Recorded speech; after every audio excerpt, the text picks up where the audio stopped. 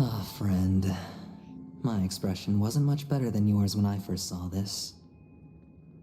Your eyes aren't deceiving you. It's her. The famous singer, Robin.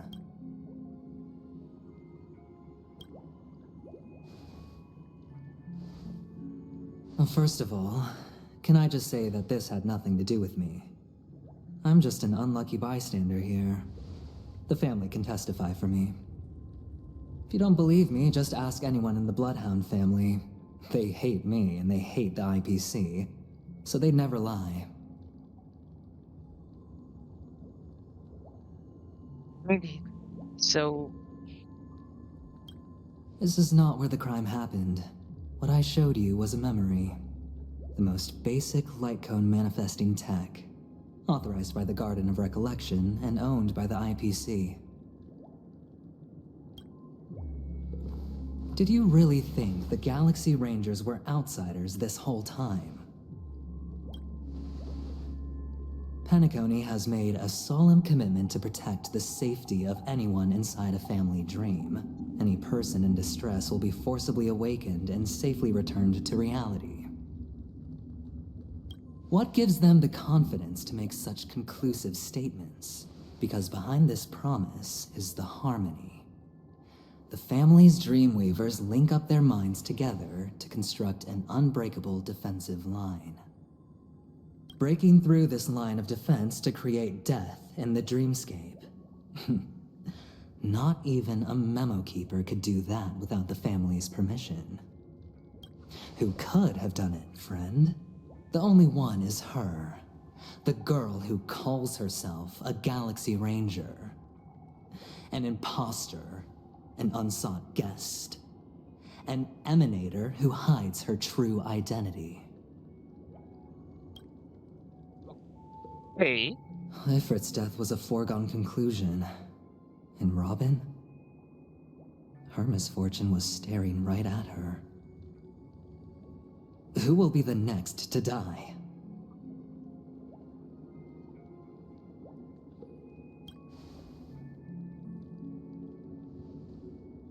It's fine. Listen to your gut.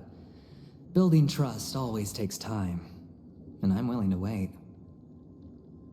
I just hope you realize that wherever that legacy is concerned, covert plans are already underway throughout Penacony. Everyone's got their own agenda. no. Careful you don't get stuck on the wrong side. If I were you, I'd keep my distance from Acheron. After all, any schemes out in the open are always going to be better than a monster in the shadows, Okay, right? sure. Arcgirl might be a villain in this part of the story, but I'm gonna say this. I went her troll character, and some of my friends in game really have her and put her on support list, and like, oh my gosh, she's so good to play at. Powerful as well. Who's to say there isn't an even deeper conspiracy lurking beneath the surface?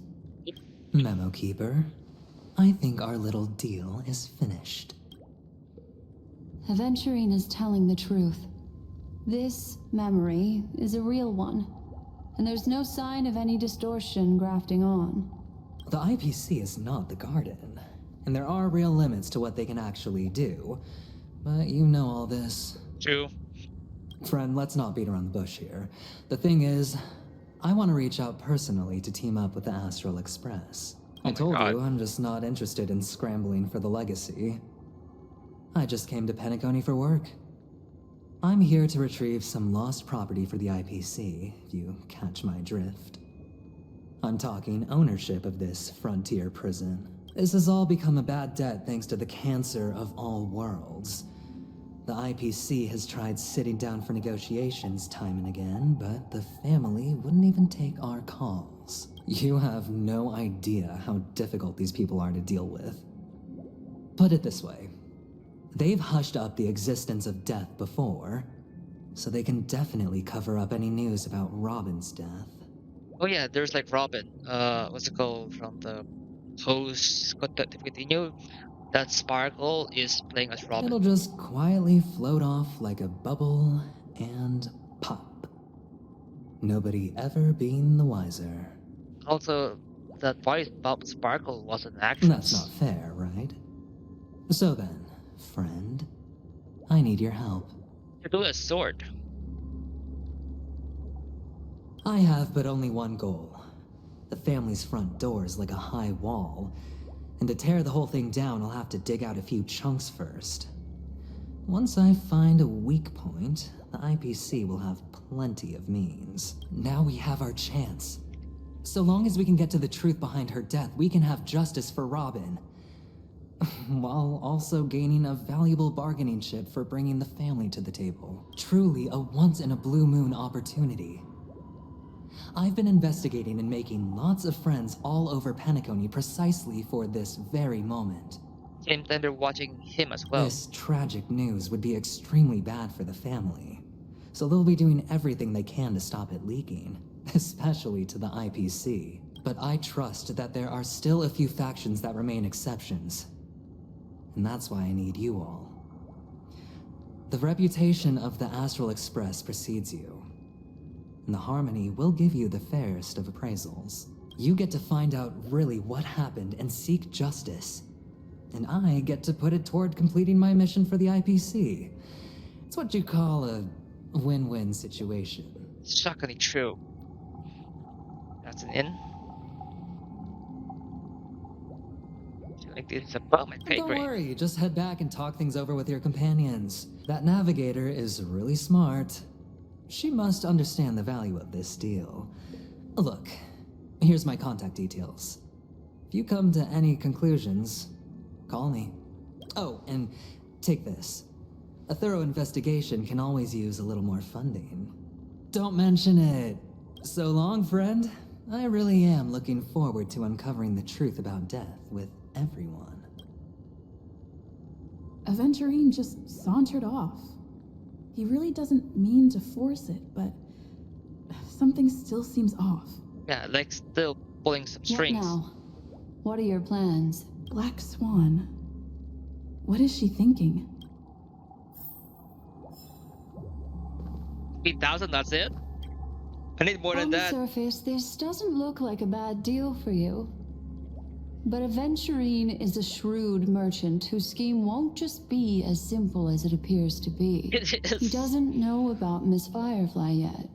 But, judging by your reaction, he may have noticed something going on and deliberately shifted topics to the truth of death to try and pull you in line with his way of thinking. Also, one more thing. I heard theories about that Black Swan isn't dead. That Black Swan and sorry, Firefly and Sam are the same. But I also believe, after thinking about it and going through multiple videos about it, I will find myself believing it as well. That's quick thinking and very sound logic. Aventurine is no fool, and working with him definitely has its dangers.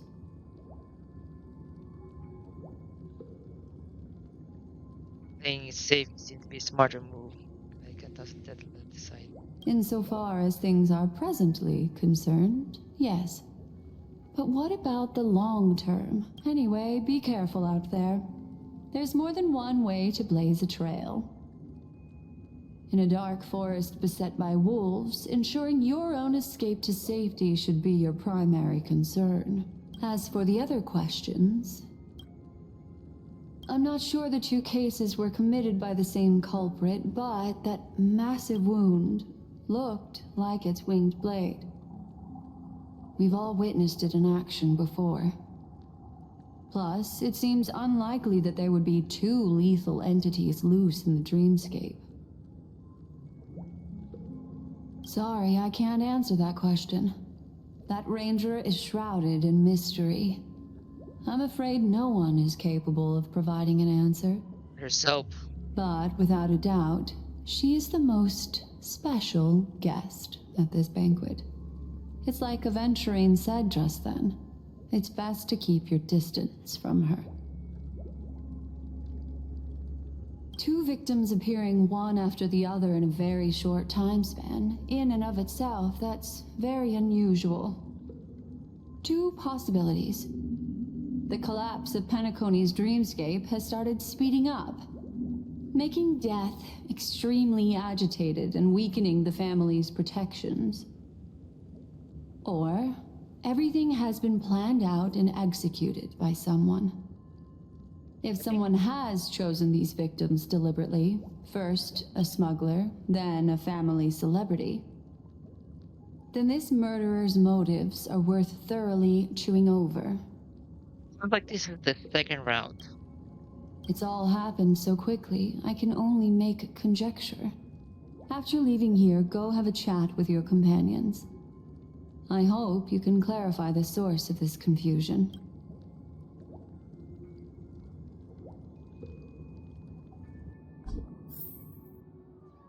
Come, this way. It's a short walk. Don't get lost.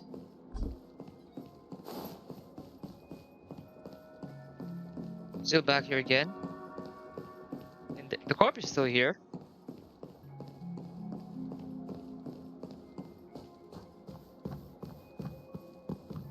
This way. This is where we part ways. All of this is like a nightmare. Unfortunately, the remembrance doesn't lie. What we just saw is the reality that happened. But follow your heart and don't be afraid. We all walk through this world casting shadows of different lengths, and ultimately, all we leave behind are precious memories. Hold on just a sec. Okay. There you go. A small parting gift. If one day you unfortunately fall into the deep waters of the memory zone, and there's no memo keeper to join you, hopefully it can guide you on my behalf. I also pay great attention to the ways of the world. Just think of this as an apology from me for hiding something from you. Then, I've something private to take care of regarding that Galaxy Ranger. Let's leave things there, shall we? What fascinating memories will you bring for me next time we meet? I sincerely look forward to them.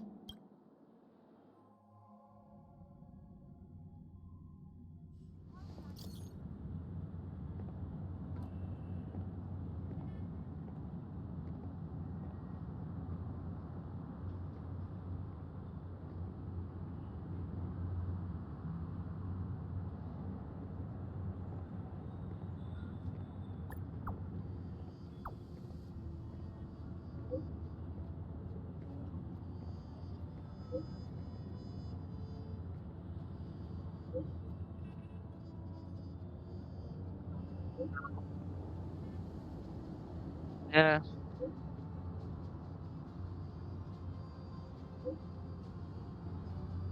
So much has happened.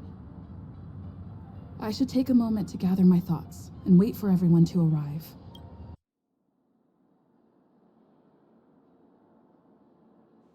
Better unsheath that blade now, Ranger. Do you still dream, Hunter? Of those slain by your hand?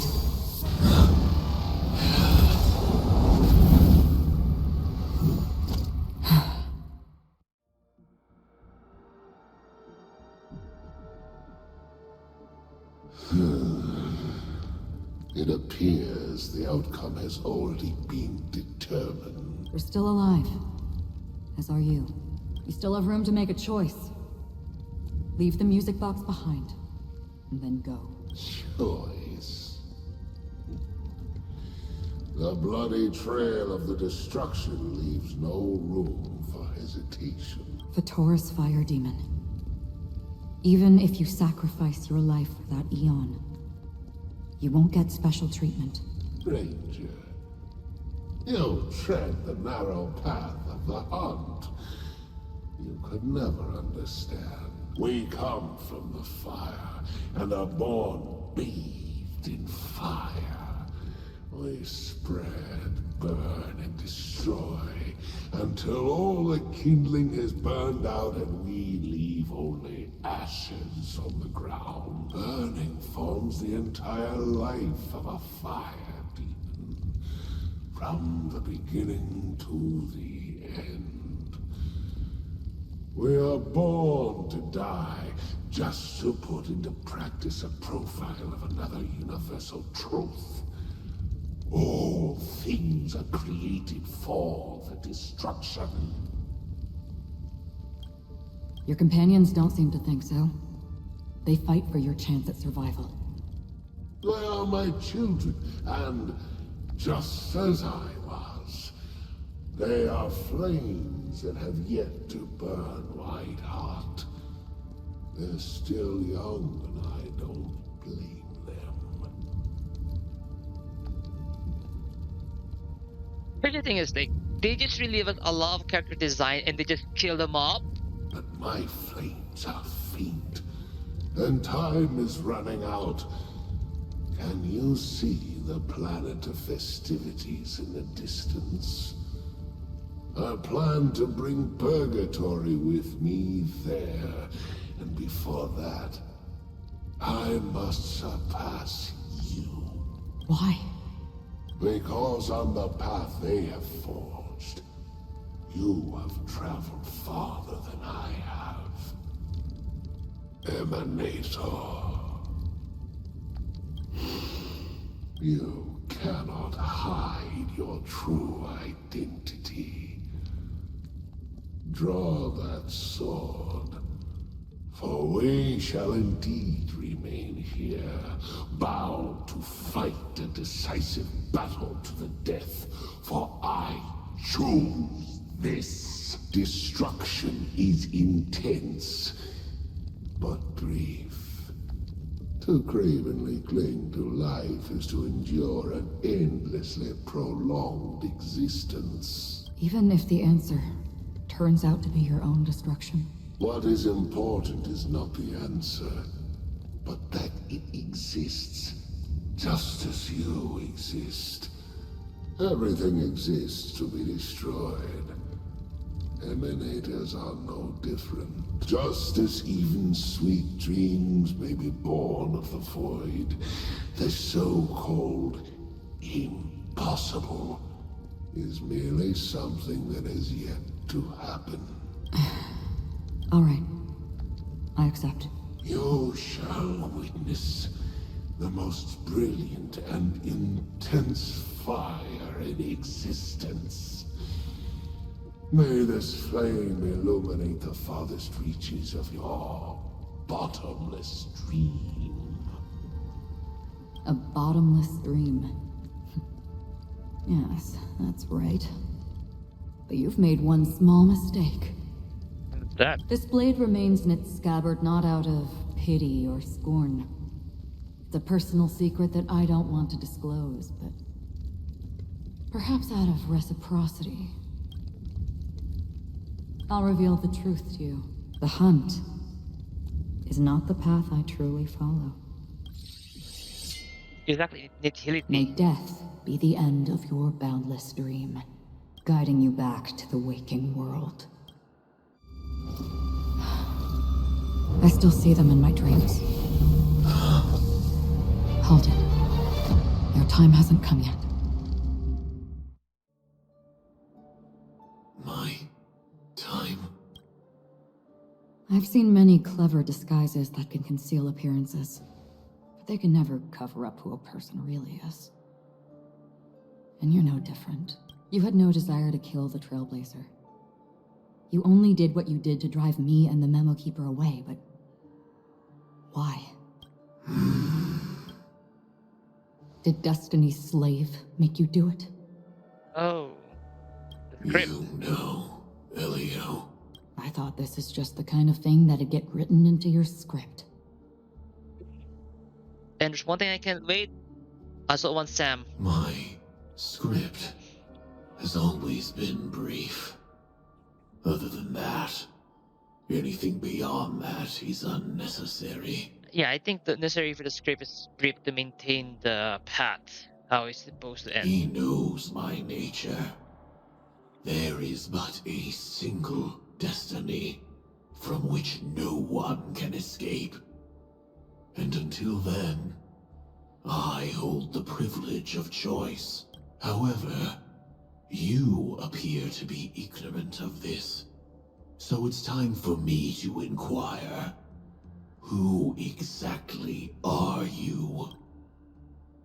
Not your enemy, perhaps. That's not what I asked. I don't deserve your curiosity. Loners wandering the cosmos always have their secrets. Take me. I'm wanted by the IPC, so it's little wonder that I know something about the Stellaron Hunters. That's all. Maybe I can help. What reason would you have for doing that? I tend to forget things. Which is why, rather than memories, I'm accustomed to using my emotions to capture what I normally wouldn't otherwise. I know who is inside that cold armor. Oh, she knows. How about it? Ready to take off that armor and sit down for a talk? It's not yet time. I don't need help. But I can give you a suggestion that would make things better for you and me. If your goal is the Watchmaker's legacy, then go look into the family. Not only are they covering up the existence of death, but they're burying the past and the truth about what happens inside the dreamscape. Already on it. And the Astral Express is no enemy of yours. I know that. I just never expected to hear you say it. What's next, then? The Trailblazer's been taken by Black Swan. Will you go look for her? No need for that. No harm in mentioning that Elio's only given me one instruction. Get all of the Astral Express to track down the Grand Legacy. Oh, that's nice. I tried settling this in an easier and more direct way. But as you can see, here I am, confronting you. I failed. Can't ever go against the script. So which means it's really hard. The so-called impossible is merely something that has yet to happen. That's it. Before we split, can I ask you one more thing? Is there anything else in your script about me? I'd like to know what kind of footnote I get to leave in that future foreseen by destiny. No. Unfortunately, not a thing came up. Which means he is I knew it. something, has no part in the bigger picture or something. It's more like a side character maybe? I don't. Don't. What? Your first question was, do you still have dreams about everyone who died because of you? I don't. Never have. I was born without the ability to dream. I live for this cold, harsh reality. For a little light, and to burn, to keep on burning, until I turn to ash. Not the juke. So, I really envy you. Is that so? Then you're already living in the waking world. Stop.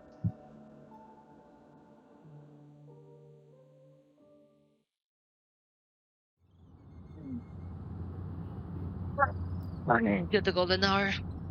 We heard about Miss Firefly from Black Swan, but we never expected Miss Robin to... Oh, I'm sorry that I couldn't be with you then. Reality cruises on in serenity, while undercurrents bubble up from the dreamscape. Just like that memo keeper said. Stay strong, everyone. We can still do what we can for them.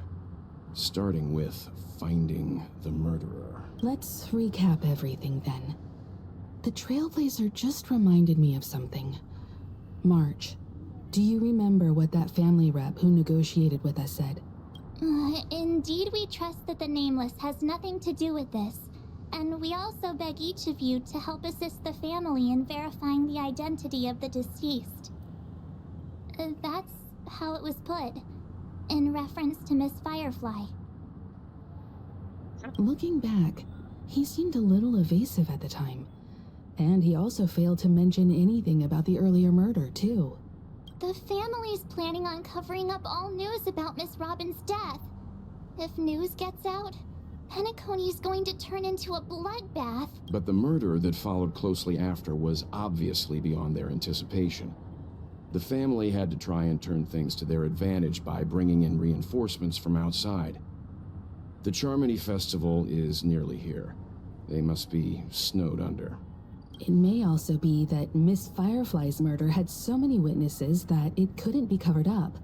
So they went with the flow and let more people on the scene to control the situation. After all, the nature of the two murders is fundamentally different. The family's first protective measure should be against malicious actors among the guests, such as that IPC envoy.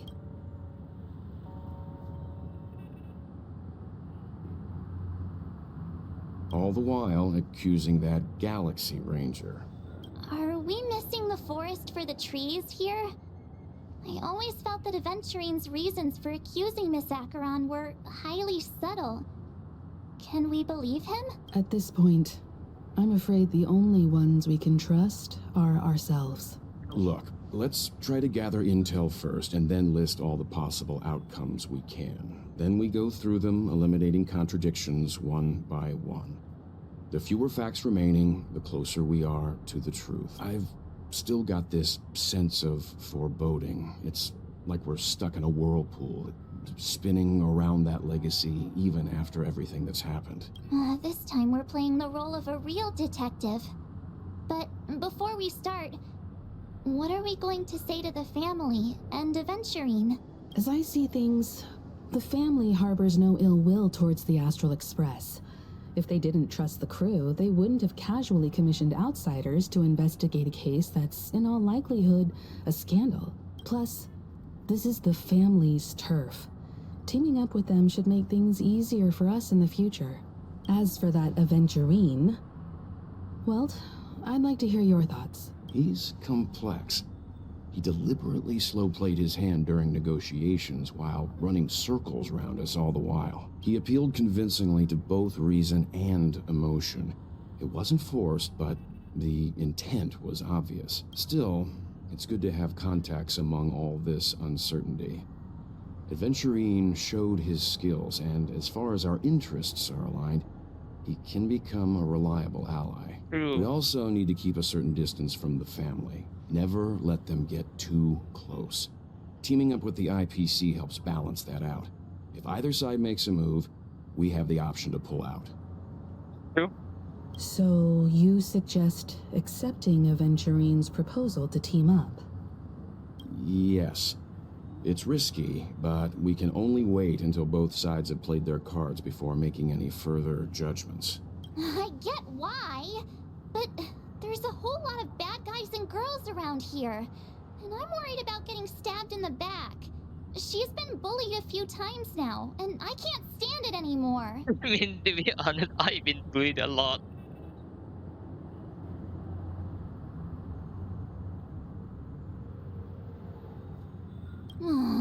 You're like a broken record.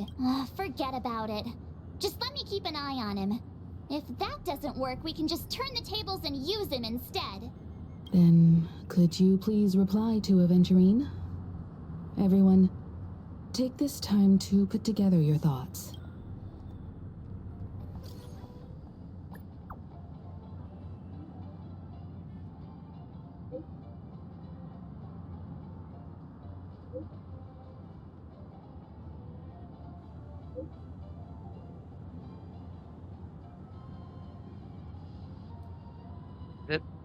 That's it.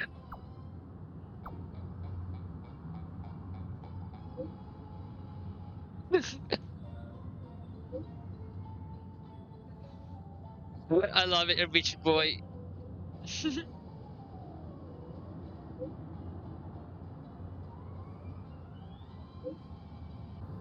Avengerine's goal is to try and recapture Penacony for IPC.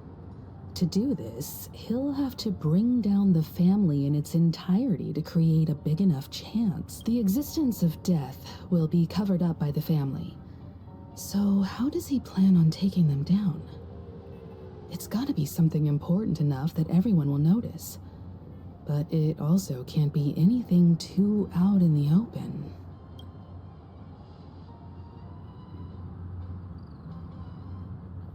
He's definitely going for the family, and it's just a matter of how. The harmony is strong in Penacony, and almost impossible to take on head-to-head.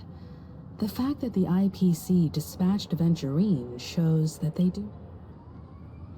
I'm just speculating. In any case, we have to be careful when handling Aventurine. He's skilled at reading people. He's clearly a born gambler if he's willing to go all in to win.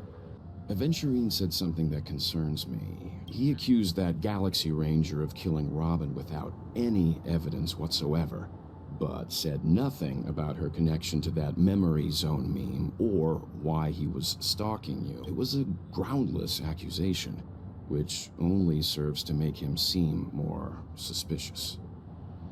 Maybe Aventurine's goal was never to gain our trust. Maybe he wanted to foster a feeling of enmity towards Acheron and make the situation more volatile.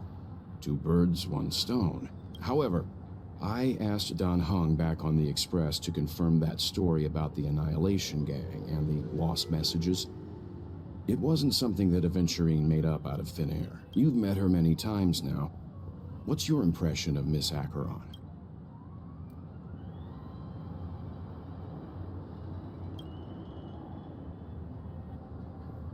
That fits the stereotype of a Galaxy Ranger to a T. They're eccentric, unpredictable, and fond of being alone.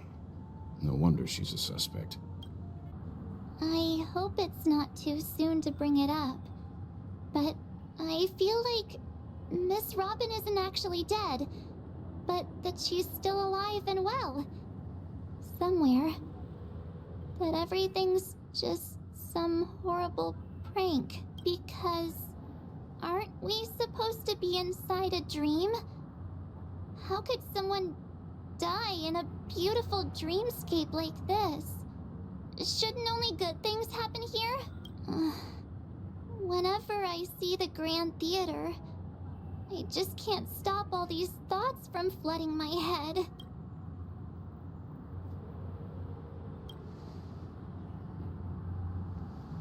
Yeah. Of course.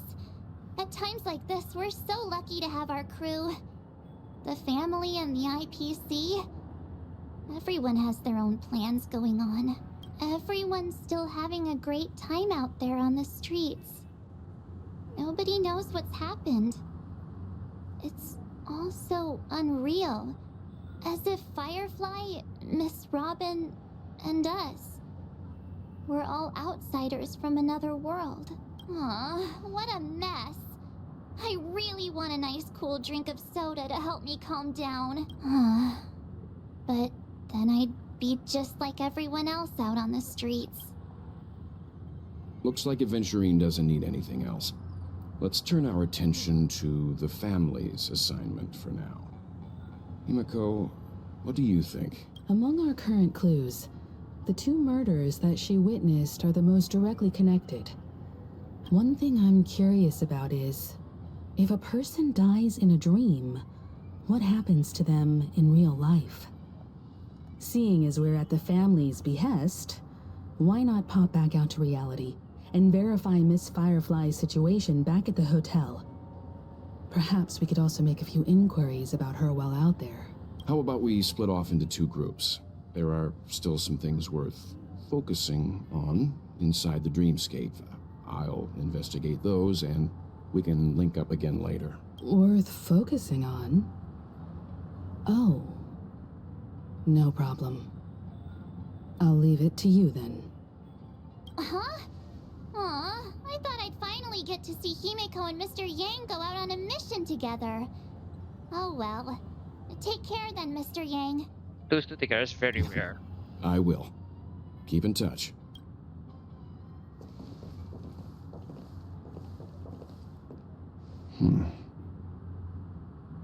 Honored guest, could you come out for a second?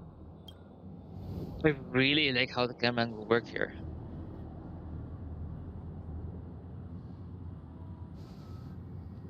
I'd be embarrassed too, getting stared at like that. Forgive me. My name is Welt Yang. I'm one of the crew members on the Astral Express. I believe you've met my colleagues. Welt. Is there something about my name? First, don't you want to know my name? I already do, Miss Acheron. You're a prominent figure in Penacony.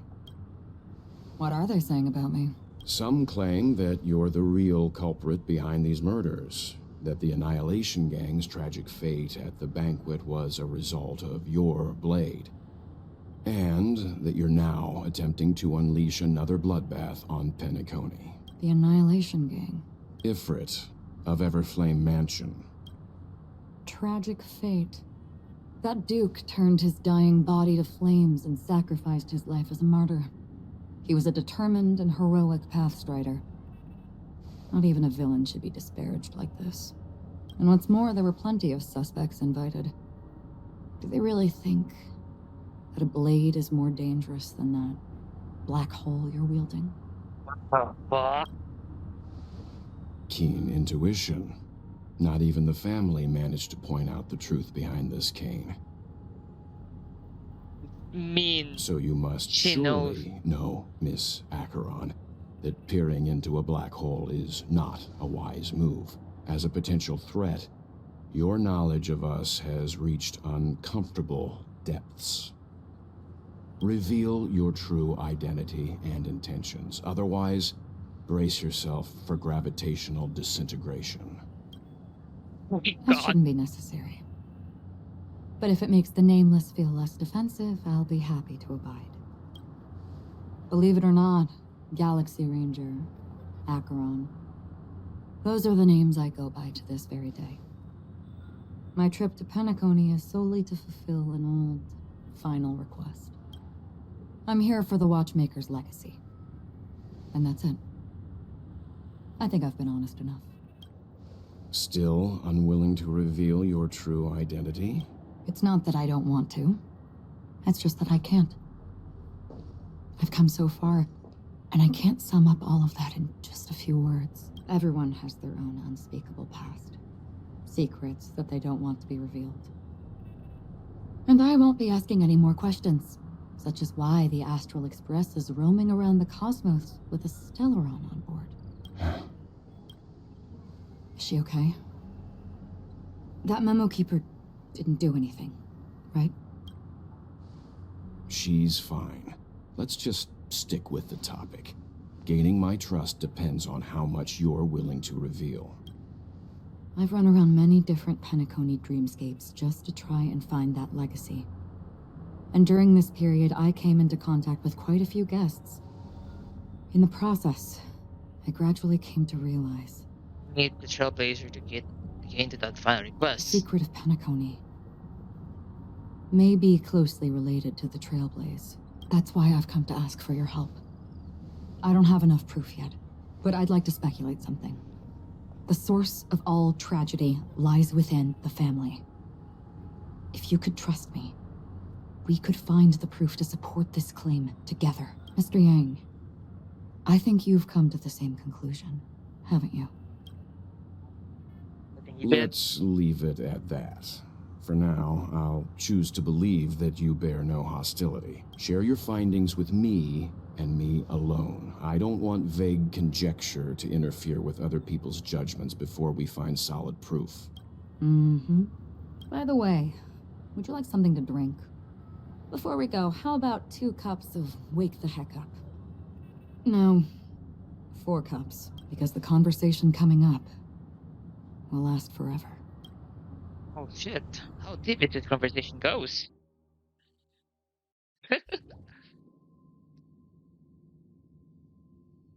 I've been watching her closely for a while now, and the first invitation was in the banquet hall of the hotel. She just sat in one corner, keeping silent, chugging down a couple cups of Wake the Heck Up. I told her it's a pungent, bitter beverage, not the taste of sweet dreams. Only for people allergic to Soulglad. And she said, Really? But I don't taste any difference at all between them.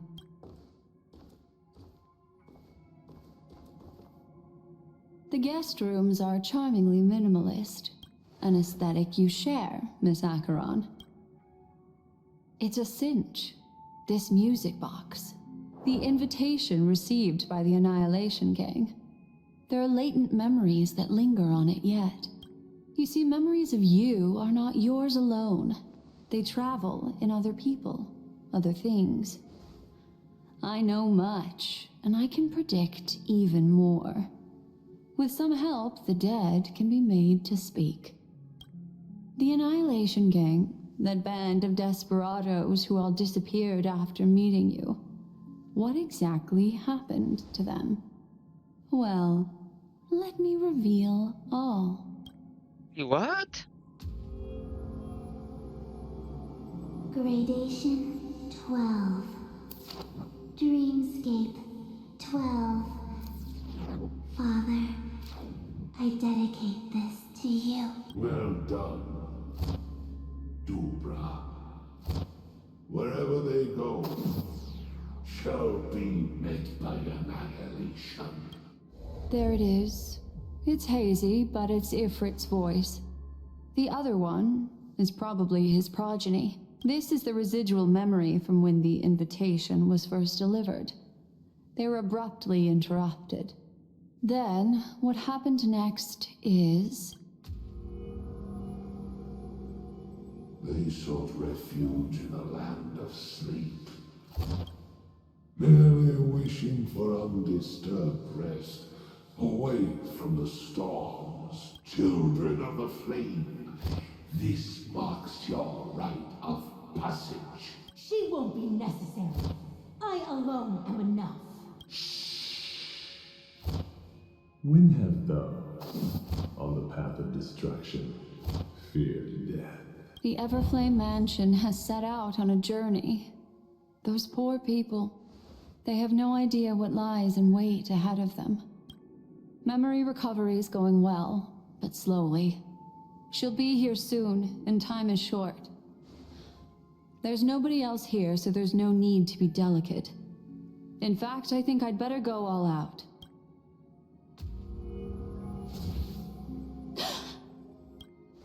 What happened? The What? memory after that is blank. How is that possible? This music box fell into Acheron's hands, and she brought it to Penacony. That's a fact, and that's how it should have gone. But along the way... Thing. It's like it's been erased. Who's done this? Who are you? Who are you? It's... Look. That's fucking Yeah. scary. Is this not a memory? Oh, a memo keeper. Do you serve the Garden of Recollection? Or the Cremators? My name is Constance. A pleasure to meet you. We were supposed to meet in Penacony and spend an unforgettable time together. But that seems unrealistic.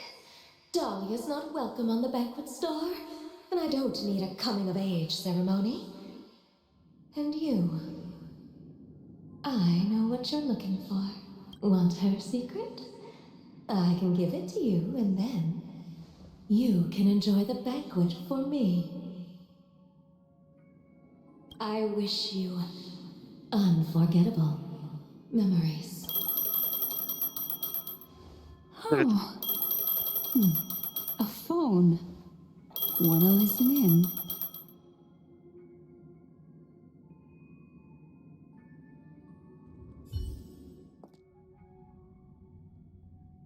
Typewriter? A few days ago, the IPC made an announcement. Under the watchful guidance of the Marketing Development Department, and in accordance with the Interstellar Peace Charter, the independent Sigonian sovereignty has hereby been established, and shall take a legislative seat at the Interstellar Congress. The formation of the Sigonian sovereignty is of great historical significance to the Sigonia system.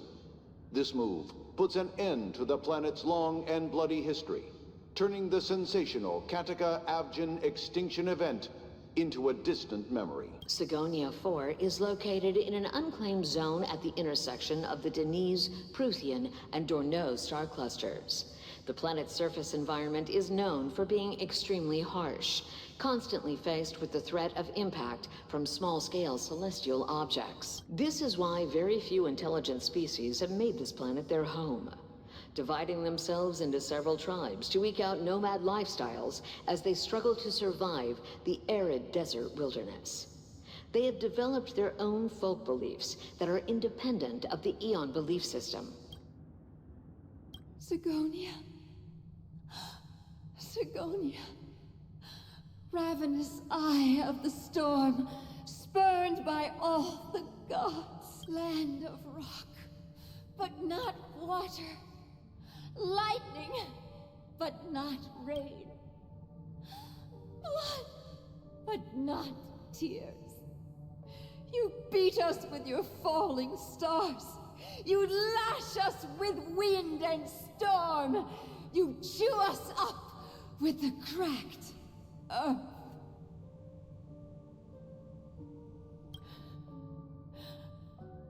You promised us a land of honey, yet yoked us beneath a sword of bitterness.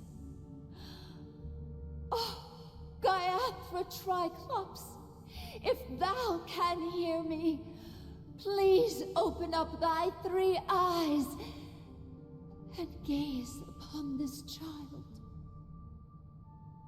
When you took his father, my child was still sleeping in my belly. And where my husband went, I too soon must go. I don't ask for a peaceful death. Just for you to tell me, does the baby swaddled sweetly asleep? Does he dream of his mother's heartbeat and the sound of falling rain? Please tell me whether this life is all just a fleeting dream. Otherwise, why would this child be born to face impending death? Mommy! Mommy! Mommy, the rain. It's raining. Raining? Mom. Raining. It is raining. It's true. Those Outworlders weren't lying to us. They really did summon the rain. Mommy, we can leave here. We can go back home.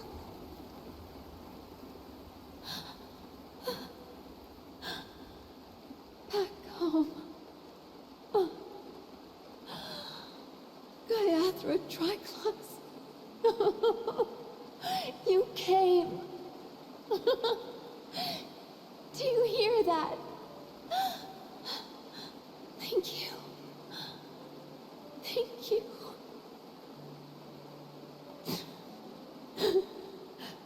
Darling, listen. This is the sound of rain. On the day you were born, the sky also sent down a gift like this from Gaiathra. Seriously, like, it's so slow. Such a lucky child. Such a blessed child. Just like your name. A gift from them to Avgin. My boy. May the goddess Gaiathra close her eyes 3 times. blood eternally pulsing. Let your journey be forever peaceful, and your schemes forever concealed. Welcome to this sad world, Kakavasha. Time to wake up, gambler. Oh, heavens. I must have drunk too much Soul Glad. Didn't expect you to be back so soon. How is it? Find anything? Just as you guessed. Nobody outside knows about Robin's death. There aren't even baseless conspiracy theories. They're still streaming the rehearsal for her ceremony, using a stand-in, I guess. They must be dreaming. Of course.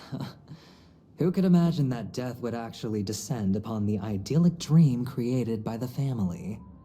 Let alone that the victim would be the female lead of the Charmony Festival. To be honest with you, I didn't believe it.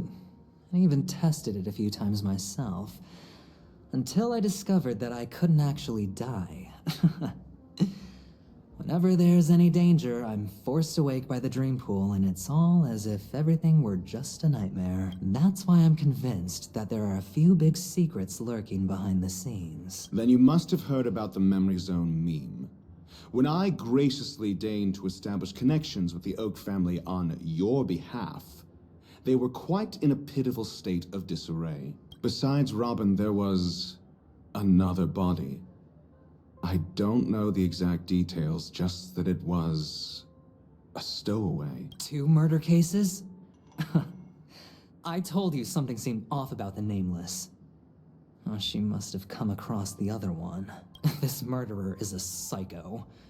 But I have to admit, the case should be easy to crack. We can leverage the family's malfeasance and let the IPC use this as a reason to intervene. It's just that their trickery runs deeper than I thought. Robin's stand-in was all ready to go. These 2 murders are definitely getting hushed up. What should we do? Let me think. It's too rare an opportunity to miss out on, so I gotta be careful. Incredible gambler. Have you already exhausted your limited repertoire of tricks so soon? There are plenty of chips, but it'd be best to choose carefully. The most straightforward has to be Robin. Remember? That masked fool once told me to find a mute as a friend. Robin is what she calls the mute.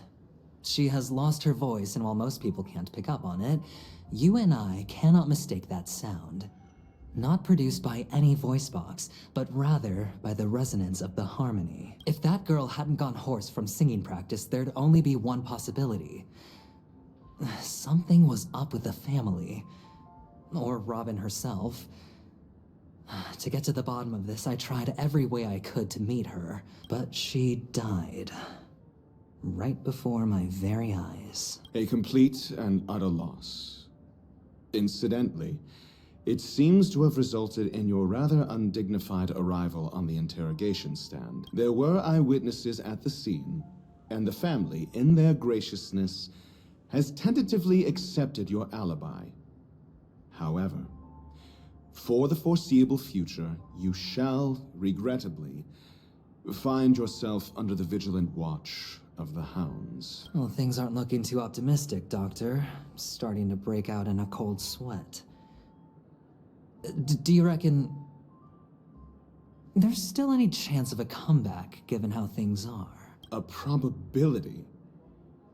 Yes, it exists, but it verges on the infinitesimal. To phrase it in a manner more befitting the vernacular of Penacony, you're dreaming.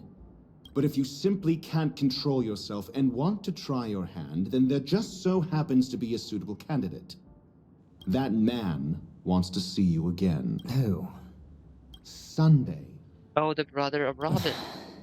Is this a public hearing or a private trial? If it were the former, it would hardly befit my stature to stoop to the role of a mere messenger. Fine. that's great. It's all great. You see, the dead can't talk, but the living can.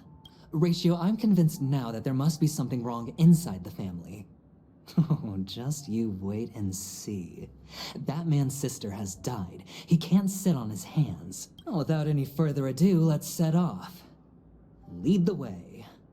The show is about to begin.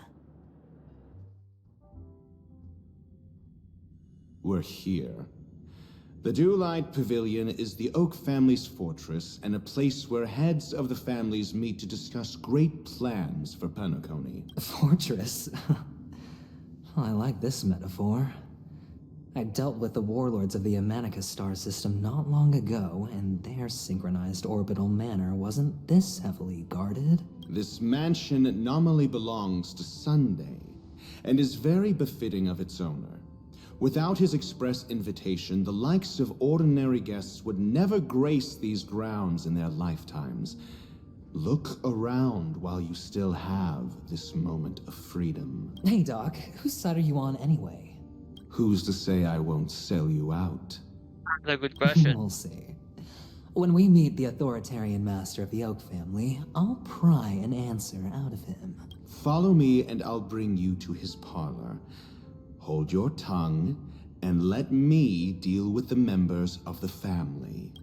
Hey, you two! That's a place of business. No entry. I was requested by Mr. Sunday to bring him the suspect. My name is Ratio. He should have mentioned it to you. Oh, I remember you. Veritas Ratio. Your punch virtual particle clock is impressive. Excuse me? The one on your head.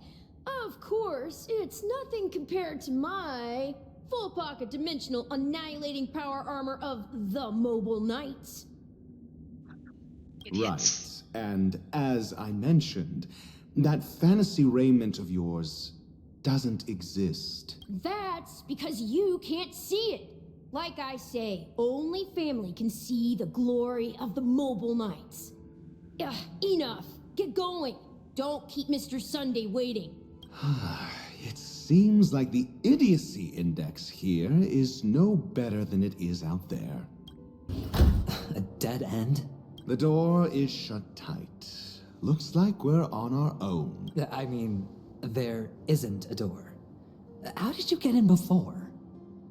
For security reasons, the family built the administrative site deep in the dreamscape, with the mechanisms hidden in these nightingale statues. The direction of the statues can be controlled. On the previous occasion, an attendant named Kona had gone to the side room to verify something before setting the statues in the correct position. Maybe we should do the same. Let's go and take a look. Of course, we can also use brute force. 6 nightingales facing in different directions. An obvious hint. True. But are these nightingales? They are. What's wrong? How can nightingales be so huge? They look more like torment eagles to me. There are no eagles in the 5 families, only nightingales. Why am I wasting time with you on this? Just shut up. Okay, I forgot the picture. Just as I thought. Here's the correct answer. A truly miraculous discovery. Perhaps I should offer you the chance to join the Genius Society. Really? Well, I thought you'd given up on that already. I was being sarcastic.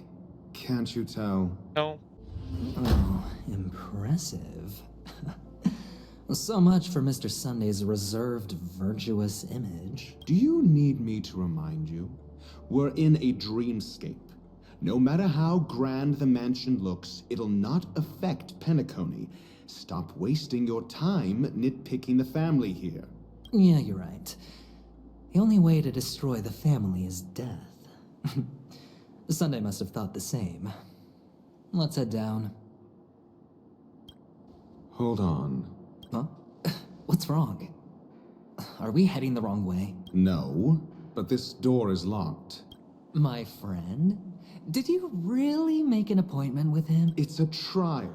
You got to prove your worth to Sunday before you can speak with him. If I'm not wrong, we need to find a way to open this door in the hall, or this place will be our prison. Oh, an escape room. My favorite. Get serious. I've no time for games. Let's head back. The hint is probably in that prominent sandpit. Wow. That's an enormous sandpit.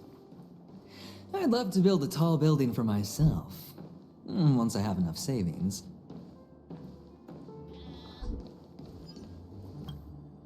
Oh, look. There's a noticeable gap in the model. I believe you're right. There wasn't a gap before. That man must have done it intentionally. Well, with your brilliant mind, you shouldn't have any trouble recalling what was here last time. Right, Doctor? Of course. Let's look around. When I see it, I will know it. Fine. Fine. Why do I feel that we're pursuing a degree in burglary now?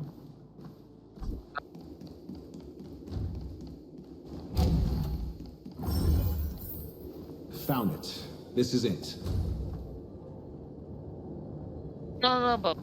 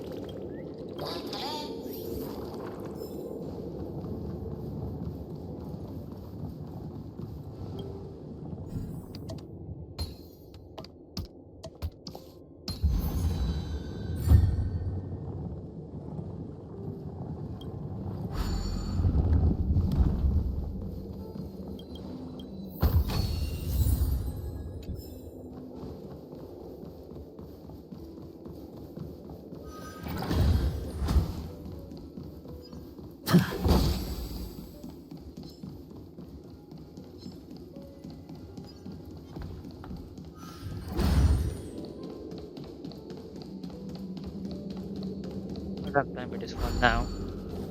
I'll look at it later.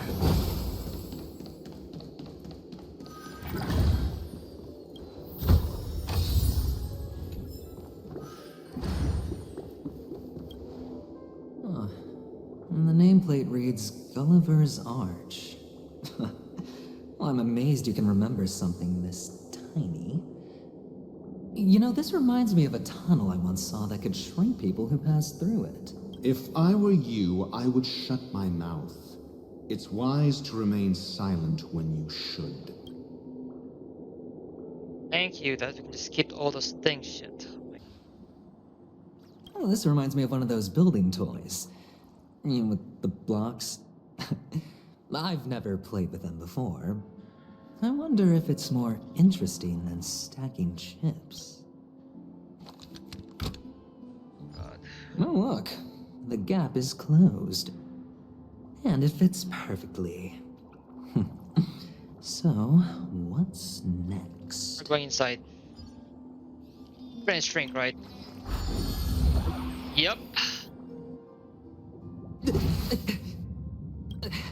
Oh, good heavens. Did I shrink?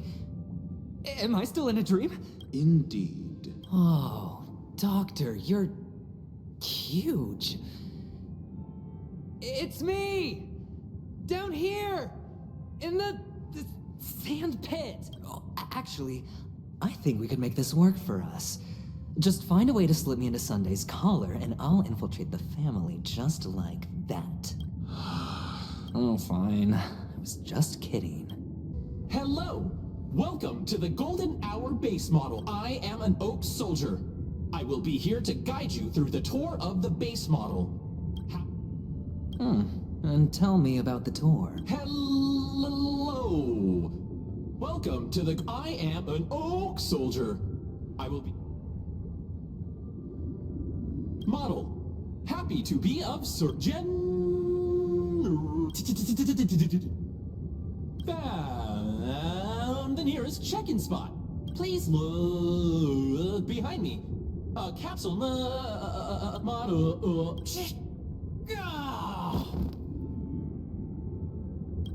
What's up with that? Now the family's toys are trying to frame me? I didn't do a thing to it, Doc. You've got to be my witness.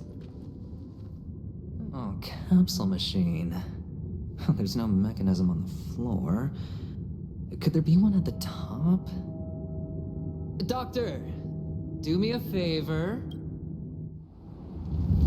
Okay, that's so cool.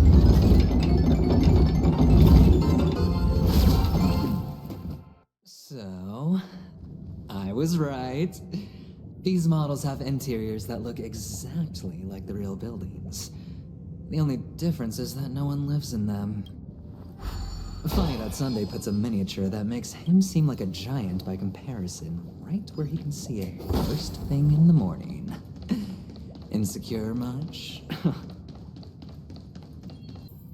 The human body is beautiful in its fragility. Oh, one of the fragments flew upstairs. I'll need to use the pinball machine to flick myself up there. But it's tough.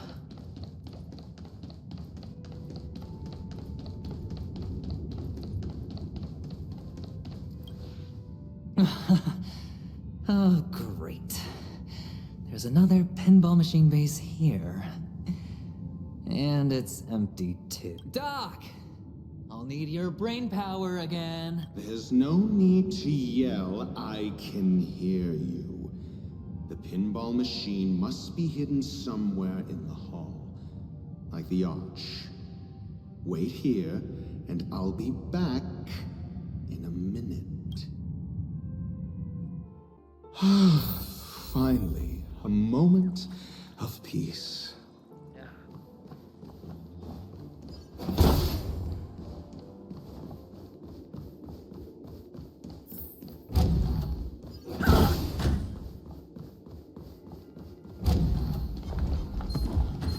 The trap!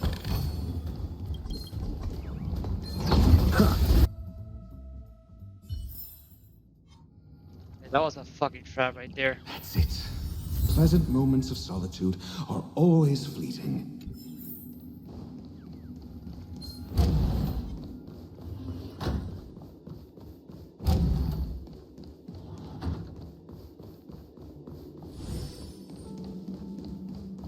Oh, you're back.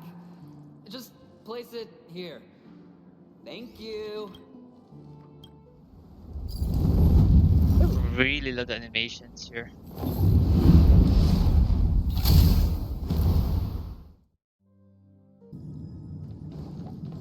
Oh, Ratio, you should come in here and take a look. The view here is breathtaking. Honestly, you could easily squash me with just a pinch. If that is your wish, I will do so without a moment's hesitation. Careful with the wish Hold bar. on. Piece of cake.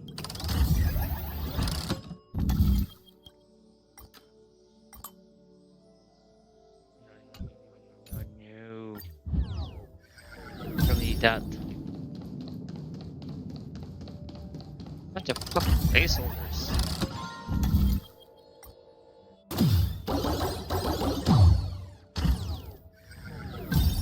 I really love the thing to do though, using placeholder here because you use them as an example.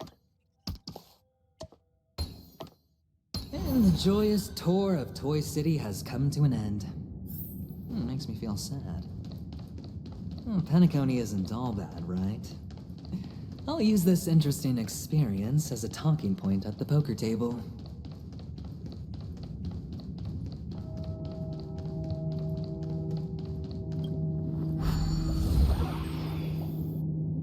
It's a pity you made it out of the sandpit alive.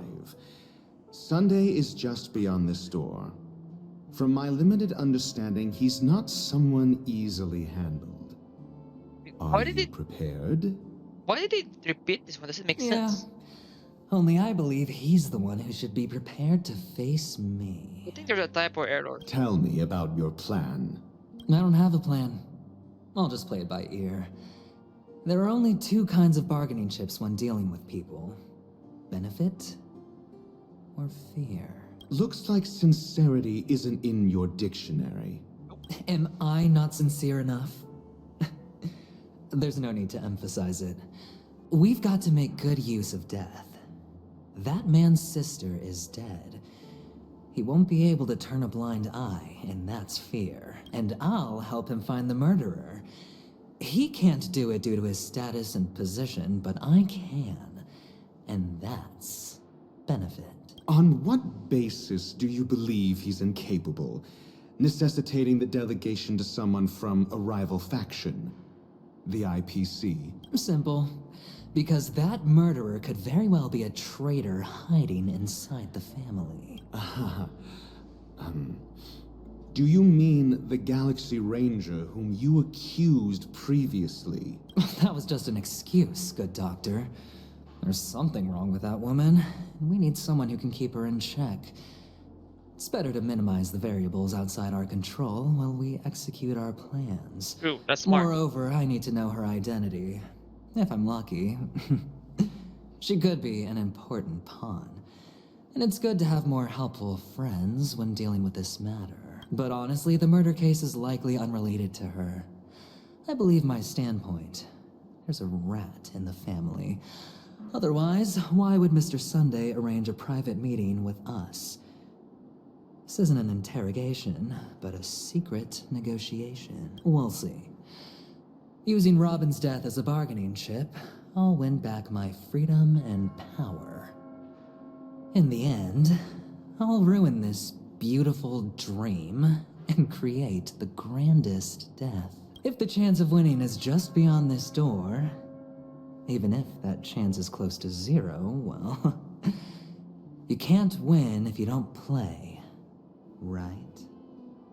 Ah, the charming audacity. To think that you, of all people, might emerge victorious, dear gambler. 3 chips are enough. All or nothing.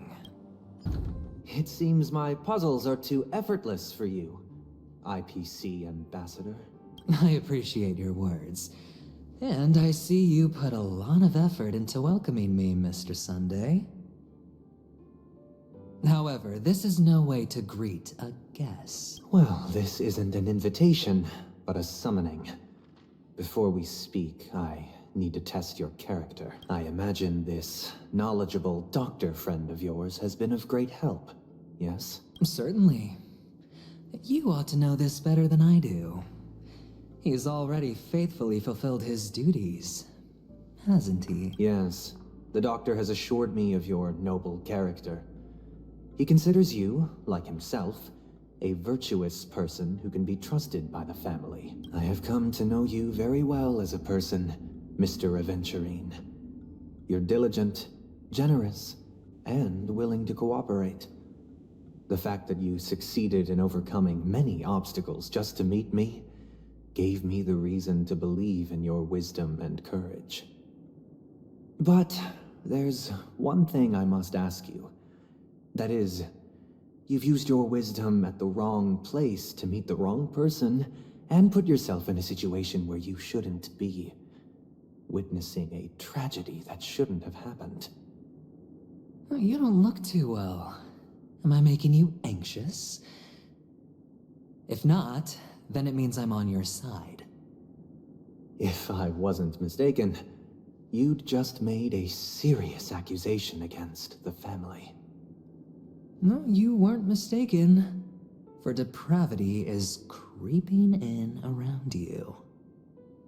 There's no need for us to be evasive.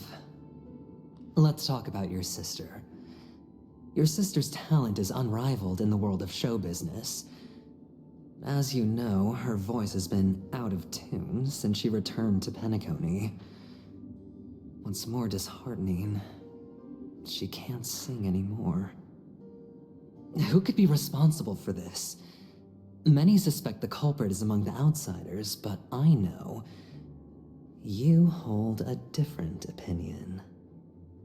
Now your noble status has become a shackle, preventing you from apprehending the murderer and avenging your sister's death.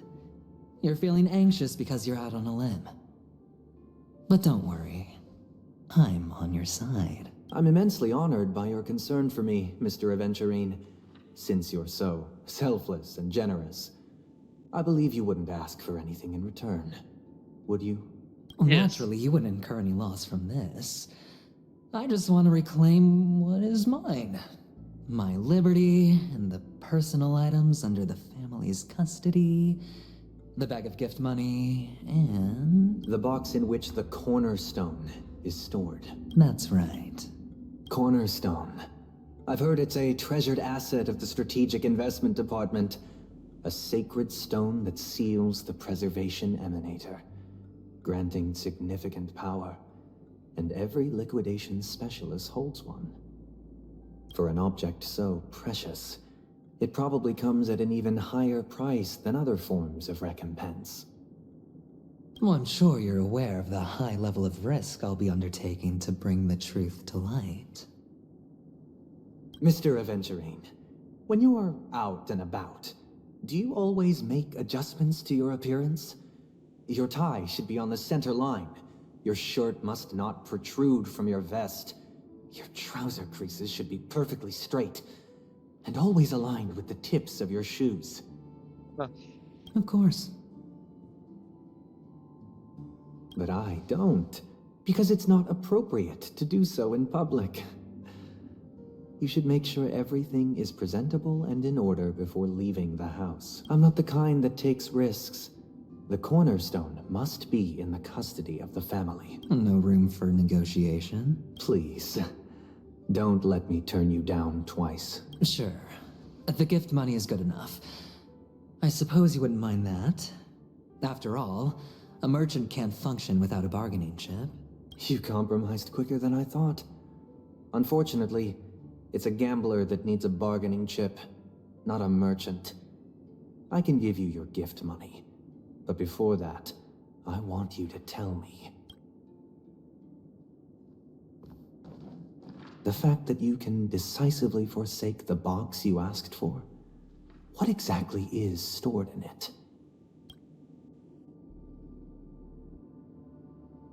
He won't tell. Oh, triple-faced soul. Please sear his tongue and palms with a hot iron, so that he will not be able to fabricate lies and make false vows. What have you done? Under the light of the harmony, all wickedness is revealed. I implore them to shed their light, and I'll ask you questions on their behalf. Next, you have 113 seconds to prove your innocence and gain my trust. Dude, that's fucking cheating, asshole. And if I refuse to answer? You can try, and we'll see if the harmony rejects you. That's fucking Question. cheating. Do you own a cornerstone? Yes. What a simple answer. You, too, understand that idle chatter leads only to poverty.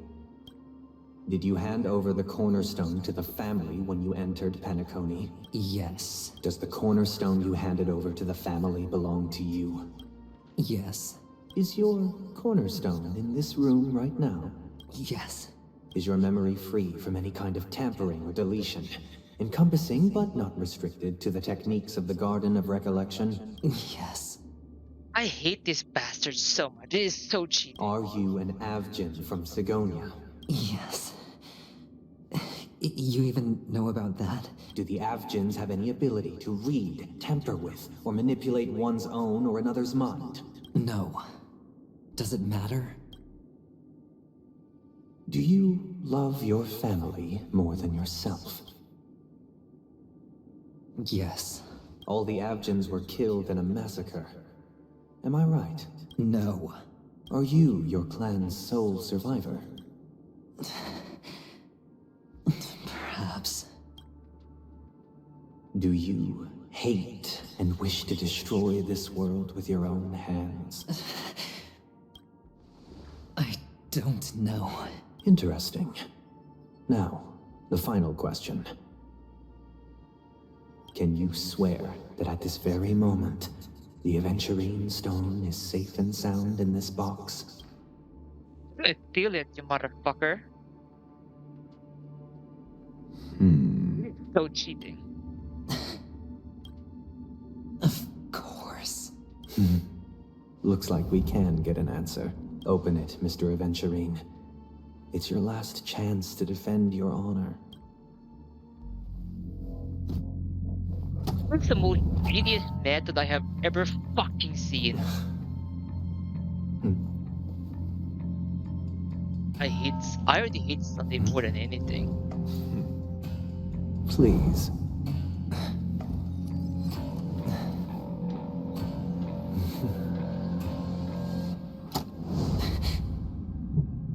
He got it. Are these what you're looking for?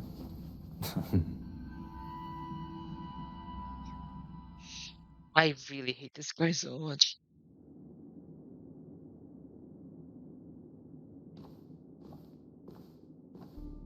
Since you came as promised, learned doctor, does this mean that you are willing to take the side of the family in this farce?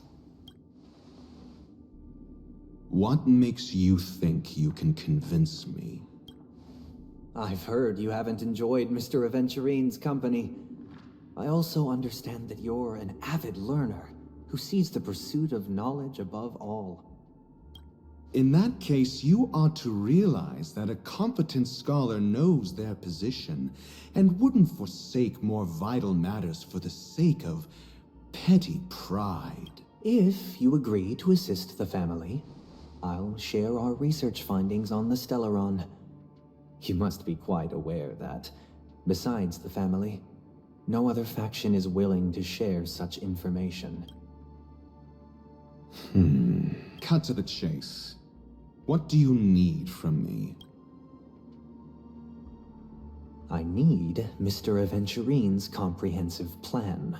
Haven't you confiscated his cornerstone? You can't expect a featherless bird to take flight. But I've also heard the 10 elites in the Strategic Investment Department have united, progressing together in the interests of the IPC. You'll have to speak more clearly than that. The cornerstone, which Mr. Aventurine surrendered. Was it really his? You question whether he would entrust you with someone else's cornerstone. The 10 Stonehearts aren't as united as you think. Cornerstones are significantly more precious to them than their very own lives. But you know that he's a crazed gambler. The more vocal he is about it, the more cautious I must be. I never imagined someone would share his way of thinking. Honestly, you should see a shrink. Bring it. The box containing the cornerstone is unique, and only IPC senior staff and related members can access it. But I happen to be among them.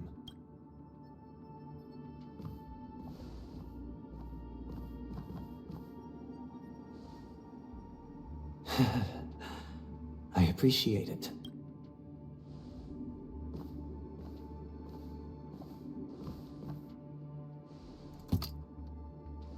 Unfortunately, your guess is correct.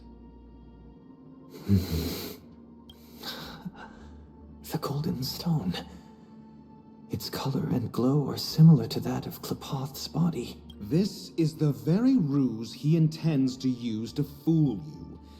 He won't reveal to you that the 10 Stonehearts chisel their own will into the cornerstones, granting them an unparalleled radiance. And this golden statue is also known as Topaz, not Adventurine. And it belongs to Topaz. So, do you wish to confront him? Not at the moment. I'm more interested to know the location of his cornerstone. The safest place somewhere you'd never think of. Because he never intended to hide it. In fact, that cornerstone has been in your hands from the very beginning.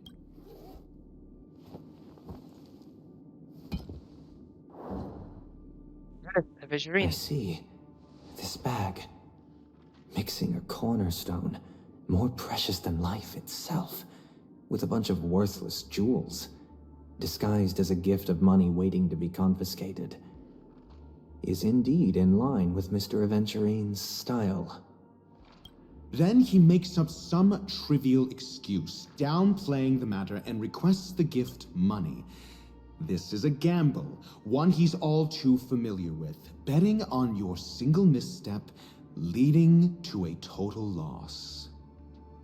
Learned Doctor, I am grateful for your help. The family will surely reward a righteous person like you. As for the villain, I hope he retreats in humiliation. It was all thanks to your friend with a keen eye that I could add a blot of utter failure to your storied career. Ratio, you wretch. Finally shown your true colors, huh? Oh, and just to remind you, you currently only have 17 system hours left to live. Treasure your remaining time, and savor the delectable aftertaste of defeat. You might as well explain yourself a little more clearly. What I performed on you just now was the Harmony's consecration. You were to show allegiance beneath the illumination of their grace. Yet you acted willfully, uttering nothing but falsehoods, transforming the consecration into a trial. I genuinely see no reason to absolve you from it. Is this what the Harmony represents? But is it built upon constraint and coercion? You misunderstand, Mr. Aventurine. Punishment is meant for the irreverent, but I have seen your resilient spirit, and thus I offer you the possibility of a new beginning. Throughout these 17 system hours, you will be unable to escape the dreamscape, or contact any of your companions. You only have 2 paths before you, and it all depends on whether you can complete my test within the time limit. Should you succeed, you will be able to coalesce into the Harmony and be with your family. If you fail, you will suffer the wrath of the eternal Centurion and fall into an abyss of doom. Sounds like I'm gonna end up the same either way. I indeed do need a servant to help me uncover the evil hidden in the family from an external perspective. I will purge the evil from the inside and bring the real culprits to justice within 17 system hours. When the time comes, compare your findings with mine. If both our findings align, or if you can provide me more insights, then they will truly be able to grant you mercy and honesty. Shameless hypocrites. You took everything from me and still demand the truth? That isn't fair. Your carnival reeks with the stench of cash. Nothing is achievable without it. This is meant to be an act of personal virtue, not requiring the family's support. Your bag is over there. Do as you please. I believe you can trade this bag of worthless jewels for everything you need. That's what gamblers excel at, isn't it? Off you go, Mr. Aventurine. You are free. I will wait here for your good news.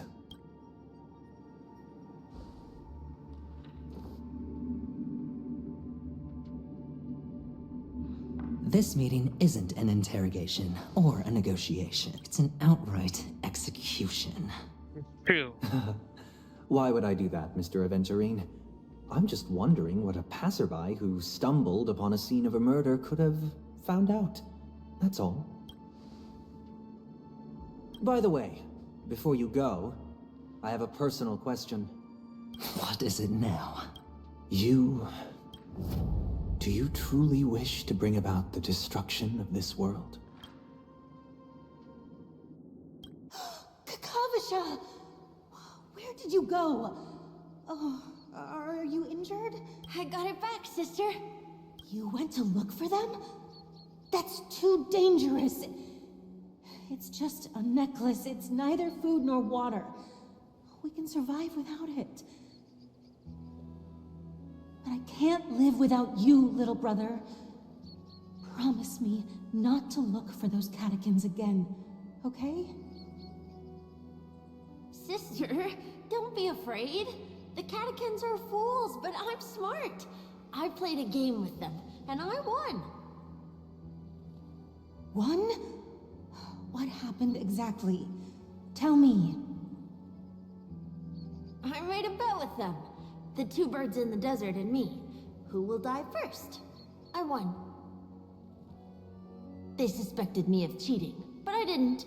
I won fair and square. Of course. Of course you'd win. You've always been a lucky child. Gaiathra Triclops must be watching over you. But that's no reason to push your luck by going up against those bloodthirsty, cruel catechins. Have you forgotten how Mom and Dad...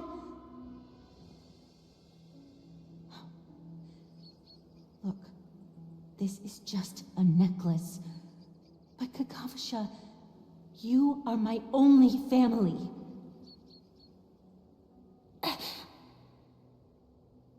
I'm sorry, sister. I thought you'd be happy. Because Mom left you this necklace. There'll be no next time. It is important, but not as important as you, my dearest brother.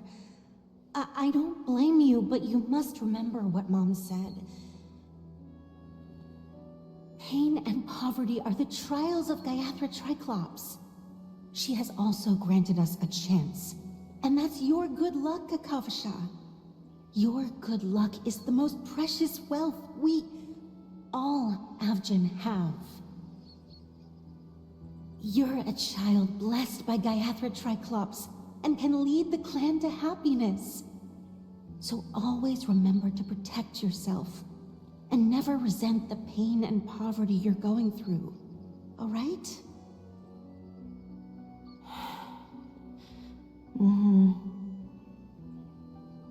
Listen to me and swear to Gaiathra Triclops. Okay, I will swear to Gaiathra Triclops to protect this wealth. But sister, if Gaiathra Triclops was really watching over us, then why did she not protect Dad when he was swept away by the quicksand? After all, Dad went to the Catechins' land only to prepare for Gaiathra Triclops' offerings. And where was Gaiathra Triclops when Mom was shivering in our arms? Mom was still pleading for Gaiathra Triclops' forgiveness under her breath until the moment she closed her eyes. Sister, everyone praises me for being smart, but I don't get it. If every rainpour was Gaiathra Triclops' forgiveness and grace, then how bad were our sins? So much so that we were born in this world of death?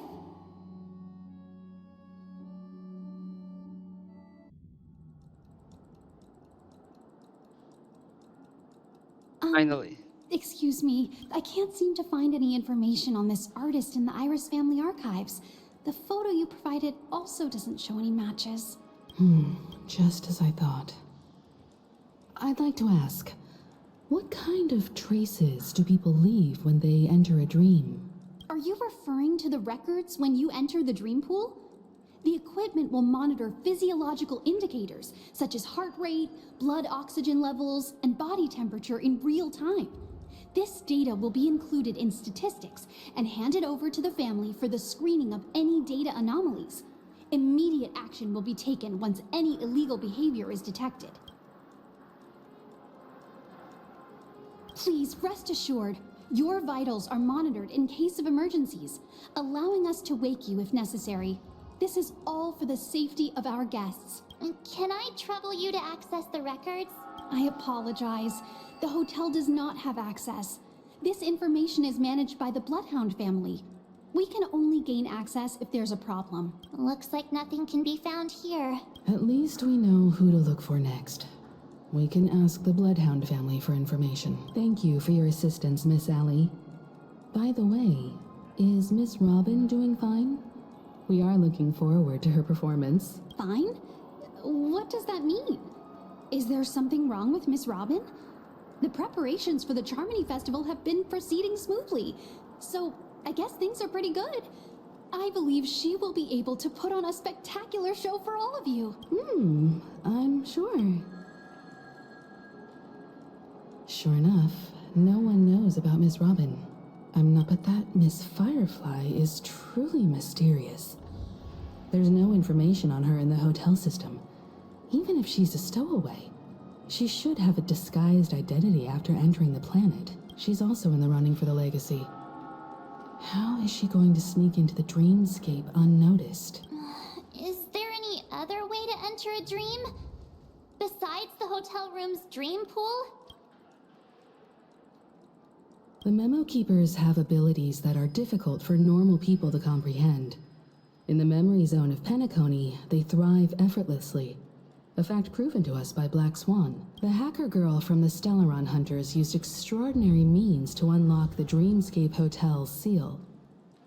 According to the scene witnessed by her, it is likely that they are behind Miss Firefly's case. The Garden of Recollection and the Stellaron Hunters. Both are possible, but what about the IPC? Since they want Penacony all for themselves, they're bound to have a plan. Who are you guys? The Bravo team has arrived at their designated position, ready to execute armed evacuation operation. Boss, get moving! Armed evacuation? Boss, aren't you drunk? What do you know? It's more efficient this way. Just don't let the director find out. Act first, report later. Understood? Help! Help me!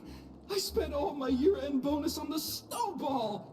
I don't want my name on the department's major disciplinary notice! Hey, check it out! That voice. Could it be the IPC workers from Bellabog? Oh my god. To all guests, the IPC will be conducting special operations within the hotel. Please follow the staff in charge of evacuation to the designated safe zones, or compulsory measures will be enforced.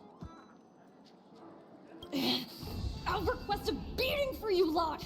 You've been told not to drink during work hours. Take him back to the hotel room. I'll organize a meeting later to properly go over how this incident report should be written. Yeah, he's busy drunk. Miss Topaz? I never thought I'd run into you on Penacony. Long time no see, Astral Express crew. Aventurine has told me a lot about your happenings. Huh?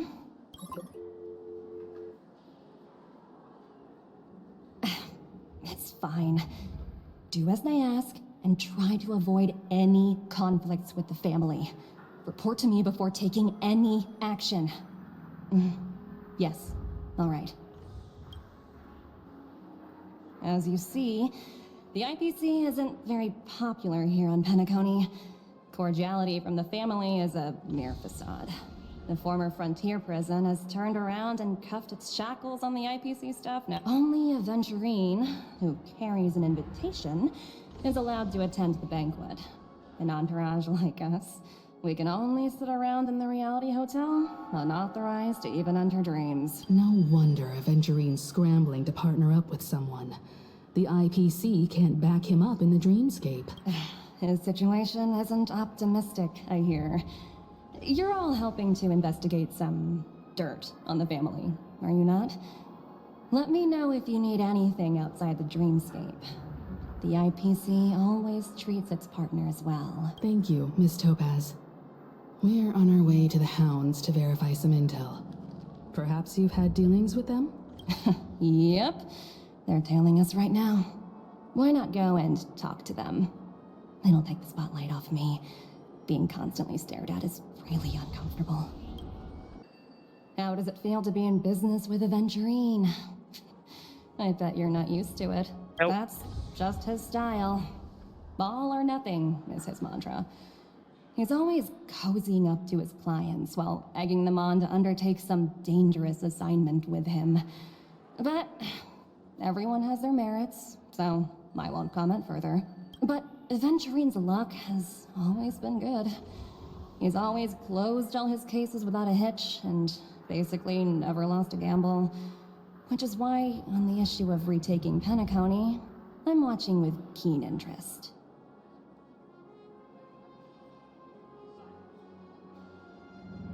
As for the two cases, apologies, but I don't have much info on them either.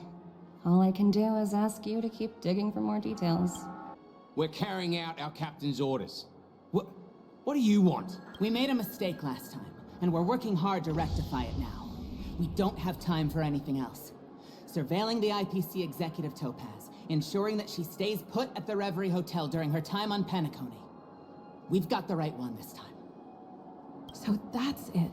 They were the pair who were after Firefly at the time. You mean again? It's you again. Back for more trouble? We're not afraid of you this time. Well, spit it out. Stop bothering us if you've nothing important. So you know each other. Why do you keep running into people you've beaten up before? That's a good question.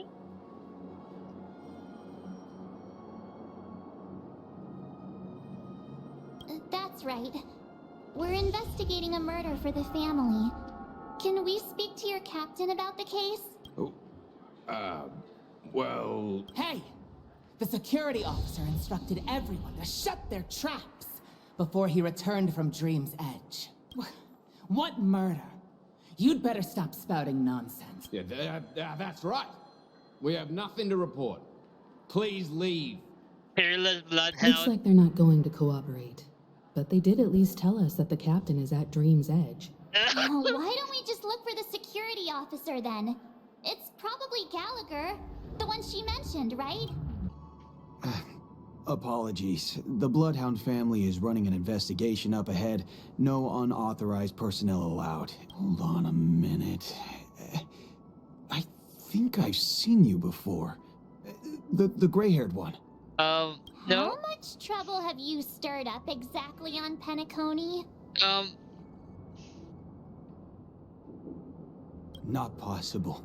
It was you the last time, yelling about some clockwork friendship while beating me up with that silver-haired girl. He's already emotionally broken.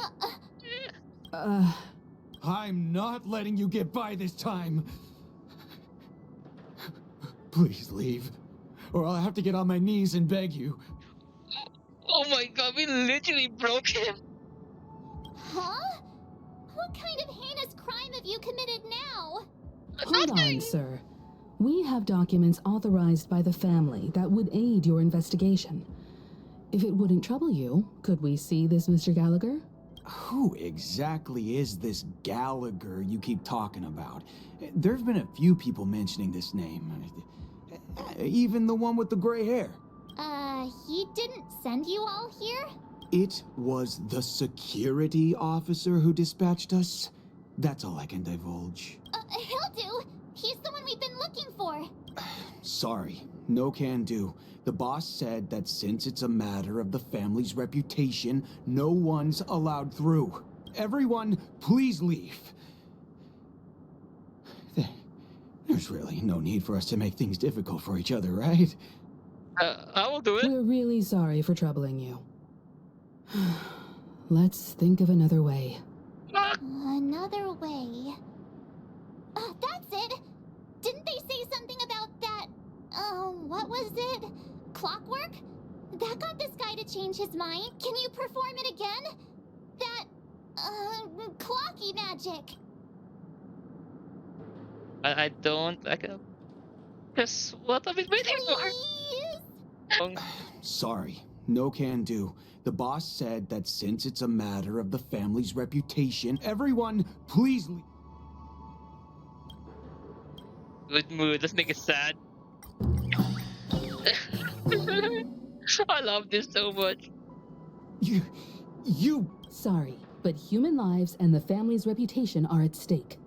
It is imperative we know everything about the case. No, I meant to say, do I really have to get down on my knees and grovel? Well, if you don't mind. I didn't think you were the type who would kick someone when they were down. Only for you. If that's the case, I'll just have to acquiesce to everyone's wishes. Lower my esteemed head and... No. No. Looks like he still doesn't want to die.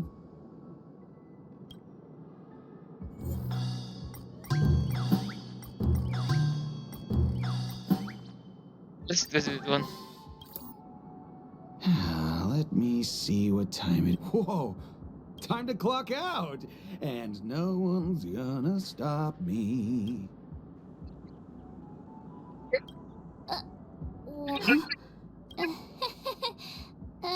This clockwork trick of yours, it's kinda dangerous. Yes, it is. At least he won't be getting in our way again. Let's go find that Gallagher and ask him the intricacies of the case. Yeah. I was wondering what all the commotion was. Huh. Oh, it's you guys. Welcome. Since you made it here, what can I do for you? Hello, Mr. Gallagher, sir. Judging from your tone, it sounds like you were expecting us. Miss Himiko, you're too polite. There's no need to call me sir. Mr. Gallagher, you even know my name. Of course I do. You folks are from the legendary Astral Express and honorable guests of the Watchmaker. I had an encounter with this lady in the Golden Hour. I remember that little silver-haired girl was there too. I'm sorry for what happened to that kid. This is also the reason why we've come to visit you, Mr. Gallagher. The Express can't just overlook the death of that child.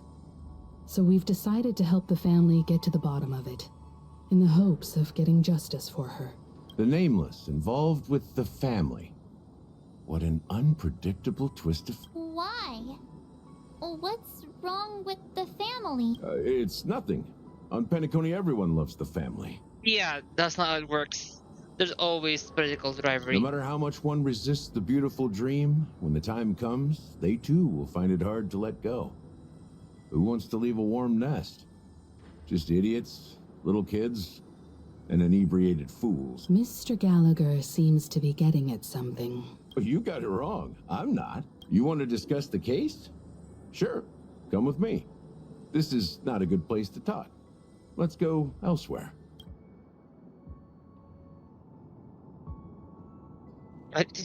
Even after that chilling tragedy, this dream is still running effortlessly. Other than the family of the Harmony, it's hard to imagine any other power in the universe that could sustain a building of such magnitude. The family itself is a huge, perfect building.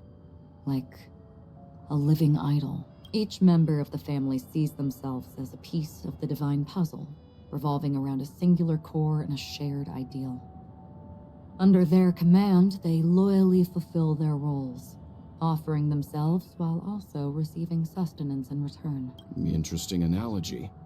Perhaps that's why Penacony's beautiful dream has persisted for so long. But the human body has its limits, and so does the divine's. That doesn't sound like the kind of comment a Galaxy Ranger would make. Just pointing out the facts. Mr. Yang will definitely have a better sense of what's going on than I do. Why do you say that, Miss Acheron? The beautiful dream is crumbling. But not because of a particular eon, a particular faction, or a particular visitor. Its collapse stems from a certain inevitability of human nature. The family refuses to acknowledge this, and it has ultimately backfired and become a catalyst. Human nature is a very powerful word. As people immerse their souls in the dreamscape, where consequences and pain cease to exist, and only ease and pleasure prevail, they draw closer and closer to necrosis. Regardless of the perceived bliss, death looms as the inevitable conclusion. Also, this necrosis will diffuse and spread. One piece of the puzzle's mutation will eventually cause the entire building to shake, break, and crumble. In the end, the dreams that people built in the name of freedom became the cage that imprisoned them. I'm sure you've gained a lot from this trip, Miss Acheron. Are you willing to share your findings with me? Of course. That's if I remember. Don't mind me. It's just a habit. Owing to events in the past, I've become easily forgetful. It's only when this sword is unsheathed that those hazy memories start to become clearer. Take your time. That should do it. I vividly remember everything that occurred on Penacony. Ask away. The moment of daybreak. I've heard that's where the Dawn Factory, which processes the foundation of the dreamscape, is located. Behind the dreamscape's song and dance stand many imagination factories. Workers create all kinds of whimsical works day in and day out in their dreams. Then they return to reality and sleep on a narrow bed in a room. A far cry from luxury. They say it will suffice. Experiencing the bizarre and motley dreamscape is the best reward. There I encountered a young woman who had just come of age, the perfect time to indulge in beautiful dreams. Her greatest wish was to one day move to the golden hour and see the magnificent garments she had woven with her own hands. For certain reasons, her wish was difficult to fulfill. But I managed to bring her a garment. Gilded Hour. It's said to be Penacony's currency center. Yes. It is a fortress-like financial city, the economic heart of the dreamscape. The Pepeshi people of the Alfalfa family are there to keep it running, sending blood that is made from money everywhere on Penacony. Everyone there is exquisitely dressed and always in a hurry. The greatest wish of the local Pepeshi people is for their future generations to work in the Gilded Hour. I've never met anyone who was willing to talk. I could only stand at the crossroads, watching crowds of people hurrying like the wind through the jungle of steel, only to deposit the alfalfa credits that they'd earned into the bank's vault. I don't know if they would open the vault door, but before I left, I witnessed a well-dressed Pepeshi person plummet from the sky, while those around him continued on their way, unfazed. I hear the Blue Hour is very romantic. Do you have any tales to share? Perhaps Mr. Yang has heard. There is a large boat called the Eventide, anchored along the Sea of Dreams, where soft music and dancing persist endlessly every night. I ran into a wizened lady there. She was at the dock, waiting for her long-departed lover to return, waiting for countless hours within time that stood still. In the humid sea breeze, she spoke of her own youth. Like many who desired wealth and love, they came to Penacony to pursue their dreams. Alas, her lover's consciousness was lost in the dark depths of the Sea of Dreams. Finally, she suggested we continue our conversation on a boat in the shallows. I agreed and boarded the boat with her. But she never said anything. Her eyes absent-mindedly gazing at the horizon for what seemed like forever. Finally, we retreated to the beach. The dreamscape of chic, luxury, and consumerism, the moment of dusk. My companions have been there too. Then you all must have seen those who are attempting to realize their dreams. Or have realized them. Scattering money as if it were dust and betting it on all or nothing. Everything has a price, and everything can be bought or sold. Even dreams themselves. I saw an Intellitron there, who was preparing to auction himself. When someone wins a bid under stipulated periods and rules, he would do the buyer's every bidding, becoming that person's very possession. That Intellitron had been auctioned off 12 times, and I participated in his 13th. That was the grandest banquet I had ever attended. But never again did anyone cast another glance at him. This time around, there were no successful bids for him. This is what I've seen and heard along the way. Someone once said to me, Penacony wasn't like this a long time ago, nor should it be. I've traveled through the reality and dreamscape of the planet of festivities, watched the tides of night rise and fall when time stopped for people, where the spirits of the rich and impoverished remain forever fixed on their own scales. This is why I think the collapse of the beautiful dream is inevitable. There might be a way to change everything. Perhaps. But if this is indeed the world that people desire, if this is precisely why life chooses to slumber, should we still seek to change it? Maybe. Miss Acheron, now it's my turn to share a story with you. There was a man from my homeland who, at a time when the world was grappling with deep, unhealable pain, made a choice. He wove together the dreams of everyone in the world, linking people's dreamscapes, and shouldered this burden himself. From this, he created a giant, a spiritual atom. And since that moment, the giant stood between heaven and earth, becoming the pillar of the world's existence. As a price, those who found it hard to move forward, who could not advance, forever lost their future. They slumbered in a dream, devoid of disaster and pain, living out their days peacefully in the man's created utopia. And it is because of the wishes of those people who wished not to awaken that this spiritual atom became unbreakable. And yet, you stand here right now, which also means that man failed. Because people must always move towards the future. Even if human weaknesses make them pause when they truly cannot move forward, humanity will eventually seek a way to save itself. And that man, he was never a failure. Like everyone in that world, he etched the possibilities of human nature into his heart. He was the sun chaser of legend, soaring towards the sky and embracing his final victory with his fall. He ascended to heights uncharted, only to come face to face with the sun, a place not visited by anyone before. His wings would melt because of it, only for him to fall into the sea. And after that,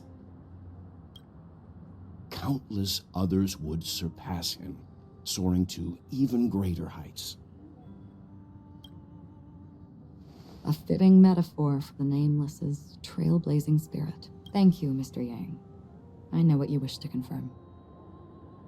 The universe has innumerable similar, yet different worlds. In these worlds, there are innumerable people who look alike, yet don't. I, too, have embarked on journeys, encountering old friends with familiar faces on different worlds, witnessing their destinies follow paths similar to mine. So I will tell you, even if not completely similar, The story you just told. It overlaps with my past. And within that abyssal dream, I ended that man's life. Alone. I am not who you think I am. Nor will my home be as fortunate as your world. I am sorry. It's fine. I don't mind, so long as I can alleviate your suspicions. There's something I still wish to know, Miss Acheron. Under that representation of the hunt, exactly what sort of power is it that has motivated your solitary journey thus far? Mr. Yang, before answering that question, I wish to continue the previous topic. I like your analogy very much. Indeed, birds are born to fly. But in a distant past, their ancestors could only gaze at the sky in envy. They saw that faraway ray of light from above the heavens, piercing through the clouds and blanketing the earth. And so, time and time again, generation after generation, the birds spread their wings and took to the sky, attempting to touch its ceiling, all because the sun was there.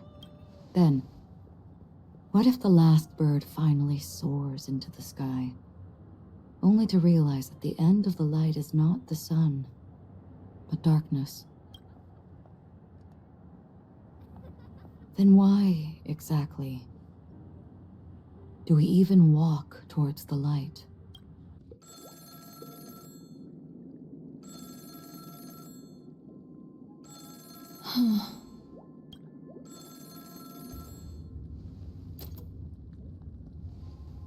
Long time no see. Having fun on Penacony?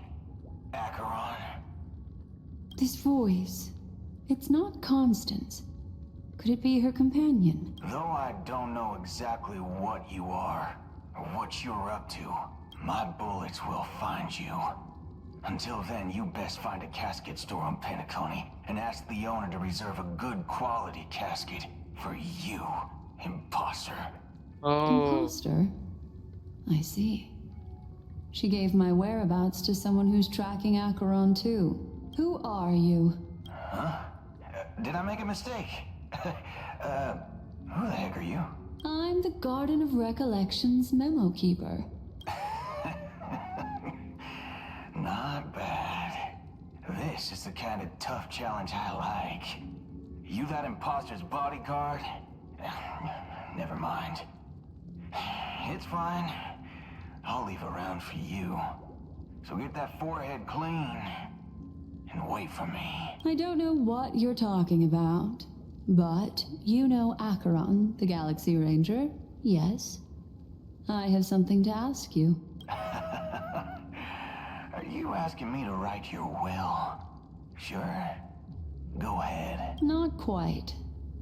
I only want to ask, how exactly did she become a Galaxy Ranger? That's a good question. She's clearly not a path strider of the hunt, but you are, aren't you? Tell me, what's Acheron's deal? Sure. Heck, never thought I'd come across an ally.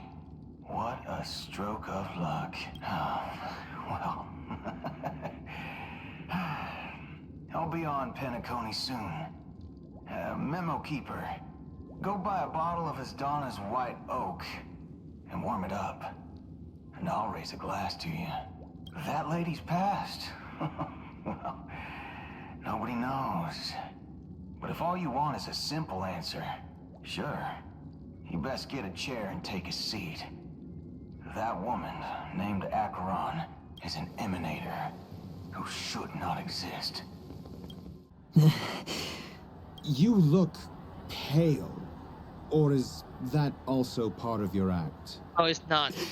I didn't think you'd have the nerve to show yourself. I thought this was exactly what you wanted.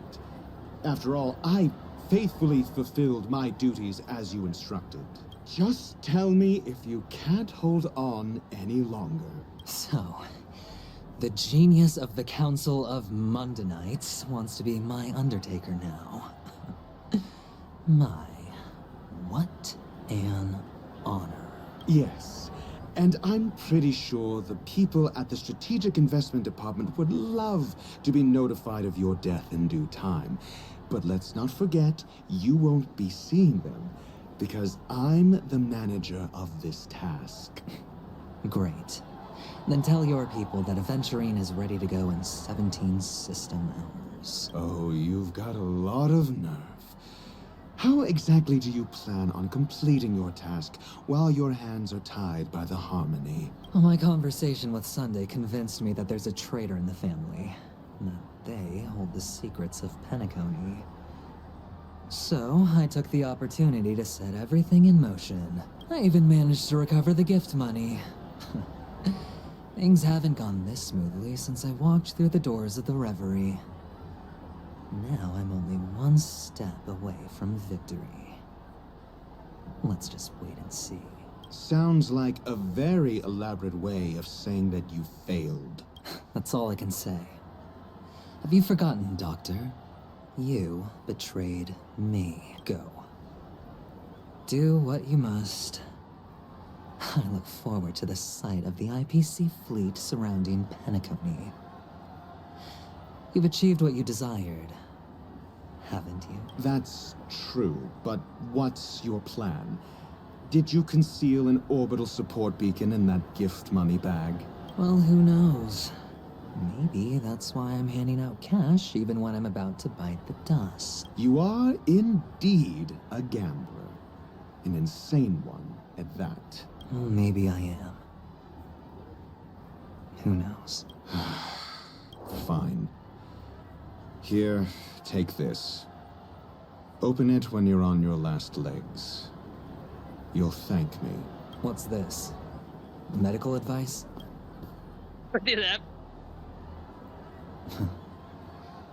You catch on pretty fast, Doctor. Asking me to solve a case without giving a single clue. How typical of you, you wing-headed scoundrel. But the way you're all on edge about that stowaway, it's just as I guessed it would be. As for now, let the rain of wealth from the IPC fall evenly on everyone. The world has truly lost its way.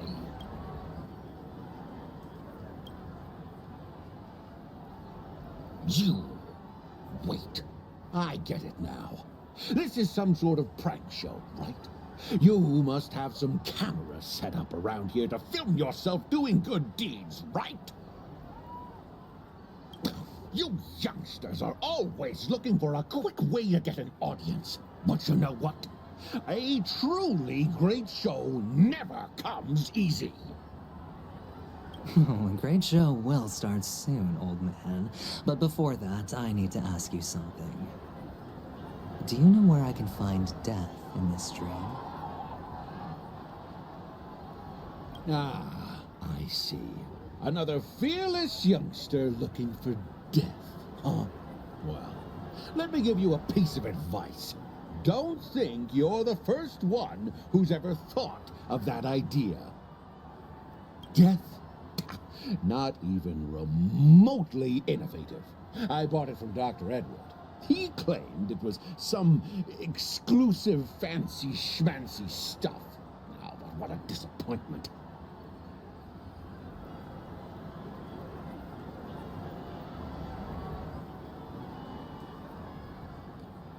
The effects were awful. First, some monster covered in eyes stabs you in the gut, and then all you see are blurry glimpses of buildings and lights. The sky was spinning so fast it almost made me puke. Is that all?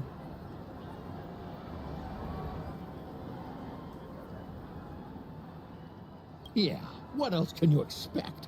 Don't put too much stock in the Penacony movie industry. They even call this junk groundbreaking art. Can you believe it? Can you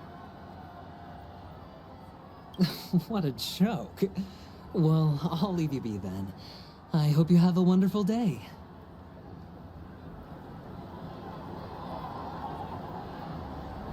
A monster covered in eyes. That sounds like the Memory Zone meme. But buildings and lights... I don't think those have anything to do with death. That whole dream bubble was probably created using rumors and gossip.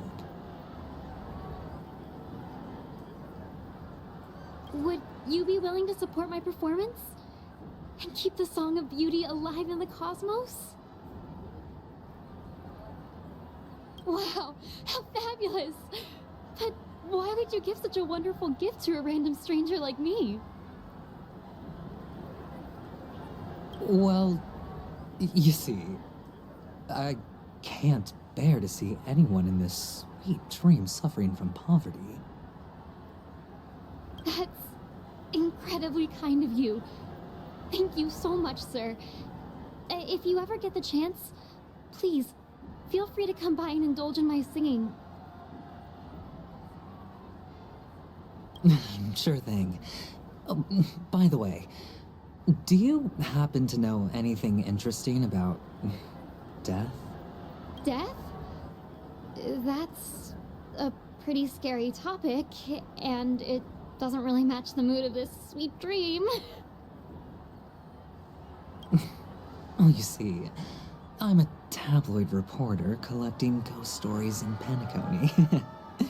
As you know, the more chilling the stories, the more attention they get. Maybe you could help me out. Well, if you're up for some gossip, it's not about death, but there have been some rumors about a guest at the Reality Hotel who fell into a deep sleep and didn't wake up. It was like they were in some sort of coma. Nobody knows what caused it, but luckily the customer eventually regained consciousness. Well, all customers are under the protection of the family, after all. Thank you. This will make for a very juicy headline. May Shipe protect us. Unexplained coma. That's actually what happens to your body if your brain dies in a dream. But unfortunately, the customer ended up waking up in the end.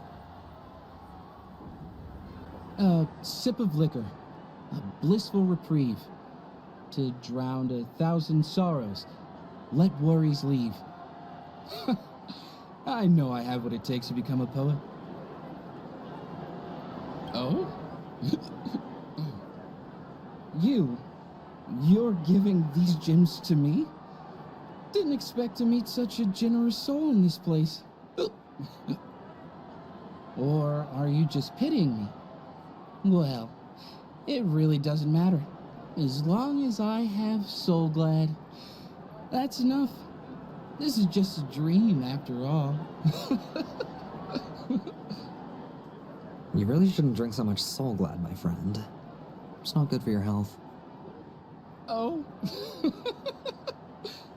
Maybe I really should quit. But not before meeting the Devil of Soul Glad. The Devil of Soul Glad? Care to elaborate? Yeah. It's a seahorse with a long neck. They say it loves to appear to drunk people, especially the ones who are passed out on the side of the road. How funny. Yeah, very funny indeed. Thank you. Take care, my friend. If you ever find yourself in danger, remember that the hounds are always ready to help.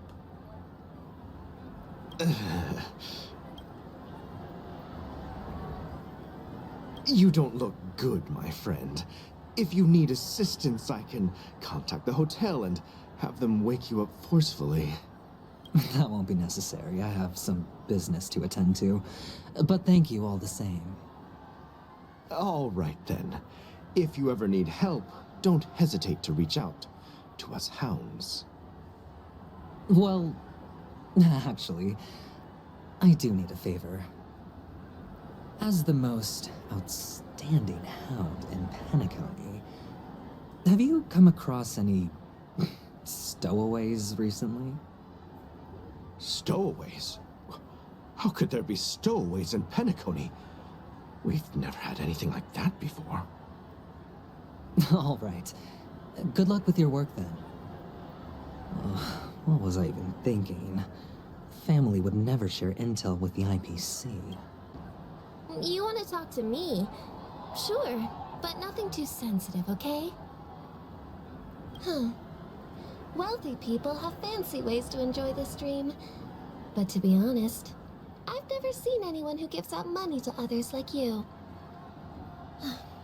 So, are you trying to be the prince from the tale, handing out his gold leaf garment and melting his lead heart in the fire? I'm flattered. I'm no prince, and I just thought these gems would help you speak. So, as an investigative reporter, maybe you've heard something about death? Another curious soul. I see.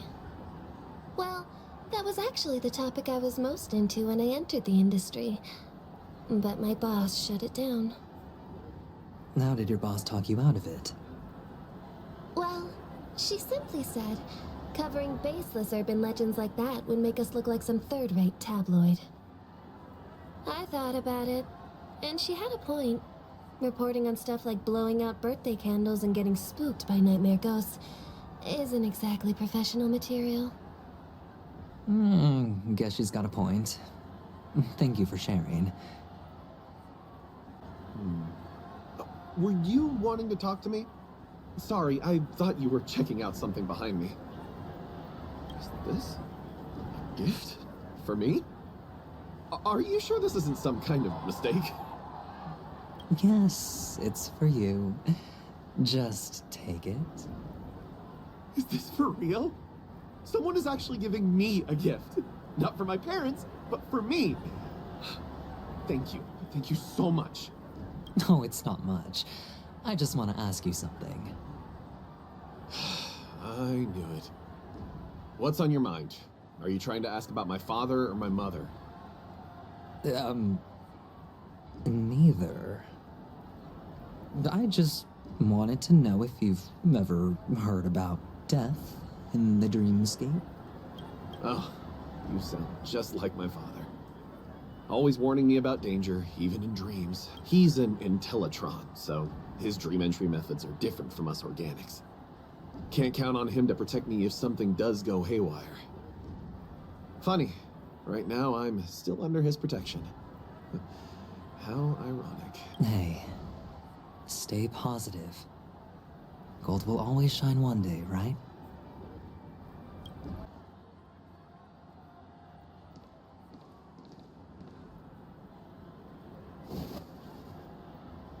Remember what I said. You Sigonians are better off hiding in the sewers. Look at you, snooping around and sticking your nose everywhere.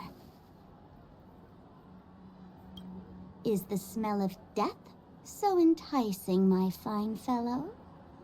Oh, it's you, masked fool. I should have guessed it. You're the imposter who appeared on TV after Robin's death, right?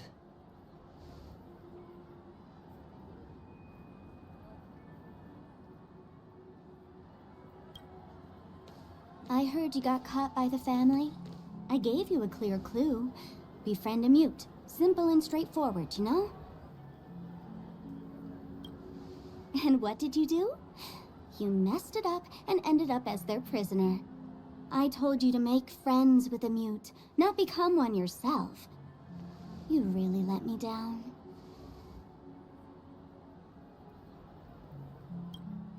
What do you mean? You know better than I do. Who watched the little songbird that couldn't sing perish right before their eyes? You did, Blondie. No, I mean... What did you mean by becoming one myself?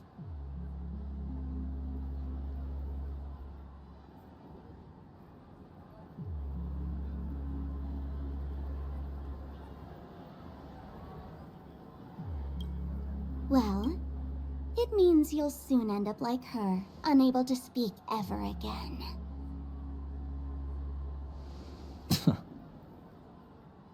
But it's a good thing if you ask me, because... Because I'm getting closer to the truth, right? Oh?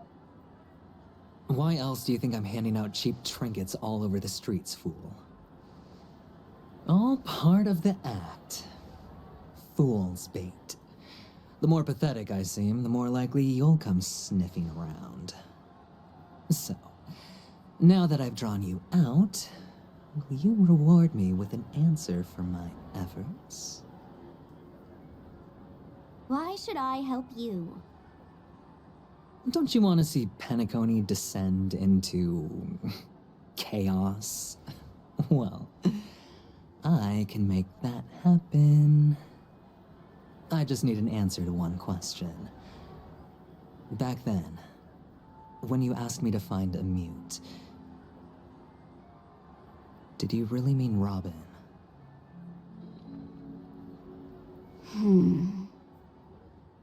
And what if I say no? Then I'll thank you. Oh, the word no has never sounded so pleasing. Well done. I admit I underestimated you, but what difference would it make? Let me tell you something. There were 2 mutes, but one is dead now, and the other, though he's still in Penacony, I'm afraid you'll never find him again.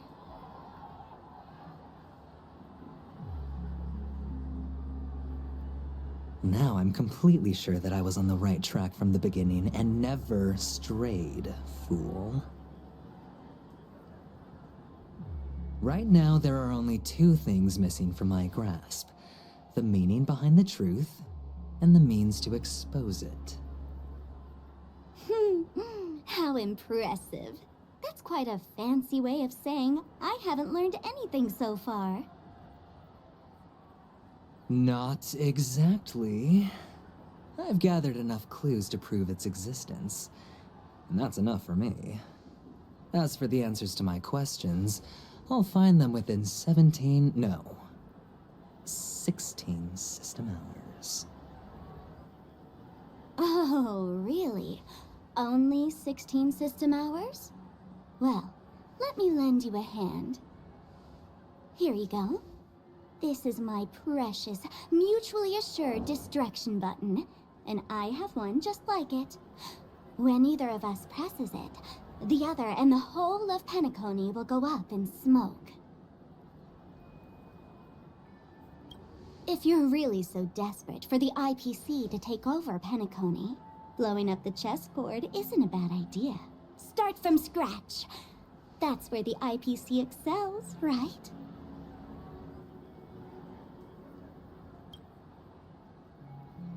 Just press the button when you're at your wit's end. And of course, feel free to reach out to me for my hospice care, too.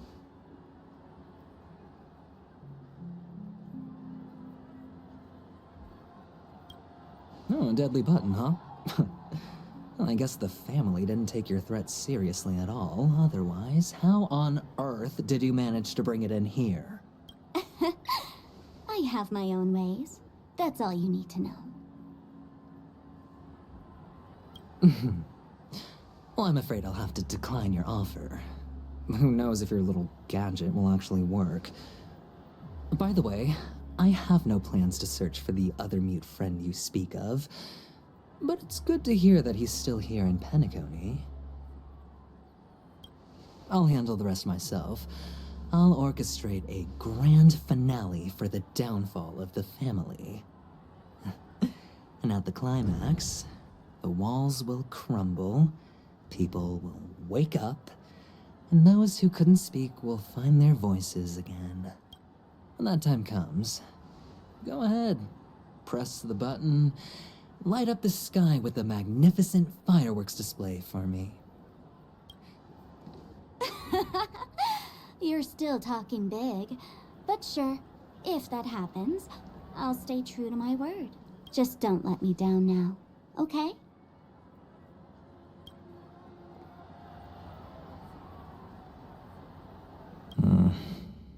So, number 35. You're back. Like your new lucky charm? Can a commodity code really be considered a lucky charm? Silence! I didn't give you permission to speak, you Sigonian hound. The guys in black didn't say much, so I've no idea what you did to save your skin in that massacre back in the day. But I figured you must have had good luck, so I bought you. From now on, you and your good luck are my assets. Are we clear? Your first task is simple. In addition to you, I've purchased 34 other slaves. Go and play a game with them. You came out alive after 2 days. It proves that you are the real deal. You're insane. Testing out if you're a good product. Aren't you worried that the money you spent on me will go to waste? I've got stacks on stacks, Blondie. The slave market is never short of self-righteous brats like you. But you look good. And that's why many customers are betting their fortunes on a scrawny brat like you. So go along now and don't let your master down. How much did you spend? What? My price. How much did you pay for me? Huh. You really want to know? Well, it was 60 tanba. No more, no less. I'll take my chances. 30 tanba. If I come back alive, you'll give me 30 tanba. Deal? Are you trying to strike a bet with me? Oh, you've got some guts. Yeah, sorry, but that won't do. Don't forget your place, slave. You're not qualified to be at the table. You're just a chip. A life thrown away in someone else's hands. Either you come back with more chips for your master, or you never come back. It's all or nothing. Don't embarrass me, my lucky hound.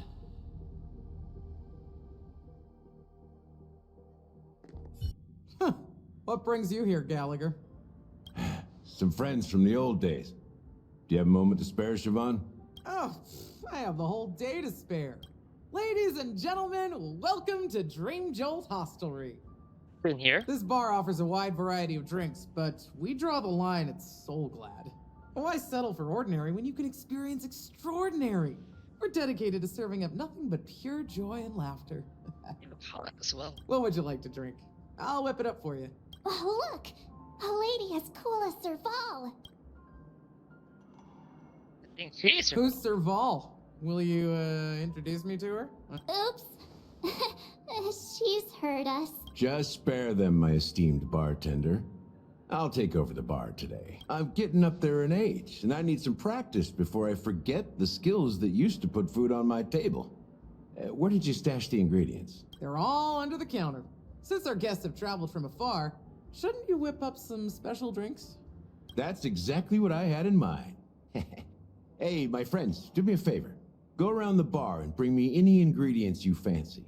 The discussion might take quite some time. So I'll prepare some customized, non-alcoholic drinks for you.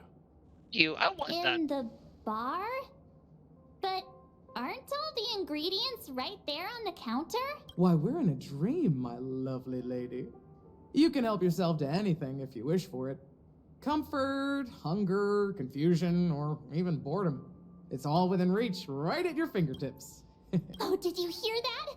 She just called me my lovely lady. Even in reality, mixing drinks is more than just throwing ingredients together. A bartender needs to capture the bar's atmosphere, master technique, and spin a tale of mystery and anticipation. Only then can a perfect drink crafted with a customer's life story be created. In other words, what you get from your drink is down to luck, so don't overthink it. Indecisiveness has no place when it comes to enjoyment. Can this be used for mixing drinks? Oh, and there's a note underneath. Exchange with your precious things. Oh, what should we exchange for it? And who should we give our stuff to?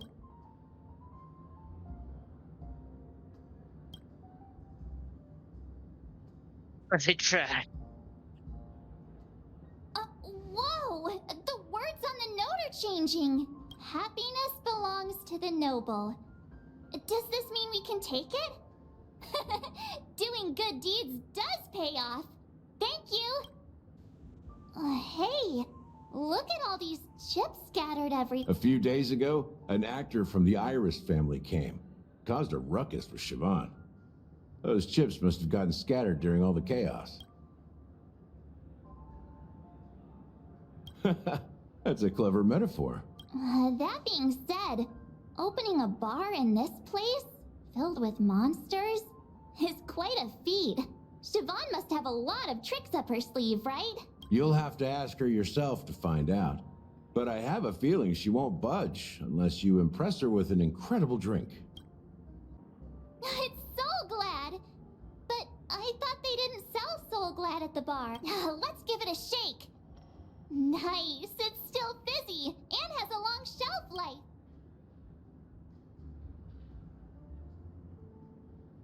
Uh-huh. Let's just leave. Why don't they sell Soul Glad in this bar? Did something happen? It's all about the bartender's pride. It wouldn't make sense for customers to come here and order drinks they can find anywhere else. That's the mindset I use when I brew my coffee. You're right, Himeko. That's quite a stash. Not sure if it's enough. Stay out of my way. I'm looking for Siobhan. Uh-huh? What's all the commotion about?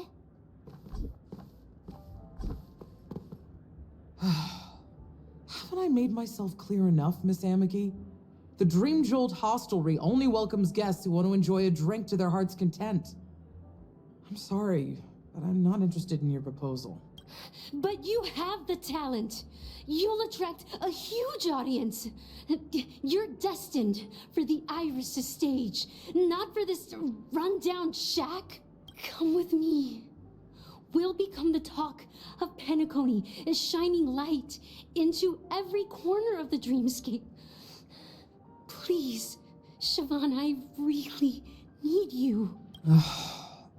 As you see, I'm entertaining my guests. Don't make me repeat myself. Fine. If you don't come along, I'll just sit here and not go anywhere else.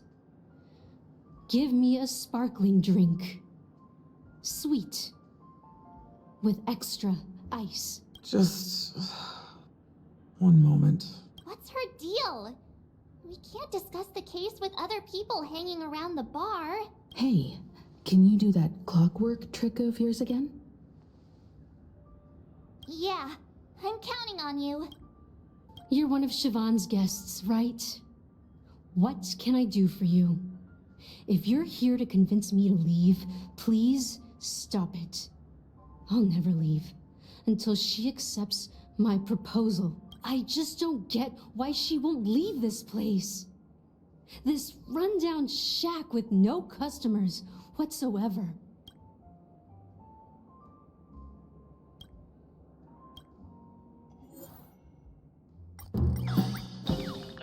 Nothing with this one. It's for fun. It's ridiculous, right? Our paths were never meant to cross, yet I'm still holding on to her. I'm too timid and shy. longing to shine but afraid of stepping into the spotlight. I need her guidance, because I'll never be able to do anything alone. You don't know Siobhan's past, and you have no clue how radiant she used to be.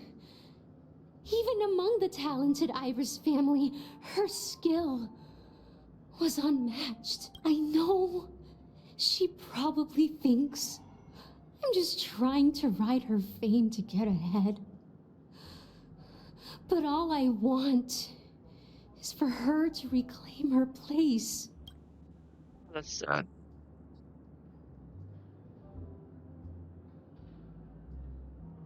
Very calm. Let's try happy. I've seen it. The moment when Siobhan and I share this, the crowd is going wild. Applause crashing like waves. The aroma of irises fills the air. A beautiful melody playing. Ribbons dancing around us. And the taste is sweeter than honey. I've seen that scene countless times in my dreams, and every time it mesmerizes me. That's why I have to bring her back to that world, no matter what it takes. Want to raise a glass, my attentive listener? Let's consider it a toast to my far-fetched dream. I good thing I actually get angry. Those darn Irish jerks! They're the ones who forced Siobhan into hiding here, running this pesky bar. It's all their dirty scheming. I get it now. She's not leaving because she doesn't want to run into them again. I can help clear the way for her. I can do her a favor. I'll go back and write a letter to the Dream Master exposing the crimes committed by the Iris family. Siobhan will definitely appreciate it. Well, talking to you has got me feeling a bit down. My thoughts are swirling, making my mind clear, and bringing tears to my eyes. Maybe I should find a place to reflect on what Siobhan truly means to me. Here's the payment for the drinks. Please, pass it on to her. I'm leaving now. The hound. Amaki has left? That's good for her. Radiant dreams may be enticing, but they're nothing more than dreams. Her drink is on the house. Please keep the money. When you're ready, go to Gallagher. I can tell he's itching to show off his skills. That being said, mixing a drink is way simpler than you'd imagine. Just pick your favorite ingredients, toss them in a glass, mix it up, and it's done. So go ahead, explore the bar, and bring me any Nice work. Let me take a look. You found some interesting ingredients there. Now, take your pick. Each drink has its own unique flavor, and the base ingredient sets the tone for the initial taste and the lingering aftertaste. So, which one would you like to use? Syrup. The original formula is said to be Nunu's favorite drink.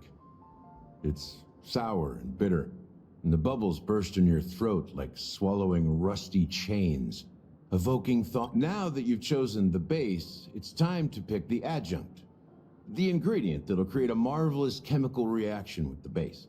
It should give an unforgettable taste.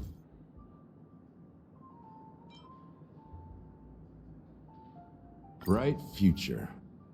I'll never forget the flavor that danced on my tongue as Mikhail whisked me through the dreamscape wilderness. Those were haunting times. Mikhail. Almost there. Let's pick a decoration. Which style do you prefer? Anything you need, I've got it.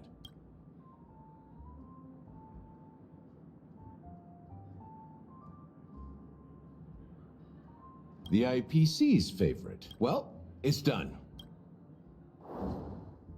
Here's to you, the Nameless, with this glass of a ticket to the boneyard. To the dead and the dying. Well done, Gallagher. You're not over the hill yet.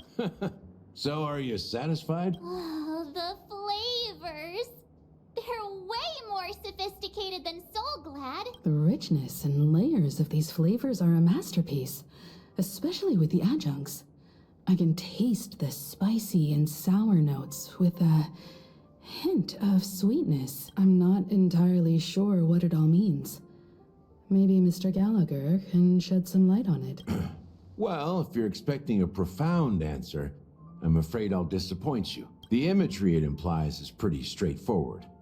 It's just a glimpse of what this dream truly tastes like. Nothing more. Does this true taste have anything to do with that Mikhail? Yeah, that name does sound familiar.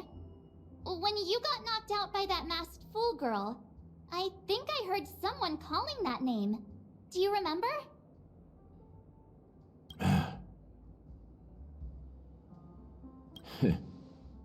I was right about you. You guys seem to know quite a bit. And now there's no reason to hide anything from you anymore. Let's dig deeper into the case. And of course, I'll tell you a story about Mikhail. All right, let's start with what we know based on the clues the family has. It seems that Firefly isn't a local or an invited guest. In other words, she's a stowaway. She managed to fool me at first. My age must be getting the best of me. But here on the planet of festivities, stowaways are a common sight. You're bound to run into one sooner or later. After the incident, the hounds wasted no time searching for that girl in both the dreamscape and reality. But here's the thing. We only received bad news, and the trickiest kind at that. She simply vanished, leaving no trace in the dreamscape or reality, as if she had never come to Penacony at all. Huh? Does that mean...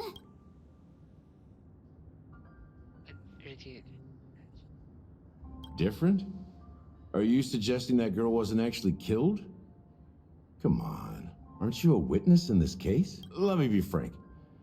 This case, actually, is unlike anything the Bloodhound family has dealt with before. Dealt with before? So, death does happen in Penacony, if I understand correctly. You've witnessed it, so there's no need to hide. Even the shiniest city has its dark side. We're all adults here. Surely I don't need to explain too much to you. Confronting the family based on that alone would be naive. Death may occur in sweet dreams. So what? Such events are highly unlikely and only affect a tiny number of people. If you really want to delve deeper into this case, you need to understand the true problem with the family. I guess it's time to tell the story of that Mikhail. You're very perceptive. The Astral Express has received that music box too, right?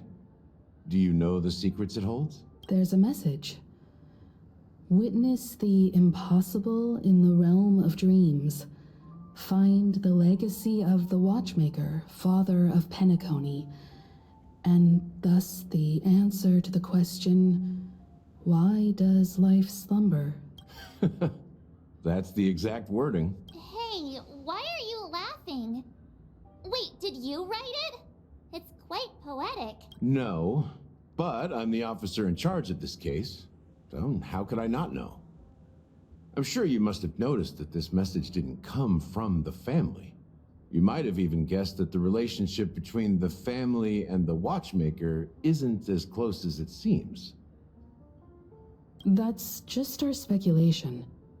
Actually, it's hard to believe that the father of Penacony and its actual managers are at odds. Now I can assure you that your speculation is absolutely correct. The family has considered the Watchmaker an enemy for a long time, but the hounds haven't been able to track him down, as he seems to be living only in the characters and stories he created. Let me ask you a question. Have you ever wondered why the family allowed the Watchmaker to send out such a ridiculous message to the outside world, inviting you here and causing chaos? So, you want to seize this opportunity to expose the Watchmaker? He did, yeah. Well, now you understand why the Oak family authorized the Nameless to assist in the investigation, but kept you in the dark, right? Yep. Because the Watchmaker is not the legend of the Land of the Dreams at all. He's the most shameful stain in the history of Penacony. And he's the root cause of all the anomalies in the dreamscape. Other side of the story. You don't get it? Well, I mean, Mikhail, the betrayer of the family, he's the Watchmaker. Here we are, Clock Studios theme park, the most popular entertainment center in Penacony. Wait, aren't we supposed to be discussing the Watchmaker? I would have expected you to take us to maybe a library or an archive room of sorts. But an amusement park? The culture of a city reflects its history in the most authentic way. To you, it's a fun place. But to me, it's a prison for the planet's past. You know that Penacony used to be the IPC's prison planet, right? All the prisoners were brought here, helping the Garden of Recollection salvage the leaking memoria from the macrovoid. The prolonged exposure to high concentrations of memoria caused a unique phenomenon. The dreams of countless prisoners intersected and overlapped, and people started meeting each other in their dreams, living lives that were almost identical to reality. But everything has a price, and sweet dreams are no exception.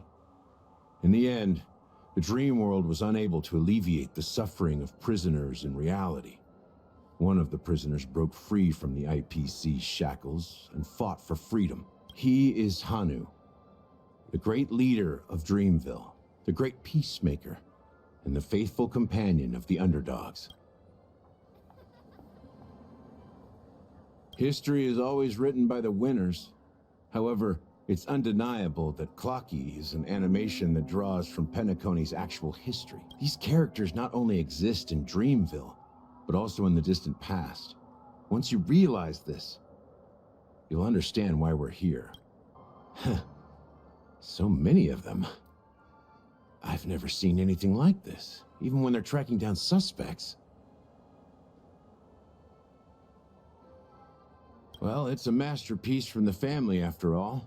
Besides the followers of the preservation, the family members are the best at creating mind-blowing marvels. Let's find a quiet spot and continue our conversation. The view here is great, right? We can see everything from here, including Clocky. If all the characters in the animation are based on characters in reality, then Clocky's counterpart is definitely the Watchmaker. In the animation, he's Hanu's partner and one of the founders of Dreamville. Does that mean the Watchmaker was personally involved in that war and sided with Asdana? It was a monumental war for freedom. Hanunu fought alongside a motley crew of masked fools, nameless, history fictionologists, mourning actors, omen vanguards, even visitors from beyond the sky. In the end, they emerged victorious. Among them was the person who would eventually be known as the Watchmaker. But if you do the math, doesn't that mean the Watchmaker was around for several centuries? I'm not sure, but Mikhail was already the Watchmaker when I met him, so maybe he inherited the title. How old are you now, Mr. Officer? I'm 13. No way. Not even close. Yeah. Hanunu freed the frontier prison, but peace still eluded him. With limited resources, threats from the outside world, and internal conflicts between major prison districts, the future of Asdana was uncertain. Also, let us know he's 13. He looked like 30s or 40s. It wasn't until the Watchmaker approached the family with the idea of turning the prison into the planet of festivities that Penacony finally gained its name and glory. Thus, he became known as the father of Penacony. But didn't you say the Watchmaker betrayed the family? And you said you were his companion, so that means No. I'm not his companion, but rather one of his many children. But I am indeed a traitor. Not to the family, but to Mikhail. What did you do? I did nothing. And that's the worst betrayal of all. Just like you, I had close companions. We dedicated ourselves to Penacony.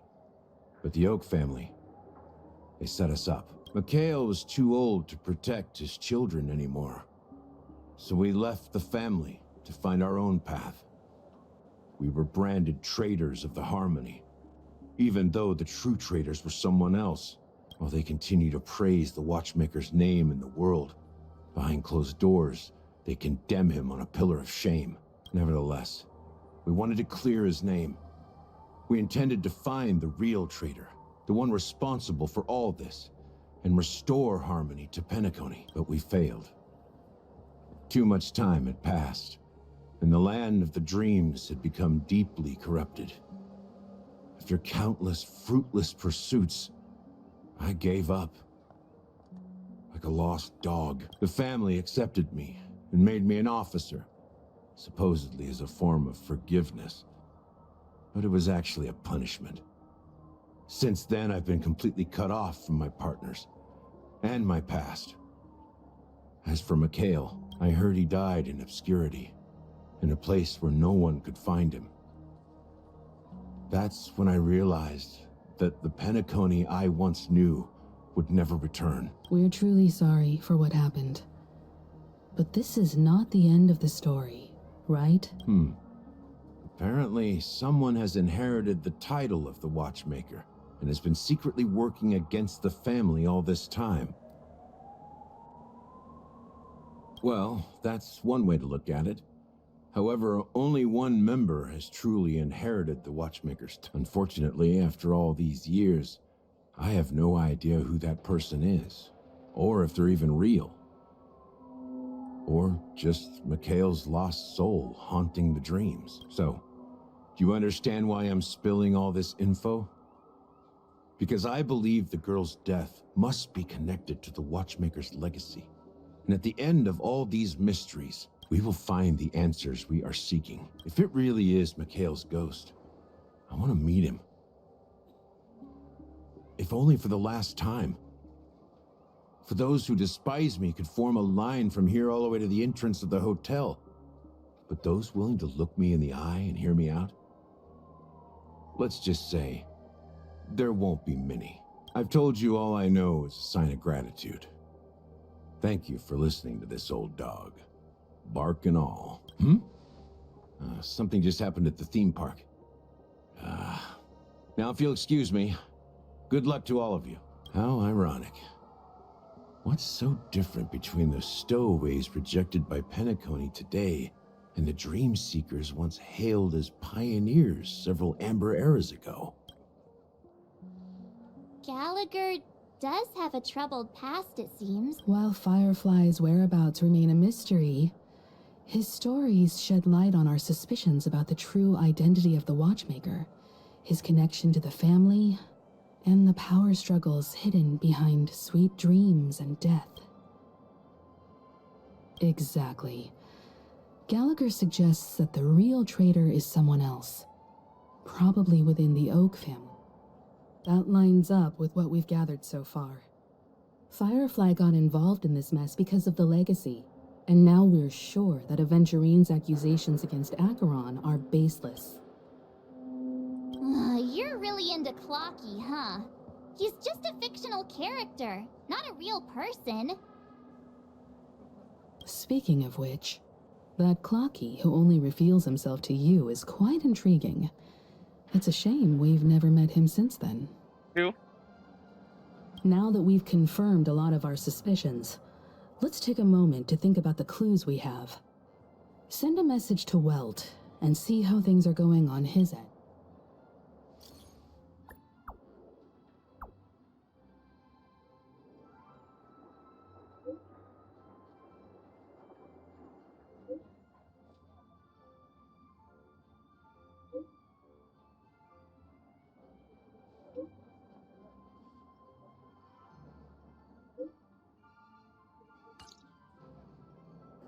Something feels off.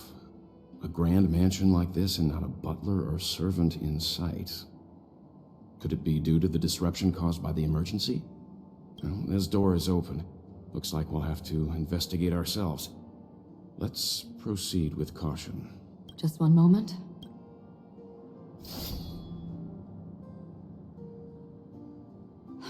White. I've made myself less noticeable.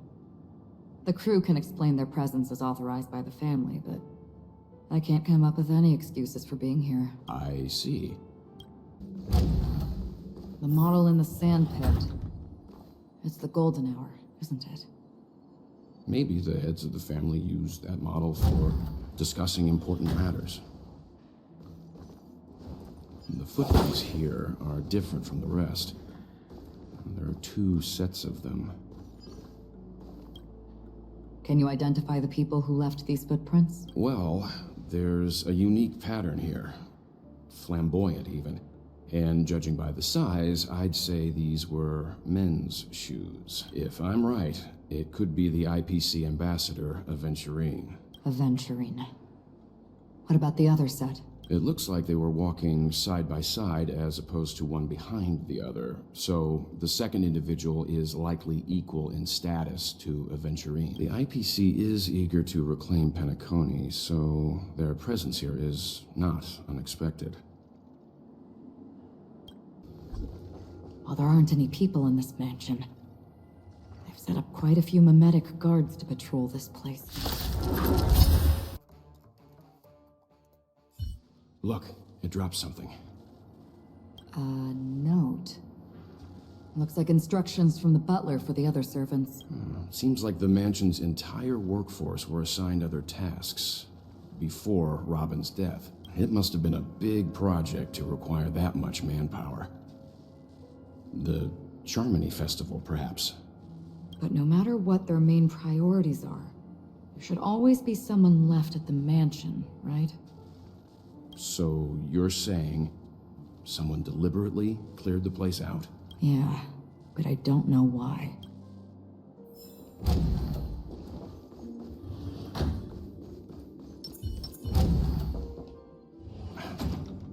No one here either.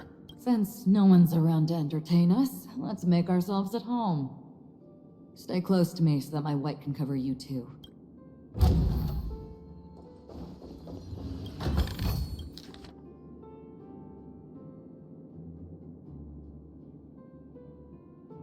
As soon as I and the rest of the crew arrived in Penacony, Mr. Sunday and Robin showed up to greet us. I remember hearing something unusual in her voice, and now it seems I was right. Robin believed it was because the harmony had been tampered with somehow. But as far as I know, there aren't many entities capable of interfering with the power of paths. Meaning? If there really is a traitor within the family, that would explain why Mr. Sunday has been having such difficulty in catching the traitor.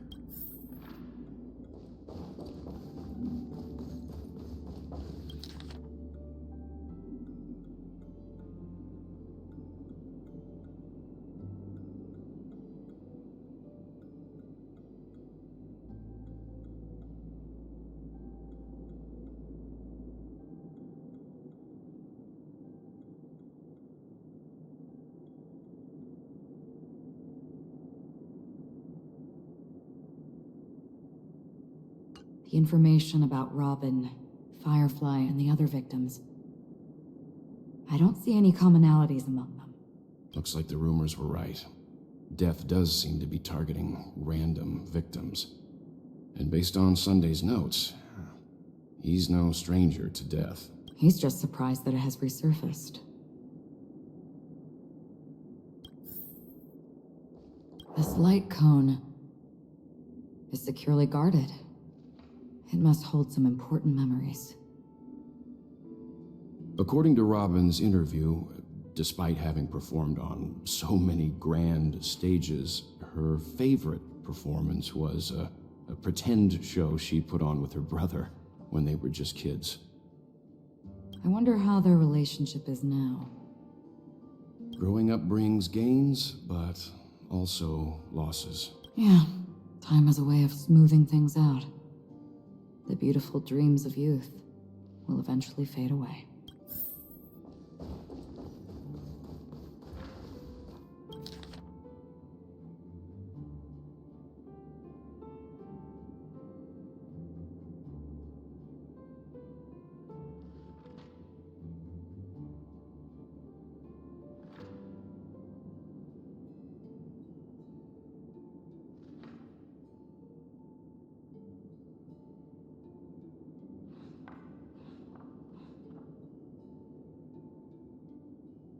Mr. Sunday has done some serious research on his suspects.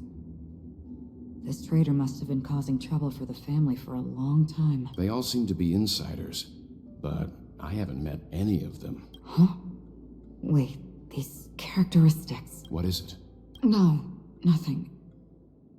Maybe I'm just overthinking things. However, if this traitor really exists, could they be responsible for Firefly and Robin's deaths? Perhaps that's why Sunday is taking this matter so seriously.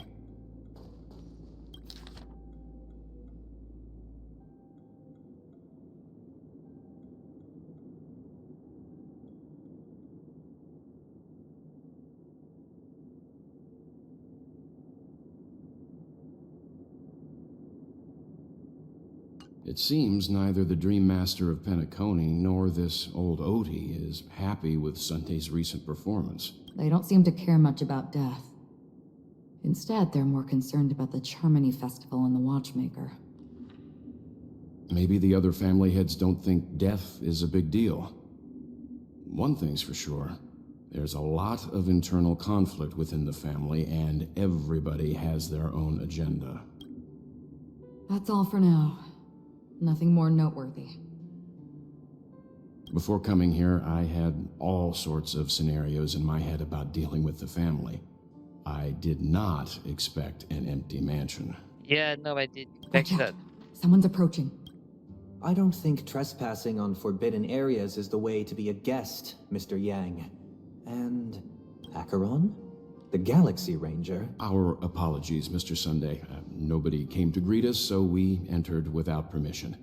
I hope you can forgive us. But even if there's no one to greet you, you should wait for the host. Don't you agree? True. Even without the famous Galaxy Ranger. As far as I know, the crew has officially accepted the family's commission, so coming here will be unnecessary for you. On the contrary, that's exactly why we're here. To ask you about the case and gather more information. We don't want any loose ends. Well, since you've come with goodwill, I have no reason to show you the door. Rest assured, he hasn't figured out that we went through those documents. While the truth remains a mystery, I'm getting close to it. I assure you that the traitor will soon pay the price. Let's hope justice will prevail soon. I have a question for you, if you don't mind. How did the family come to the conclusion that the murderer was within the family? With all due respect, it's in the IPC's interest to wreak havoc before the Charmony Festival, and the family has every reason to suspect the IPC's involvement. True. Well, other family heads share the same suspicions as you, but in my opinion, the true murderer would never have drawn as much attention as that ambassador did. Not to mention, I personally shackled him a while ago. However, I'll give you a suggestion regarding your suspicions, Mr. Yang. You should be more cautious of Aventurine. While the wicked can't break through high walls, they can plunge their evil dagger into the heart of the righteous. He's a businessman, not some philanthropist. But right now, he's out there handing out his wealth on the streets. And he went to the Clock Studios theme park all by himself. Who knows what kind of scheme he's cooking up? While the family is dedicated to keeping our guests safe, it might be wise for you to stay alert. You never know what unexpected troubles could arise. Yeah, foreshadowing right there.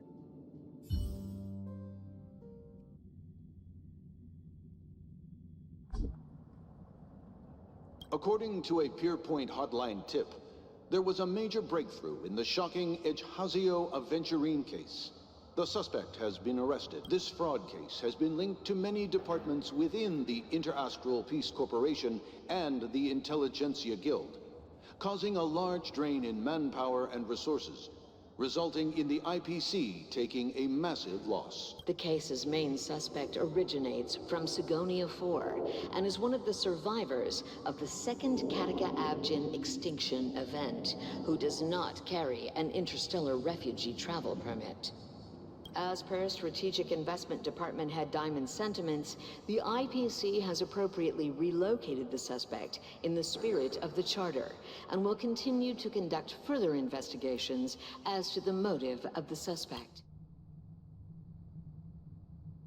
Good, wow, she's fucking hot. What pretty eyes. Tell me, do they shine in the dark? Well, if they did, I'd sell them in a heartbeat. You don't know how many people long for your eyes to be closed forever. As a servant, you should not resist your master. Yet, you went and killed that man anyway. No lawyer has the audacity to defend you.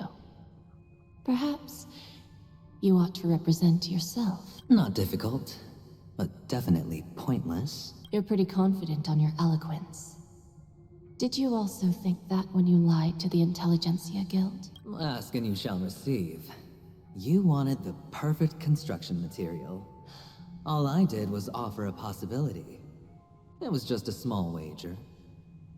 If your luck holds out, the IPC will dig something up from the golden sands of Ejihazo. Maybe even the Sand King's remains. Pity your luck has run out. I'll admit that.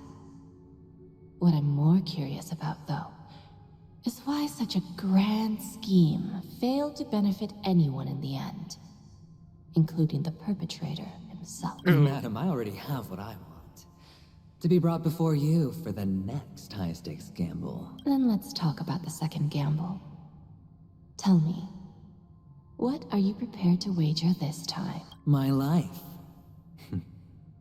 I bet you won't send me to the gallows. What do you want, then? I want your Lenore to meet with me. I have something to say. And then what? I want cash. It can't be that simple, can it? It is that simple. 30 tonbas. The remainder of my market value. 30 tonbas. No more, no less. With this money, I'll climb to even greater heights than you. Grasp even more riches than you. I wager you won't give me this chance. Which is why you should call him here. Interesting. A pity Diamond won't see you. No one gets to see him. From here on out, I am Diamond's representative, and I will decide on his behalf. You're wrong. 30 tonbas. He'll give you that. And much more than that. Wealth, status, power. The IPC will give you whatever you want. Even what you don't want. Kakavasha. A good name, but unfortunately destined to be buried in the dirt. You, though, you deserve to live, to create even more wealth for us. Holy Jade, that's like a jewel. So she's also an IPC. So Kakasha, she will become a Frontier. Go. Pick the clothes you like. Then choose your desired identity. And then use them well, child. May your plans never suffer failure. Life is like a long-term investment. Those who choose correctly, do the correct things, reach the correct outcomes, and show the world their value. People can't always make the right choices in their lives. But luck has always been on my side. I've never lost. Is it because Gayathra blesses me? Well, if that's the case, she must also be looking upon me right now. My success is inevitable. But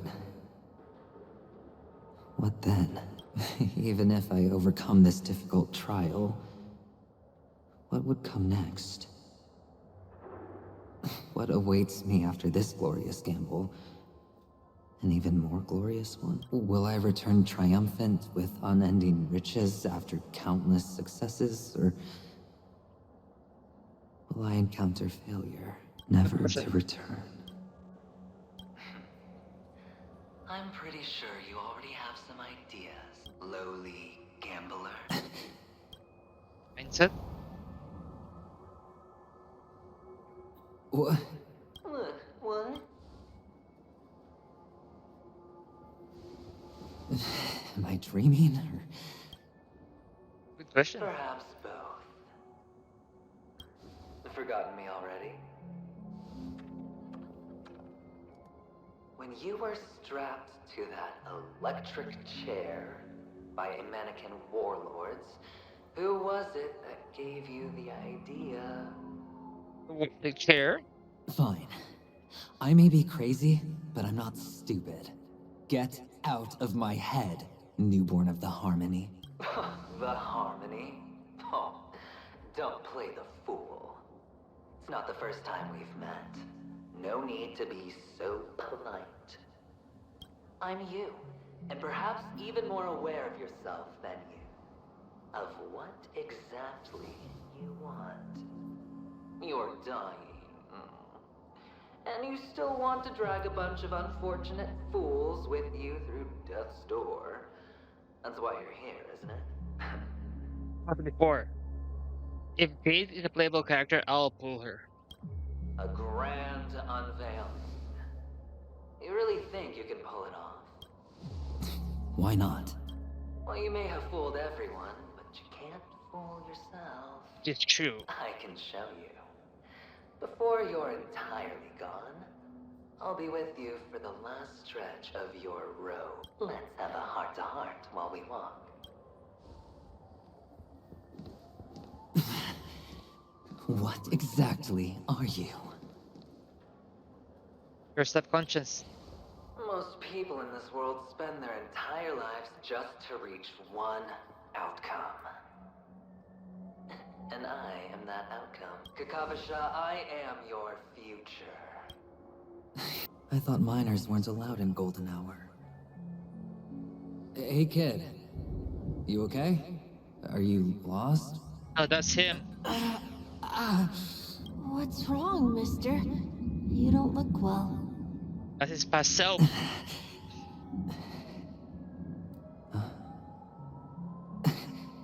Your eyes. Impossible. Who are you? They're pretty, aren't they? Sis said they're a gift from Mama Funga. Colorful eyes are said to bring good luck. Mister, you have pretty eyes too.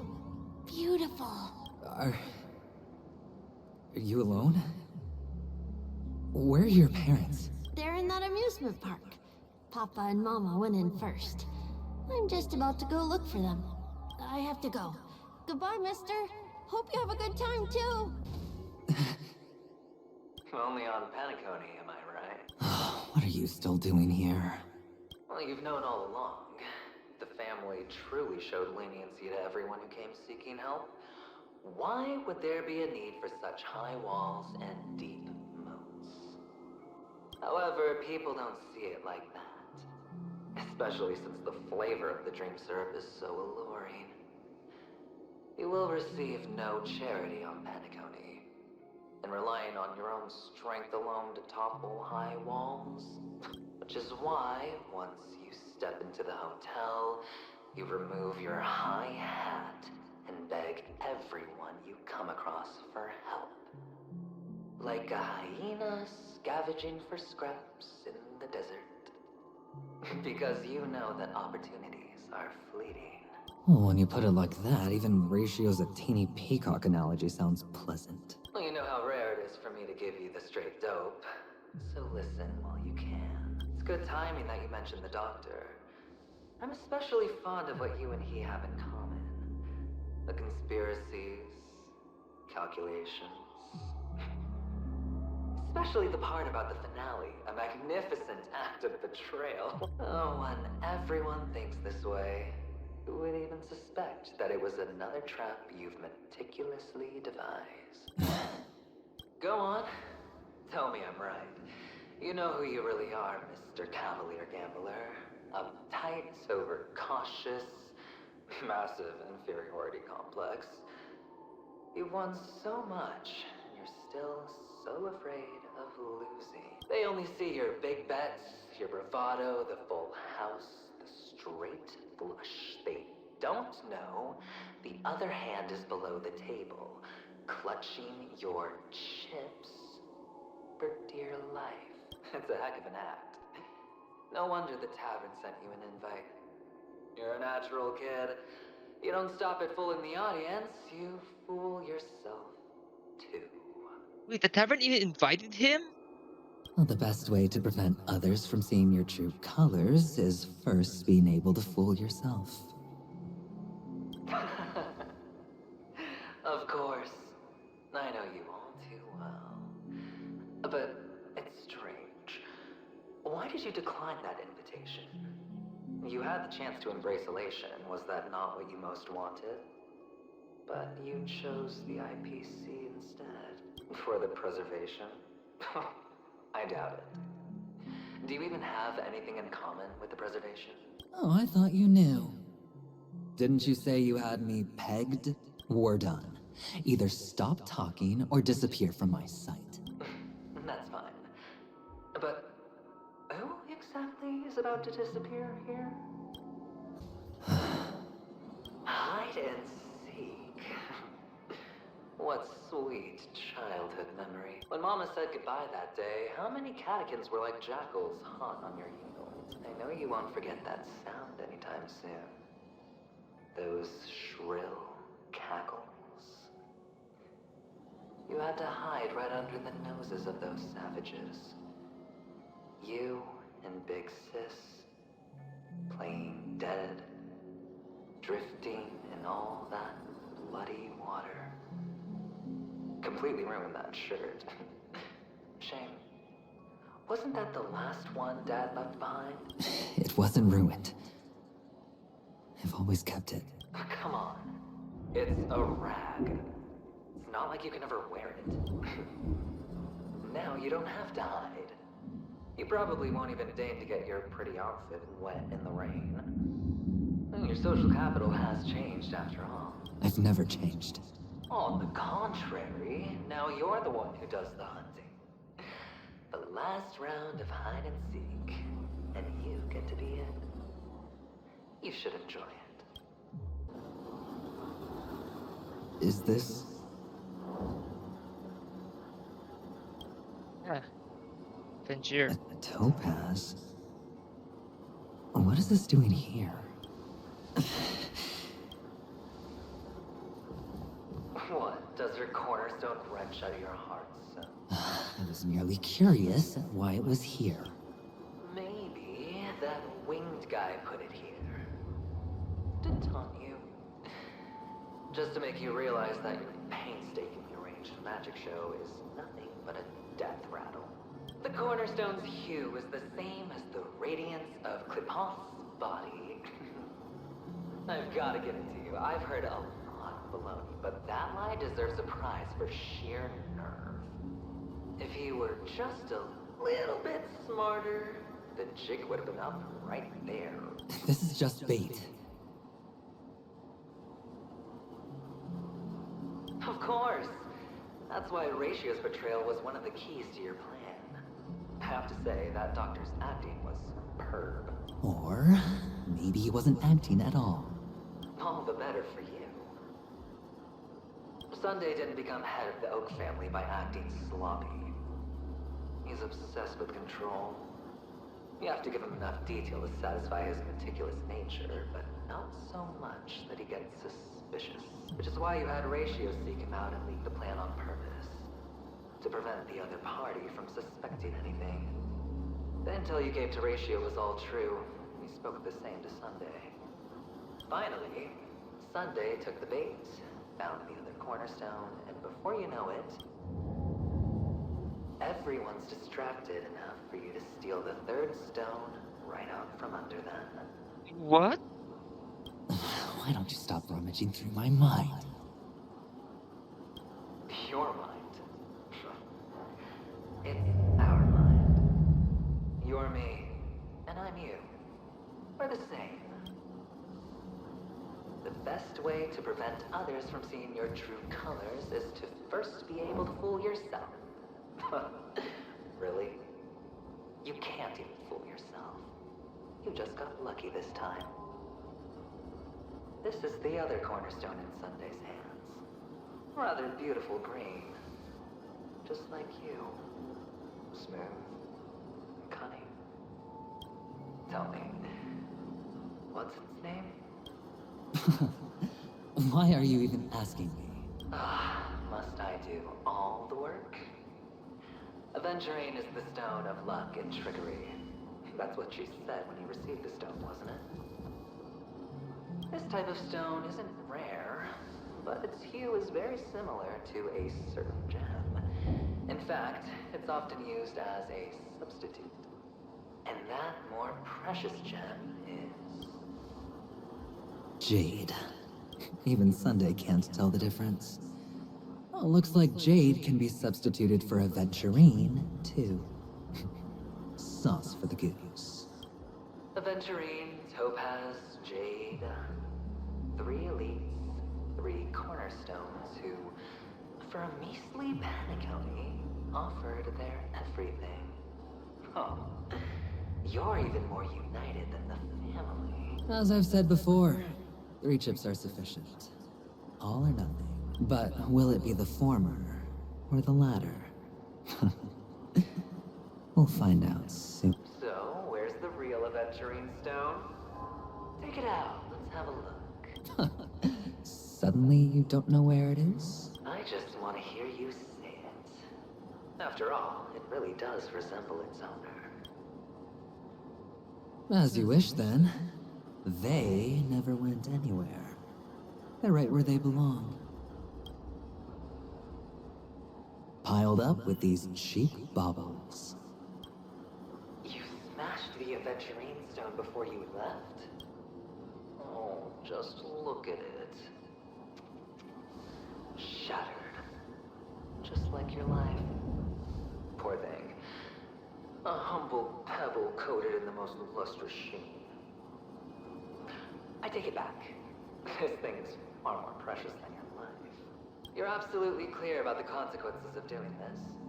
Blasphemy against Clipoth's body. You think the IPC will let you get off scot-free? I think so. Well, Diamond has always been all about results. As long as I can create value far beyond the cost, the ends justify the means. How else would the family be fooled if there was no price to pay? It doesn't matter.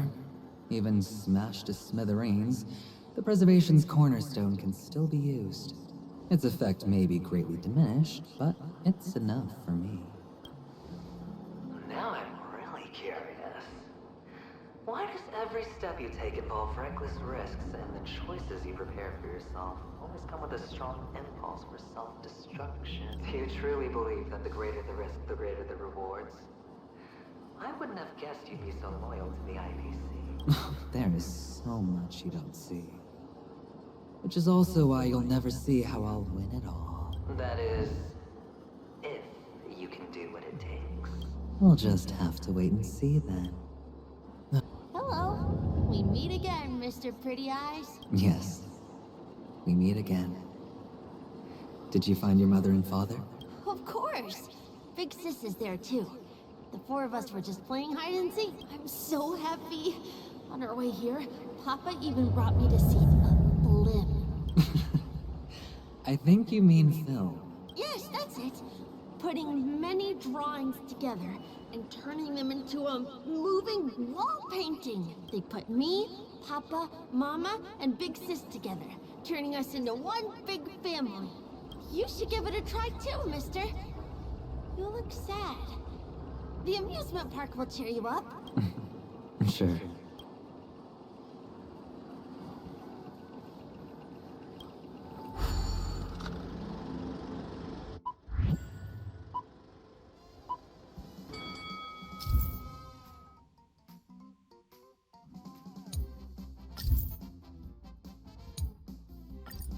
What?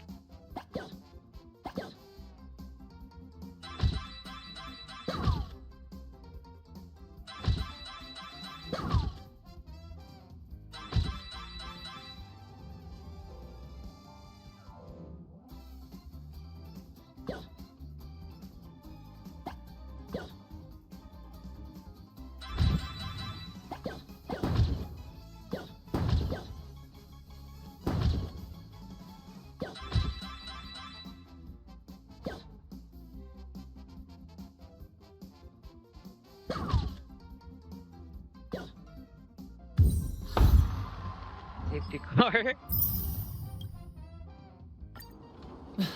How's that? Not a bad score, eh? Boring. Why aren't you talking? You've piqued my interest. I'll admit that there are still aspects of you that I don't completely understand. Well, you sound sincere this time, at least. Well, sincerity is one of my traits that everybody likes. And I have precious few of those. Moving on. See that maze over there? I'll know everything about you before you reach the exit. Our quaint journey through this amusement park still isn't over. And I wouldn't mind stretching this out at all. Whoa! This place. It's so tall! Even taller than the tallest rocks in the desert! If I say anything, I'm really getting bored by the story. And there are so many flowers here! Big sis, this one's for you!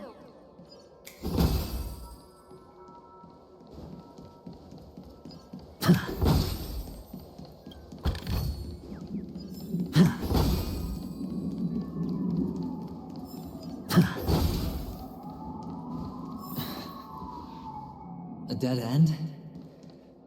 Oh, is this the wrong way?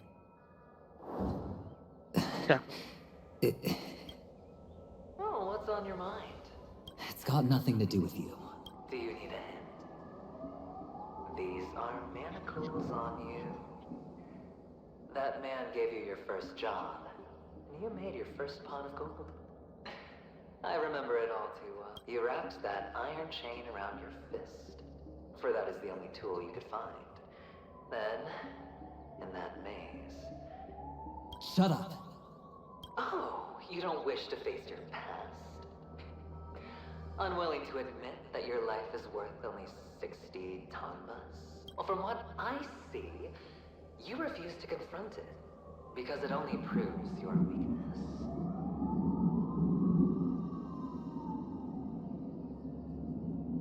How could a weak person take such daring risks? Oh, that's right. You love the thrill of danger. But you refuse to let go of meaningless sentiments. Even in this beautiful dream, the only thing you dare allow yourself is death. In your hands, those who follow you could have become Joker cards. They're far more useful that way. It's not like this is the only place the family ever cut corners. You could have had tons of action if you weren't so all or nothing. All it takes is a meager sacrifice. I bet Opal would have resolved this without a fuss. A pity you're not him. Well, you wouldn't be in this state if you could just get with the program. And why couldn't you? Out of professional integrity? Those techniques you mentioned are highly efficient, but it's not that I don't know about them. It's more like I couldn't care less. Get it? What fun is it if the fight isn't fair? Fair? You assume your opponents would fight fair in the first place. The odds are obviously not in your favor, so how are you just breezing by? But did that masked fool's words awaken something in you? Not this is so She boring. gave me an answer that could turn everything upside down. Everything? You mean it could make all the cards on the table just disappear? That's cheating. If these leaves could be brought back, would they bloom into new flowers?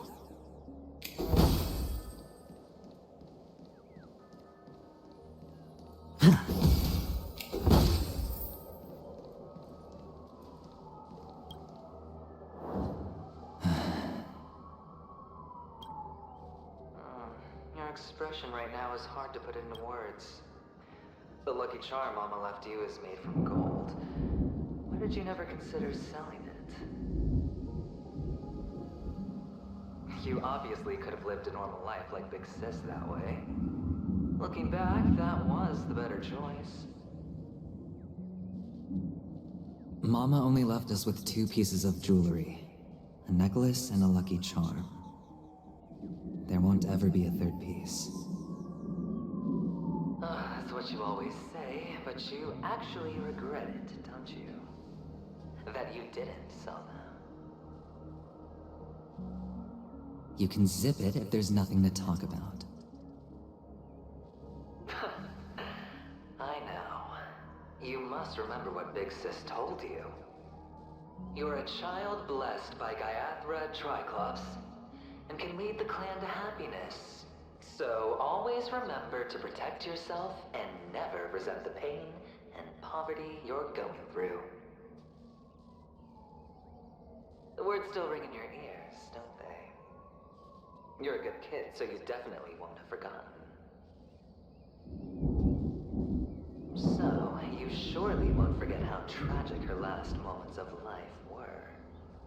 How the piercing laughter behind you felt like it was drilling into your heart. You ran away without looking back, just as she told you to. Tisk, tisk. A lifelong regret indeed. Enough! Do you not have anything better to talk about? Oh, shut me down like a champ! Well, I guess when it comes to mind games, this isn't exactly your first rodeo. I think I finally get you. And woo! You are nuts! In the end, I'll ruin this beautiful dream and create the grandest death. Well, you stuck to that start to finish. Think about it.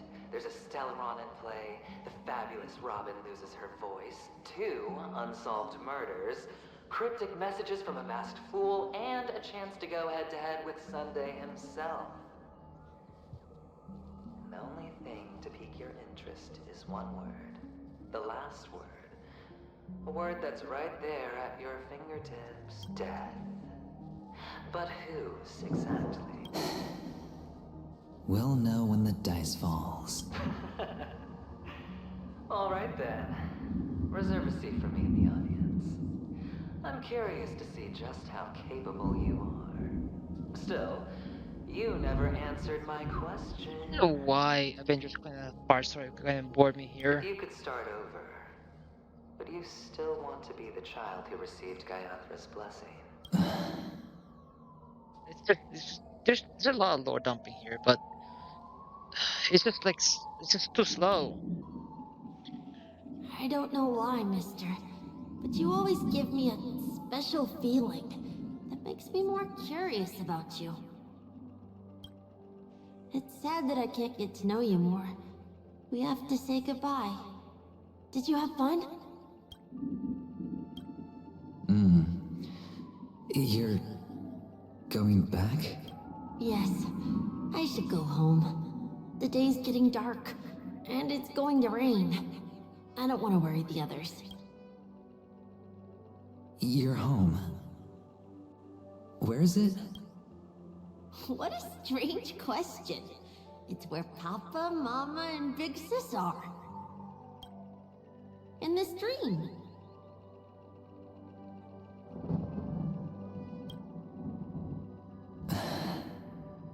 This amusement park. This beautiful dream. They really are peaceful. Everyone loves it. But, mister, why don't you like it? Because they're not here. Where are they then? For goodness sake. I don't know. You do know. But there's no point pressing the issue.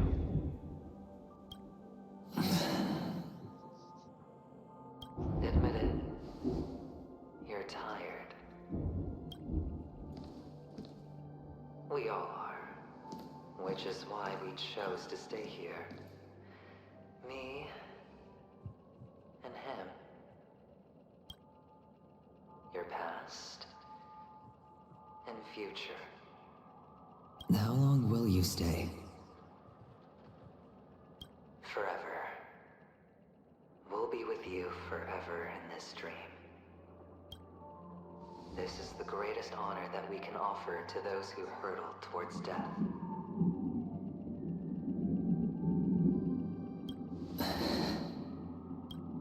The road less traveled is less traveled for a reason. But you've never gone in any other direction.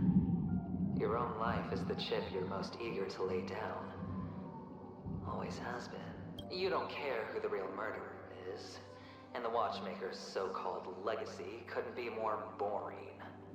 What you want, what you need, is to be the smooth operator, the solid gold deal maker who doesn't waste a drop of sweat, even when he's up to his neck in danger, deep inside family territory. You want to be polished up, cuffed with red-hot chains, and spotlit center stage.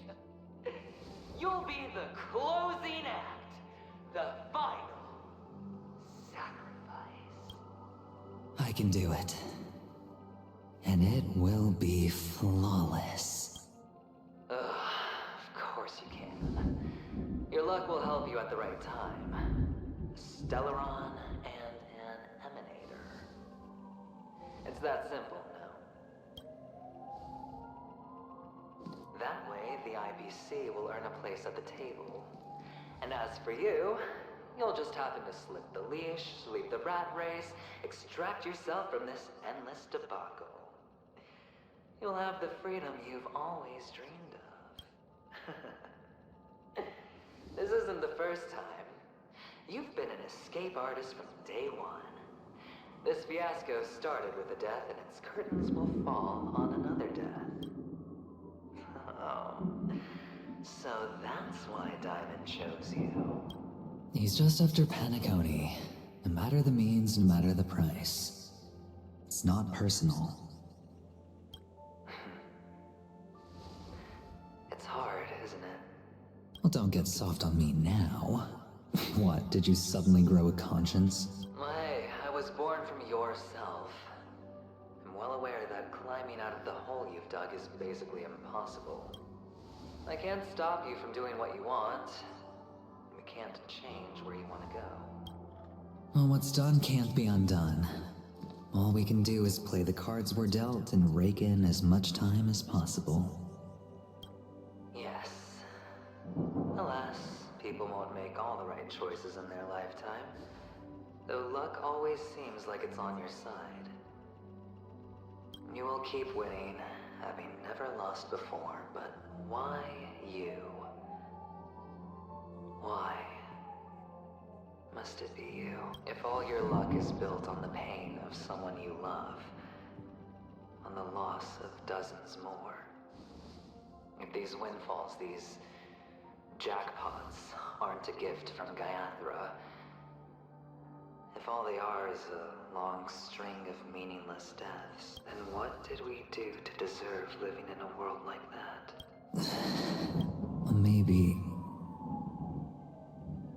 Maybe when I get to where I'm going and look back, I'll know what the trip was all about. Fine. Time to make a move, my friend. I'll be waiting up ahead.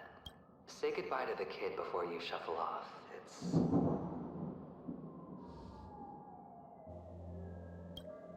It's best to die without regrets.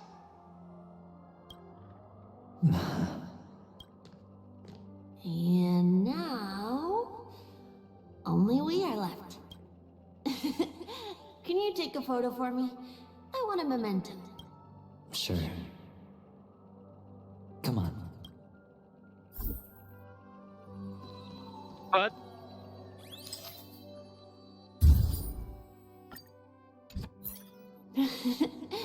How nice. Now I can see what I look like too. Look at the lens when you're taking a photo the next time. Your expression will look more natural. Sure, I will.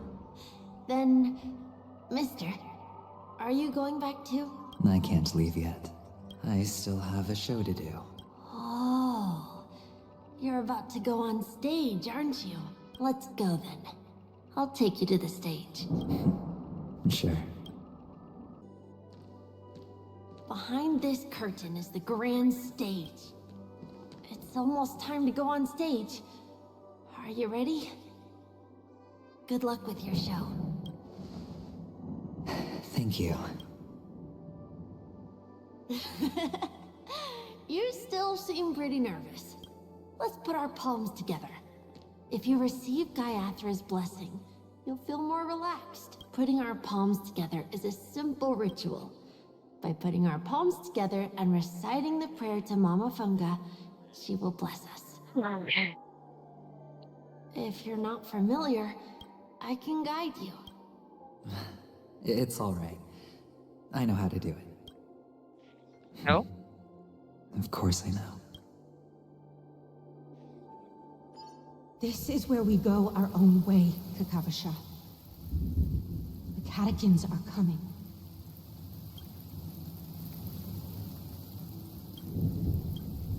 Why? The catechins have already taken all our money, food, and they killed our parents. What more do they want? Catechins are bloodthirsty, cruel, and insatiably greedy. They want everything only to end up with nothing. This is a trick, an act of revenge. Remember? Today is the day of the Kakava, and also your birthday.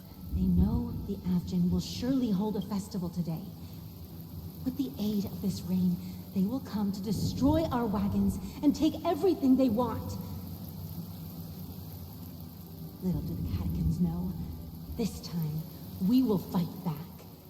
The men in black that descend from the skies are on our side.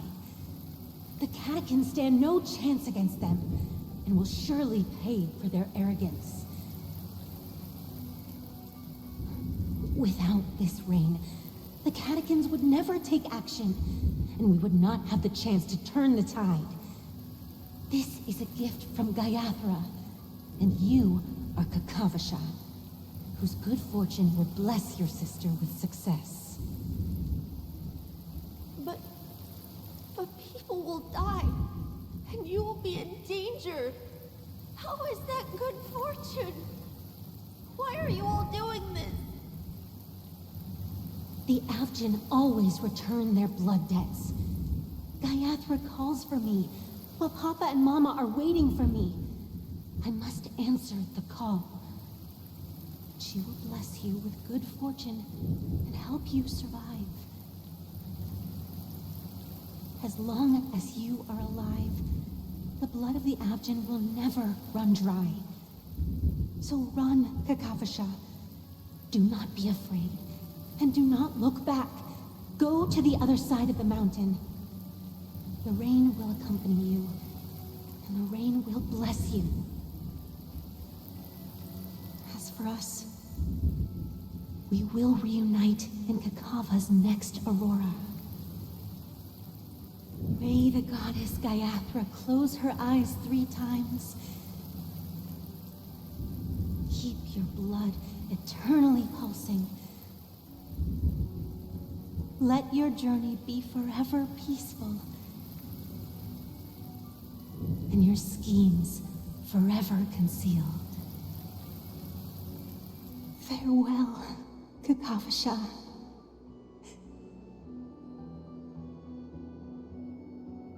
Newsflash from the Interastral Peace broadcast.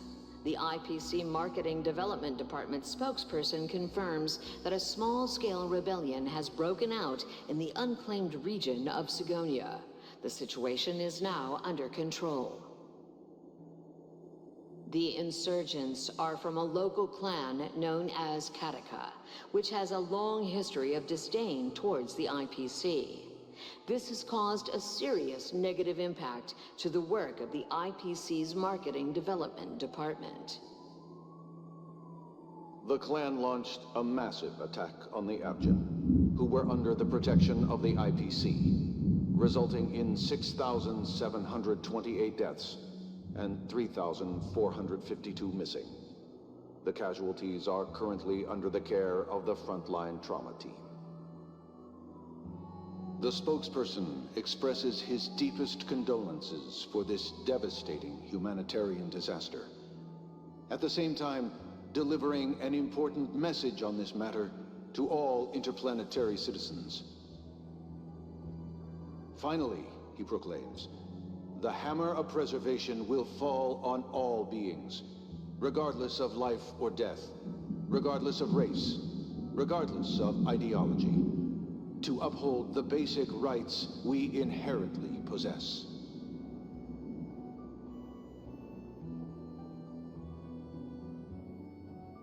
Kakavasha?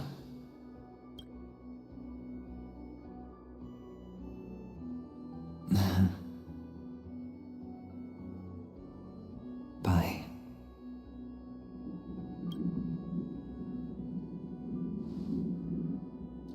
Okay. All the actors are in place. It's time for the show to begin.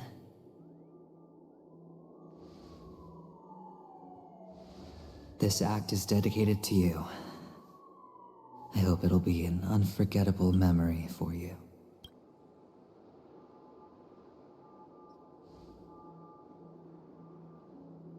Kakavasha.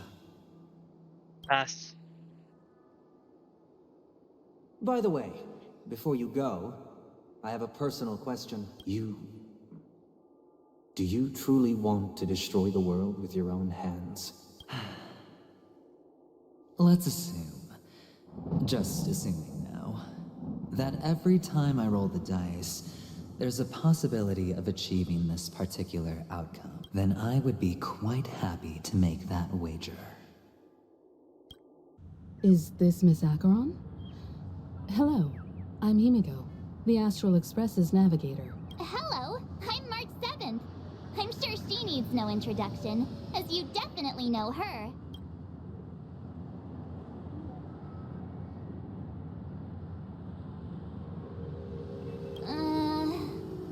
Hello? None of you seem surprised by my arrival. Since Welt has decided to travel with you, it means that he trusts you. And we trust his judgment. I envy your close friendships. Miss Acheron here doesn't present a danger, and she's of no threat to the Astral Express. Aventurine's prior accusation was based on nothing more than his own subjectivity. Which is why, before we continue working together, he has a duty to explain himself. You want to create a situation where all three parties are present? There must be some deeper meaning behind Aventurine's actions. I suspect he's been aware of Penacony's secret from the beginning, and has been continuously strategizing to unveil it. In that sense, the Astral Express's role in his plans would be imperative. In the worst-case scenario, he may use us to do something unexpected. Assuming things do escalate to that stage, having an extra ally is a good insurance policy. Penacony has numerous factions, and the state of affairs is significantly more intricate than that of Belobog and the Xianzhou.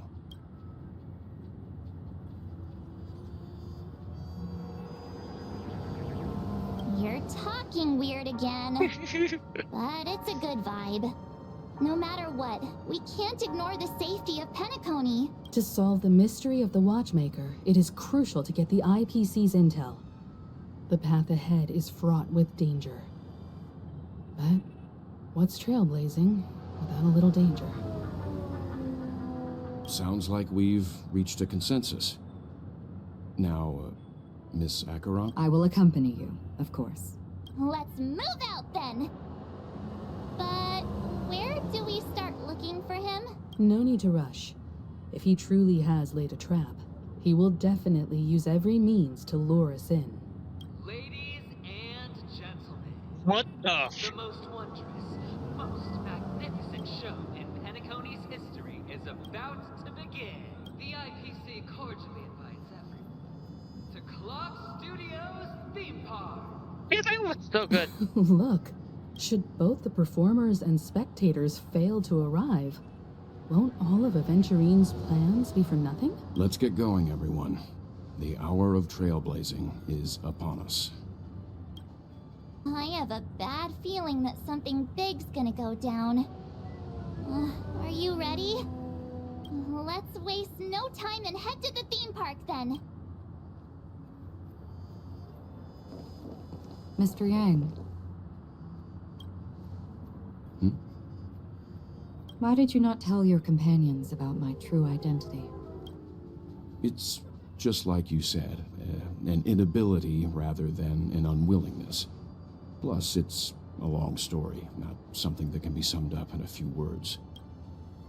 But I chose to believe you, and my trust in you stems more from my own personal judgment. I also believe that if it were their choice to make, they would make the same one. Thank you. I'm grateful. To reciprocate. In the upcoming confrontation, if the odds aren't in the Astral Express's favor, I will stand with you, if my meager strength is required. Which means we get another L. We're back here again. Aventurine actually chose a really conspicuous location. That guy's really taking it to a whole new level. Does he really think he's a superstar or something? Yep. Not a soul in sight. The hounds drove out the visitors, and now their whereabouts are unknown too. Everyone, pay attention. The other party has obviously come prepared.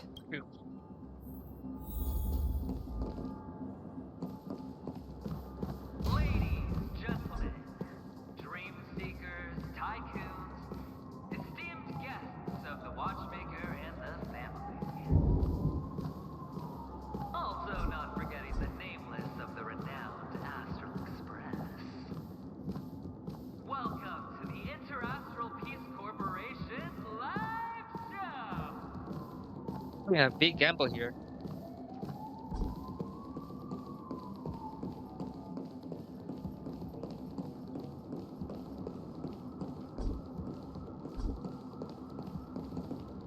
Astral Express, you're late. And this, unsought guest. We've kept your appointment, Mr. Aventurine. It is customary to show yourself at... Oh, I will, naturally. But before that, I've got to introduce our guest of honor. Everyone, give it up for Miss Delaron! Yeah.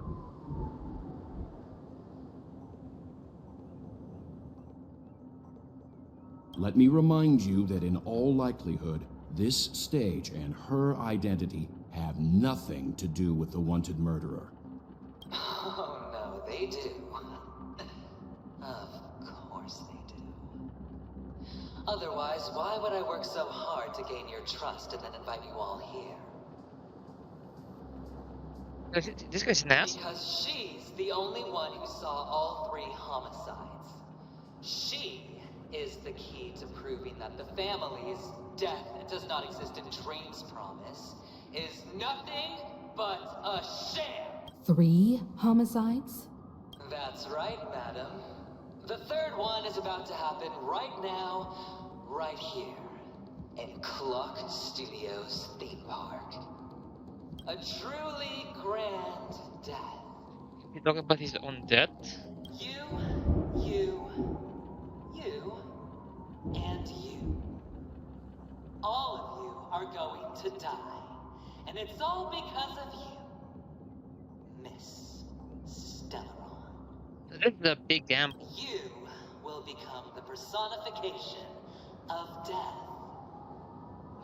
Probably a...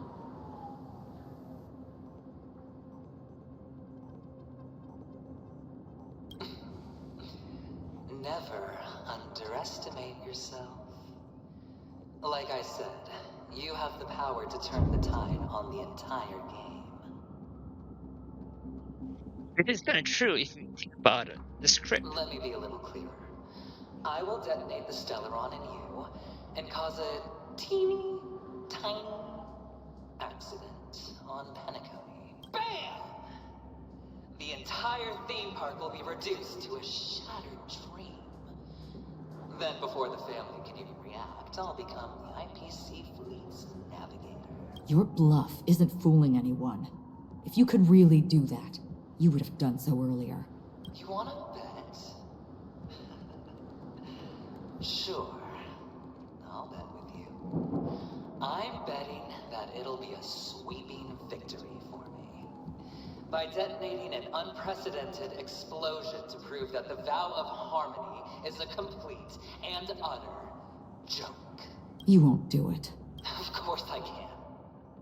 It's just another gamble. I came from the wastelands of Sigonia. For just 60 red copper coins, people paid to brand me.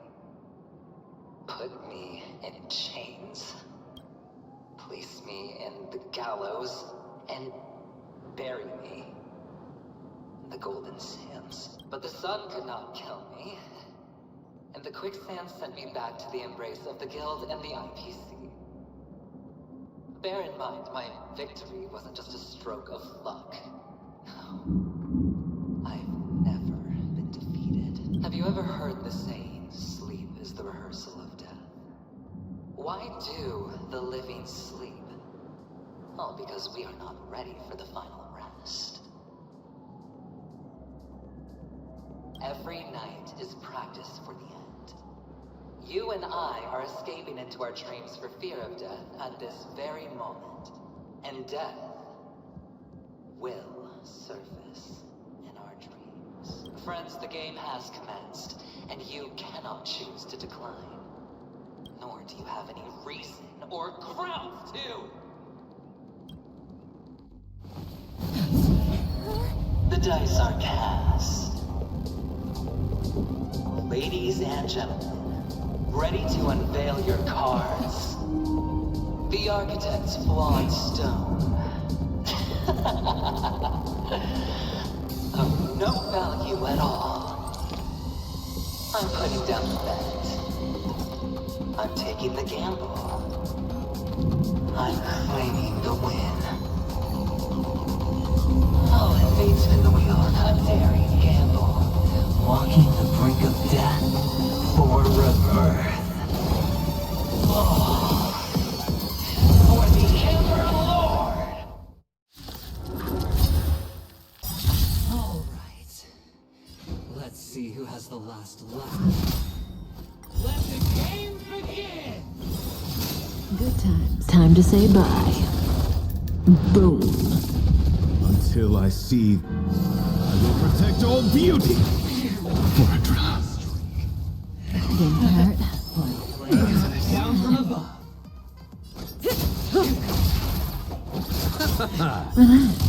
Relax. A one-time enemy.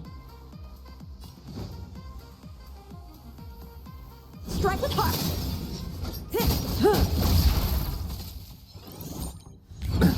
Nothing really.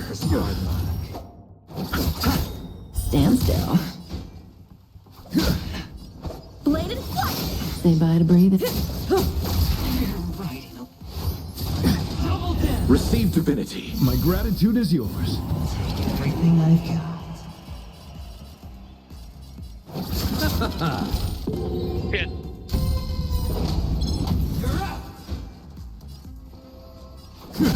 Relax. Good times. Time to say bye. Boom. Strike with heart. Practice is all swords descend.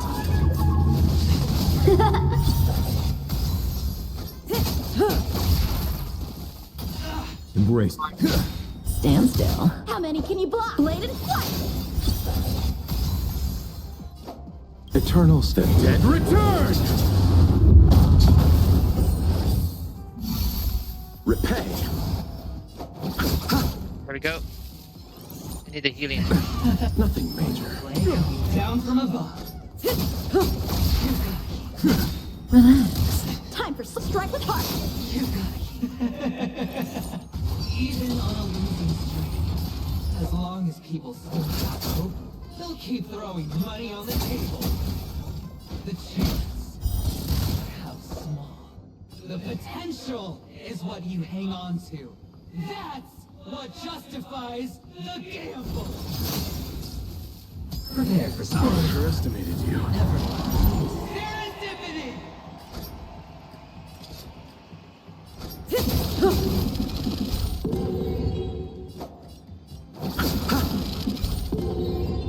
Relax. My guiding light. The beauty is eternal.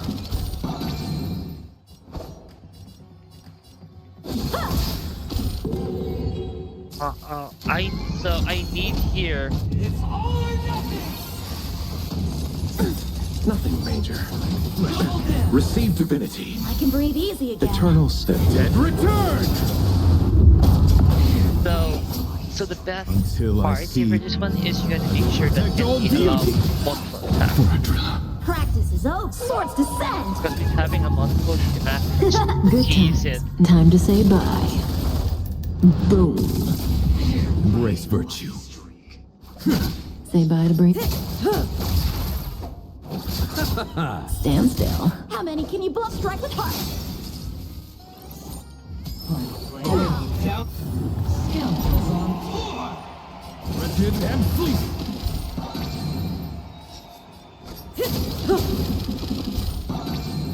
Time for swordplay. Yep. Relax.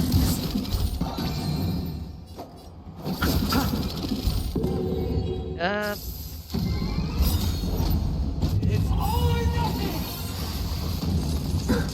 Until I will protect all beauty. Good times. Time to say bye. Boom. Going all in.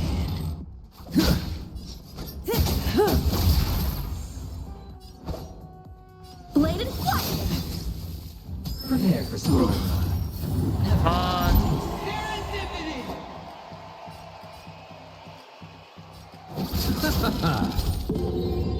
Stand still. Beauty is eternal. May as well kill them all. How many can you block? Relax. Bloom. I can breathe easy again. It's all or nothing! Eternal step. Dead return. Until I will protect all beauty.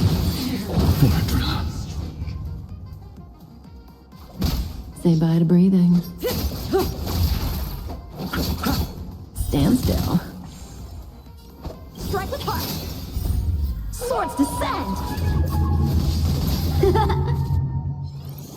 Everybody's like that. Down to the last player. So why can't I be happy too? Why can't I feel that free?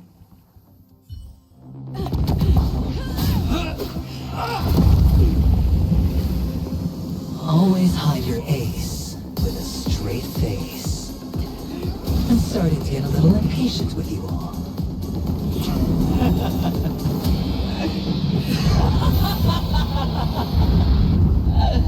Friends, to fully relish this, I'm betting every last chip.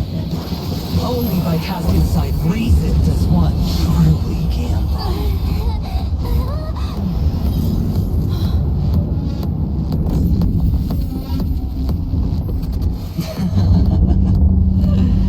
Emanator, I know you'll match my wager, right? You're leaving? Perhaps. I might pass through the place you mentioned. Pinnacle, what do you hope to find within a dream? I'm not looking for anything. They aren't in a dream. I'm afraid the family will not open the doors for you. Why? Because the path you walk is not accepted by the Harmony. Even if that's not what I want. Precisely because it's not what you want. Because they are not like other eons. Oh, she's an Eon. They have never glanced at anyone. And they never need to. They leave woven strands of fate for humans to walk. And together, they weave a great shadow. And this shadow silently envelops them. There are always those who rise from the shadows.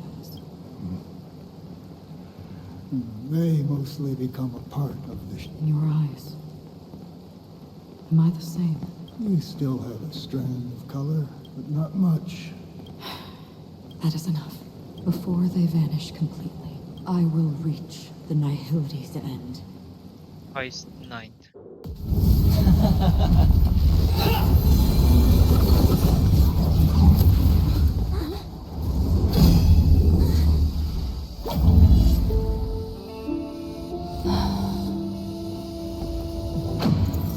I wish to mourn the departed, weeping like rain, to swell the crossing stream.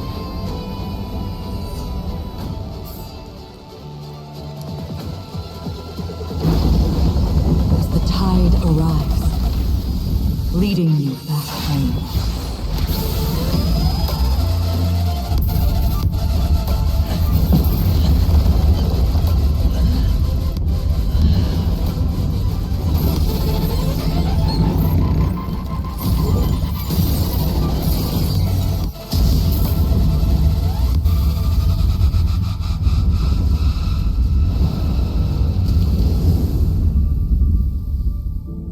Good.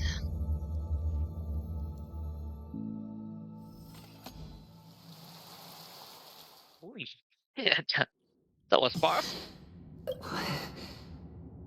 What is this place? A gigantic black hole. And see, have I succeeded?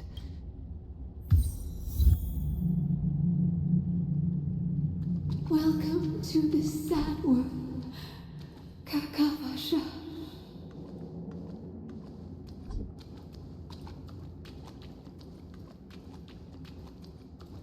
Your good luck is the most precious wealth we, all Avgin, have.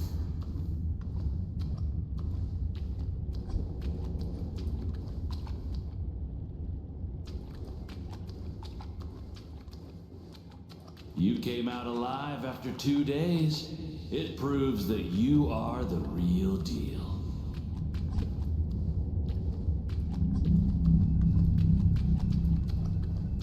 Wealth, status, power. The IPC will give you whatever you want, even what you don't want. Dude, he's like the real black hole. This is exactly how a scientist did the black holes research somewhere, I remember.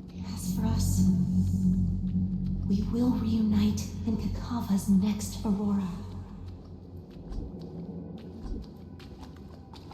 It's a pity this is not the place you were expecting.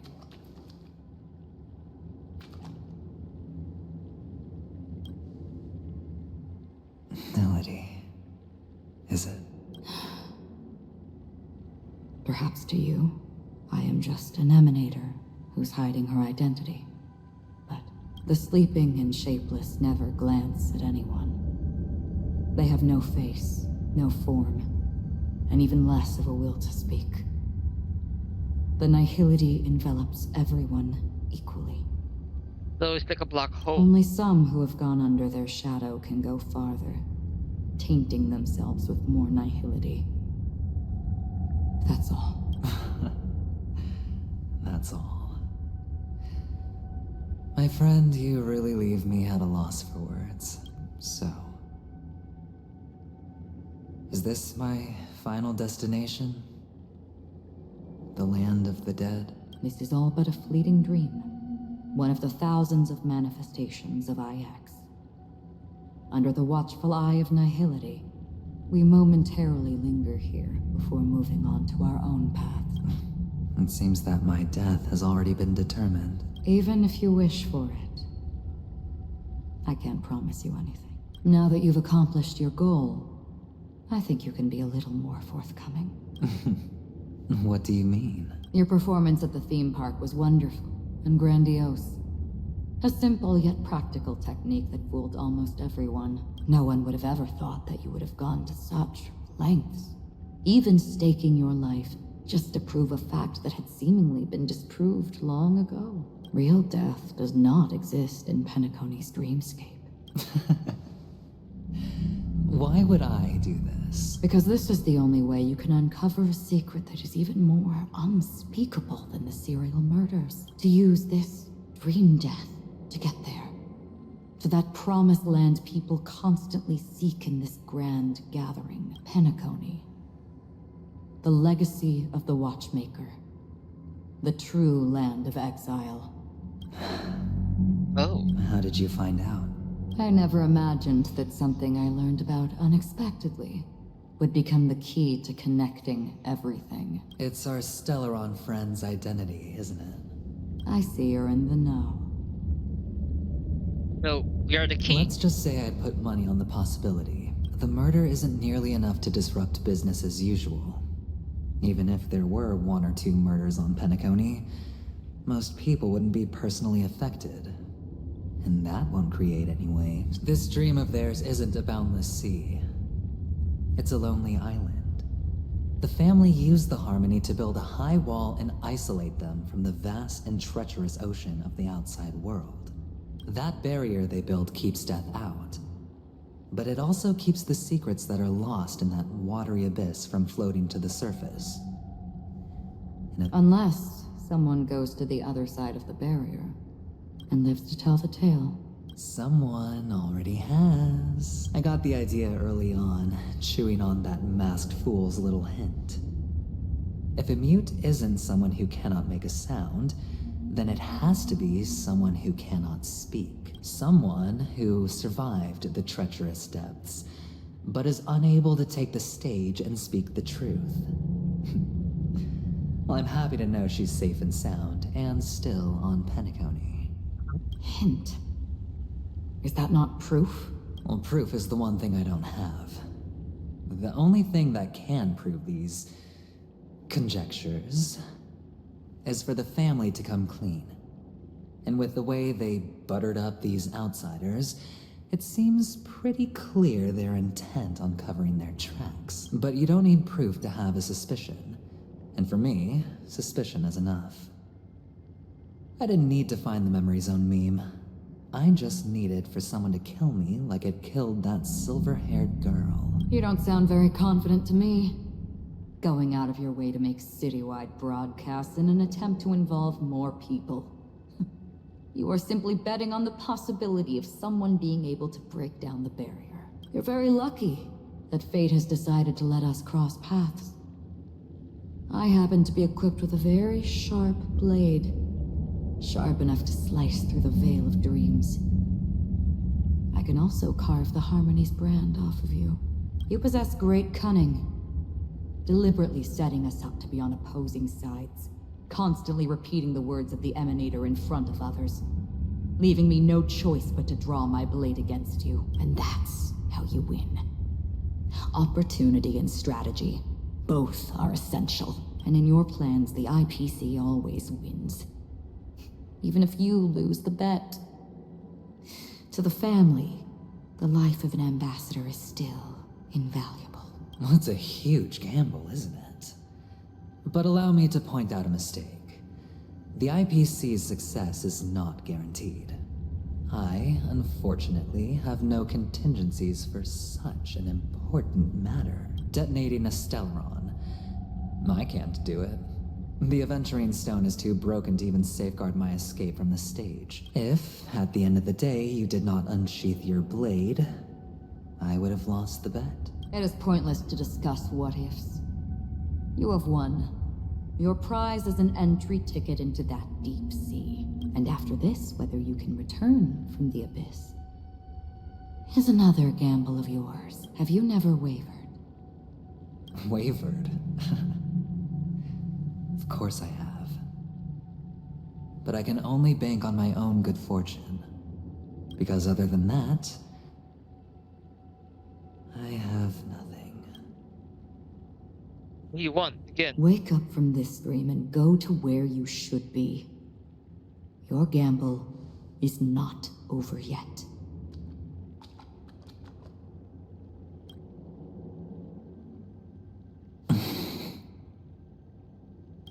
Before we part, can you answer one more question? As someone who has traveled on that road, can you tell me, why are we born into this world? If it's just to die. I don't think this and never have. Nor do you. But the nihility envelops you and I. And everyone. And because of that, it's pointless.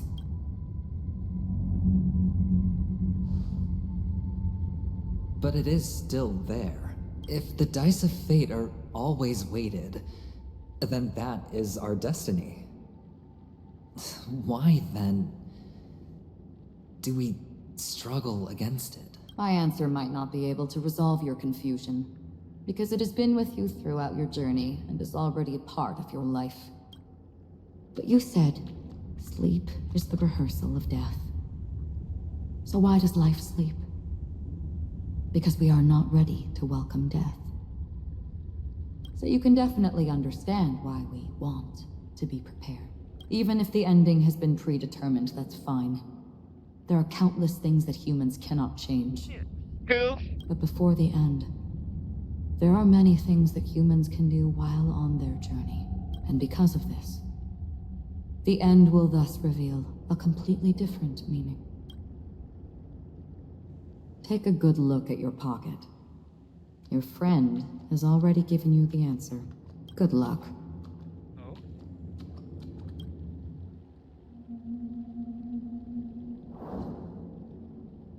Fucking shit.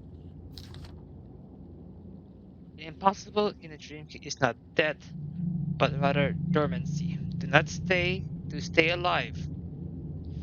I wish you the best of luck.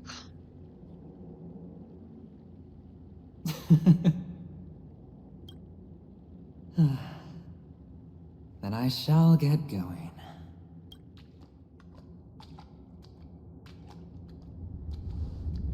Mister, you're leaving? You ultimately chose to leave this dreamscape? Yes. Because they are not here. My papa, mama, and big sis. Then where are they? They are in a place where everyone will go. A very, very distant place. Then are you going to? I'll get there one day. But not now. There will come a day when the sky will drizzle, and I will hear the call of Gaiathra Triclops, and know that it is time for me to go, and be reunited with my family. So, until that time comes, I should be preparing. Preparing for what? Well, preparing to face them, Kakavasha. And to make them proud. I know you'll be able to do it. Good luck. Well, of course. For I am a child who received the blessing of Gaiathra Triclops.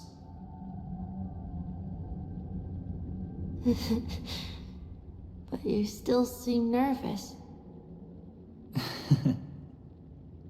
Well, I seem that way because I am nervous.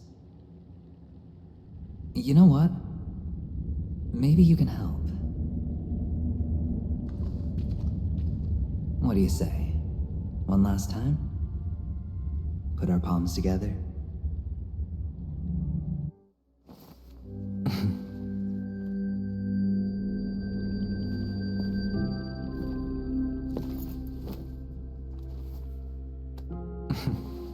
Are you going now? Yes.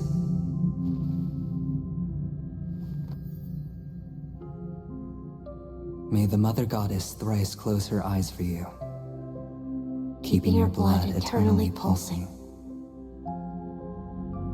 May your journey be forever peaceful, and your schemes forever concealed.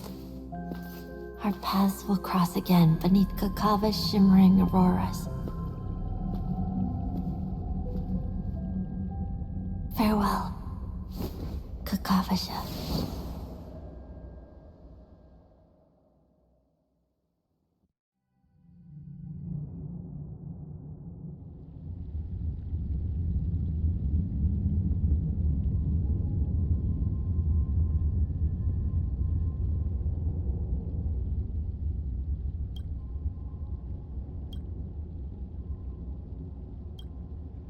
No.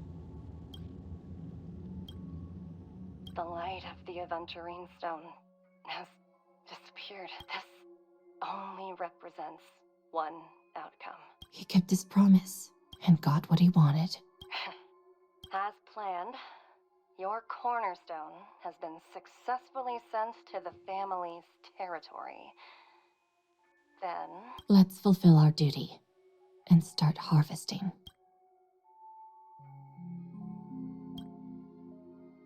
I come for an audience. I come to fill wine, and I come to claim.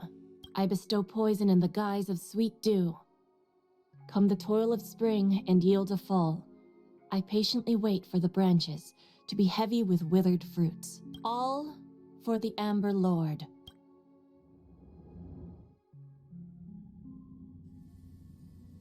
Well, the memories on depths.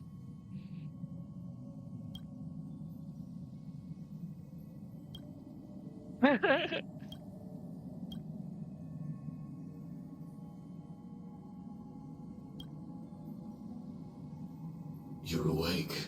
I've been waiting on you for quite a while. You've met me before. I'm Sam, the Stellaron Hunter. I originally planned on showing up earlier to reveal some truths to you, but I encountered more roadblocks than expected.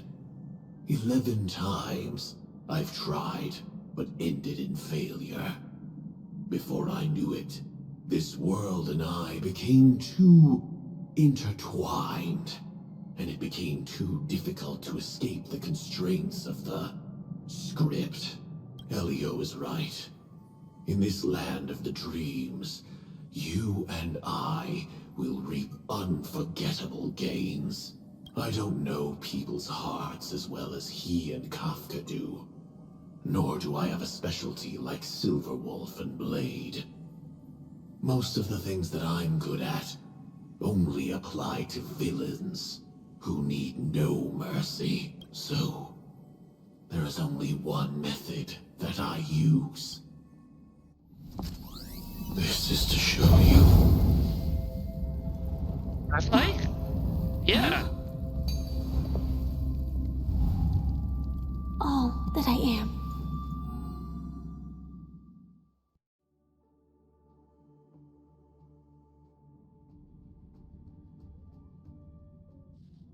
Labyrinth-like corridors and halls? Traps everywhere? The owner of this mansion must be a bit paranoid. You are so funny, Mr. Security Officer. I hope that sense of humor of yours has helped you find the serial killer. Just expressing a personal opinion. Why? Did I hit a nerve? Mr. Gallagher, my patience is wearing thin. Neglecting duties will only make me more suspicious that you and the real serial killer are connected.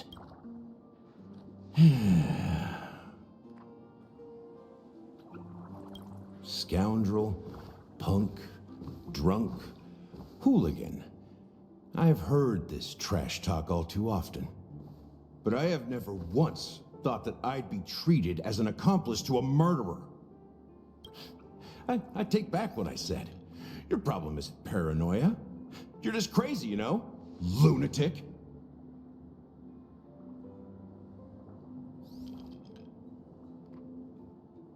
You, the family, you broke my spine and pulled out my fangs, and now you want to accuse me of murder?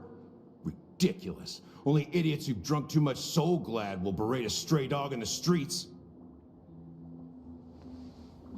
What exactly is making you say all this nonsense? You should be more concerned about the Outworld visitors who are making a scene in the theme park than me. I don't need you to remind me. Once that ambassador walks through the doors of the mansion, I will know what he wants. My servants see everything. His little magic tricks may have fooled me, but no matter. I'm happy to see how it's turned out. Why do you think that I just let him go? And why do you think I emptied the theme park stage? Because my target from the beginning has always been you, Hound. The more noise he makes, the more opportunities I have to make you and your true master pay in blood. If I were really the murderer, why would you need to be so secretive? Ha! I forgot. You also have a difficult master to serve, telling you to ignore the murder case and focus solely on that Charmony festival. Isn't that right, my brother? With the siblings? Looks like your disguise has helped you successfully understand every facet of the family. Disguise? You must be blind to be accusing me of being a fake. Open your eyes, take a good look. Indeed, every part of you is real. The brown hair, soft and curly like Benny's. The orange eyes, which make me miss the gaze of Sir Whitaker. That odd scar, the mark of Wolsey, and the gray vest, tie, hound emblem, bottle, the bartending, and your role as a security officer. These are all true traits from all 52 loyal family members. When they are gathered, countless tiny truths are woven together into a lie. You collected a small piece of each of them and claimed them for yourself. Then you invented this facade, a complete Gallagher. Tell me I'm wrong.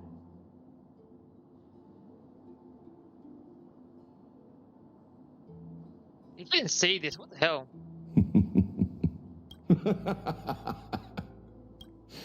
You have guts, I'll give you that. Not bad. I severely underestimated you. Admirable. But so what? Can this prove that I murdered your sister and that stowaway? This proves that you and the Memory Zone Mean Death are linked. And that's enough. Listen up. I don't care how you did it. I only care about one thing. The answer to a question. You devil. You wretched, despicable dog. Why did you kill her?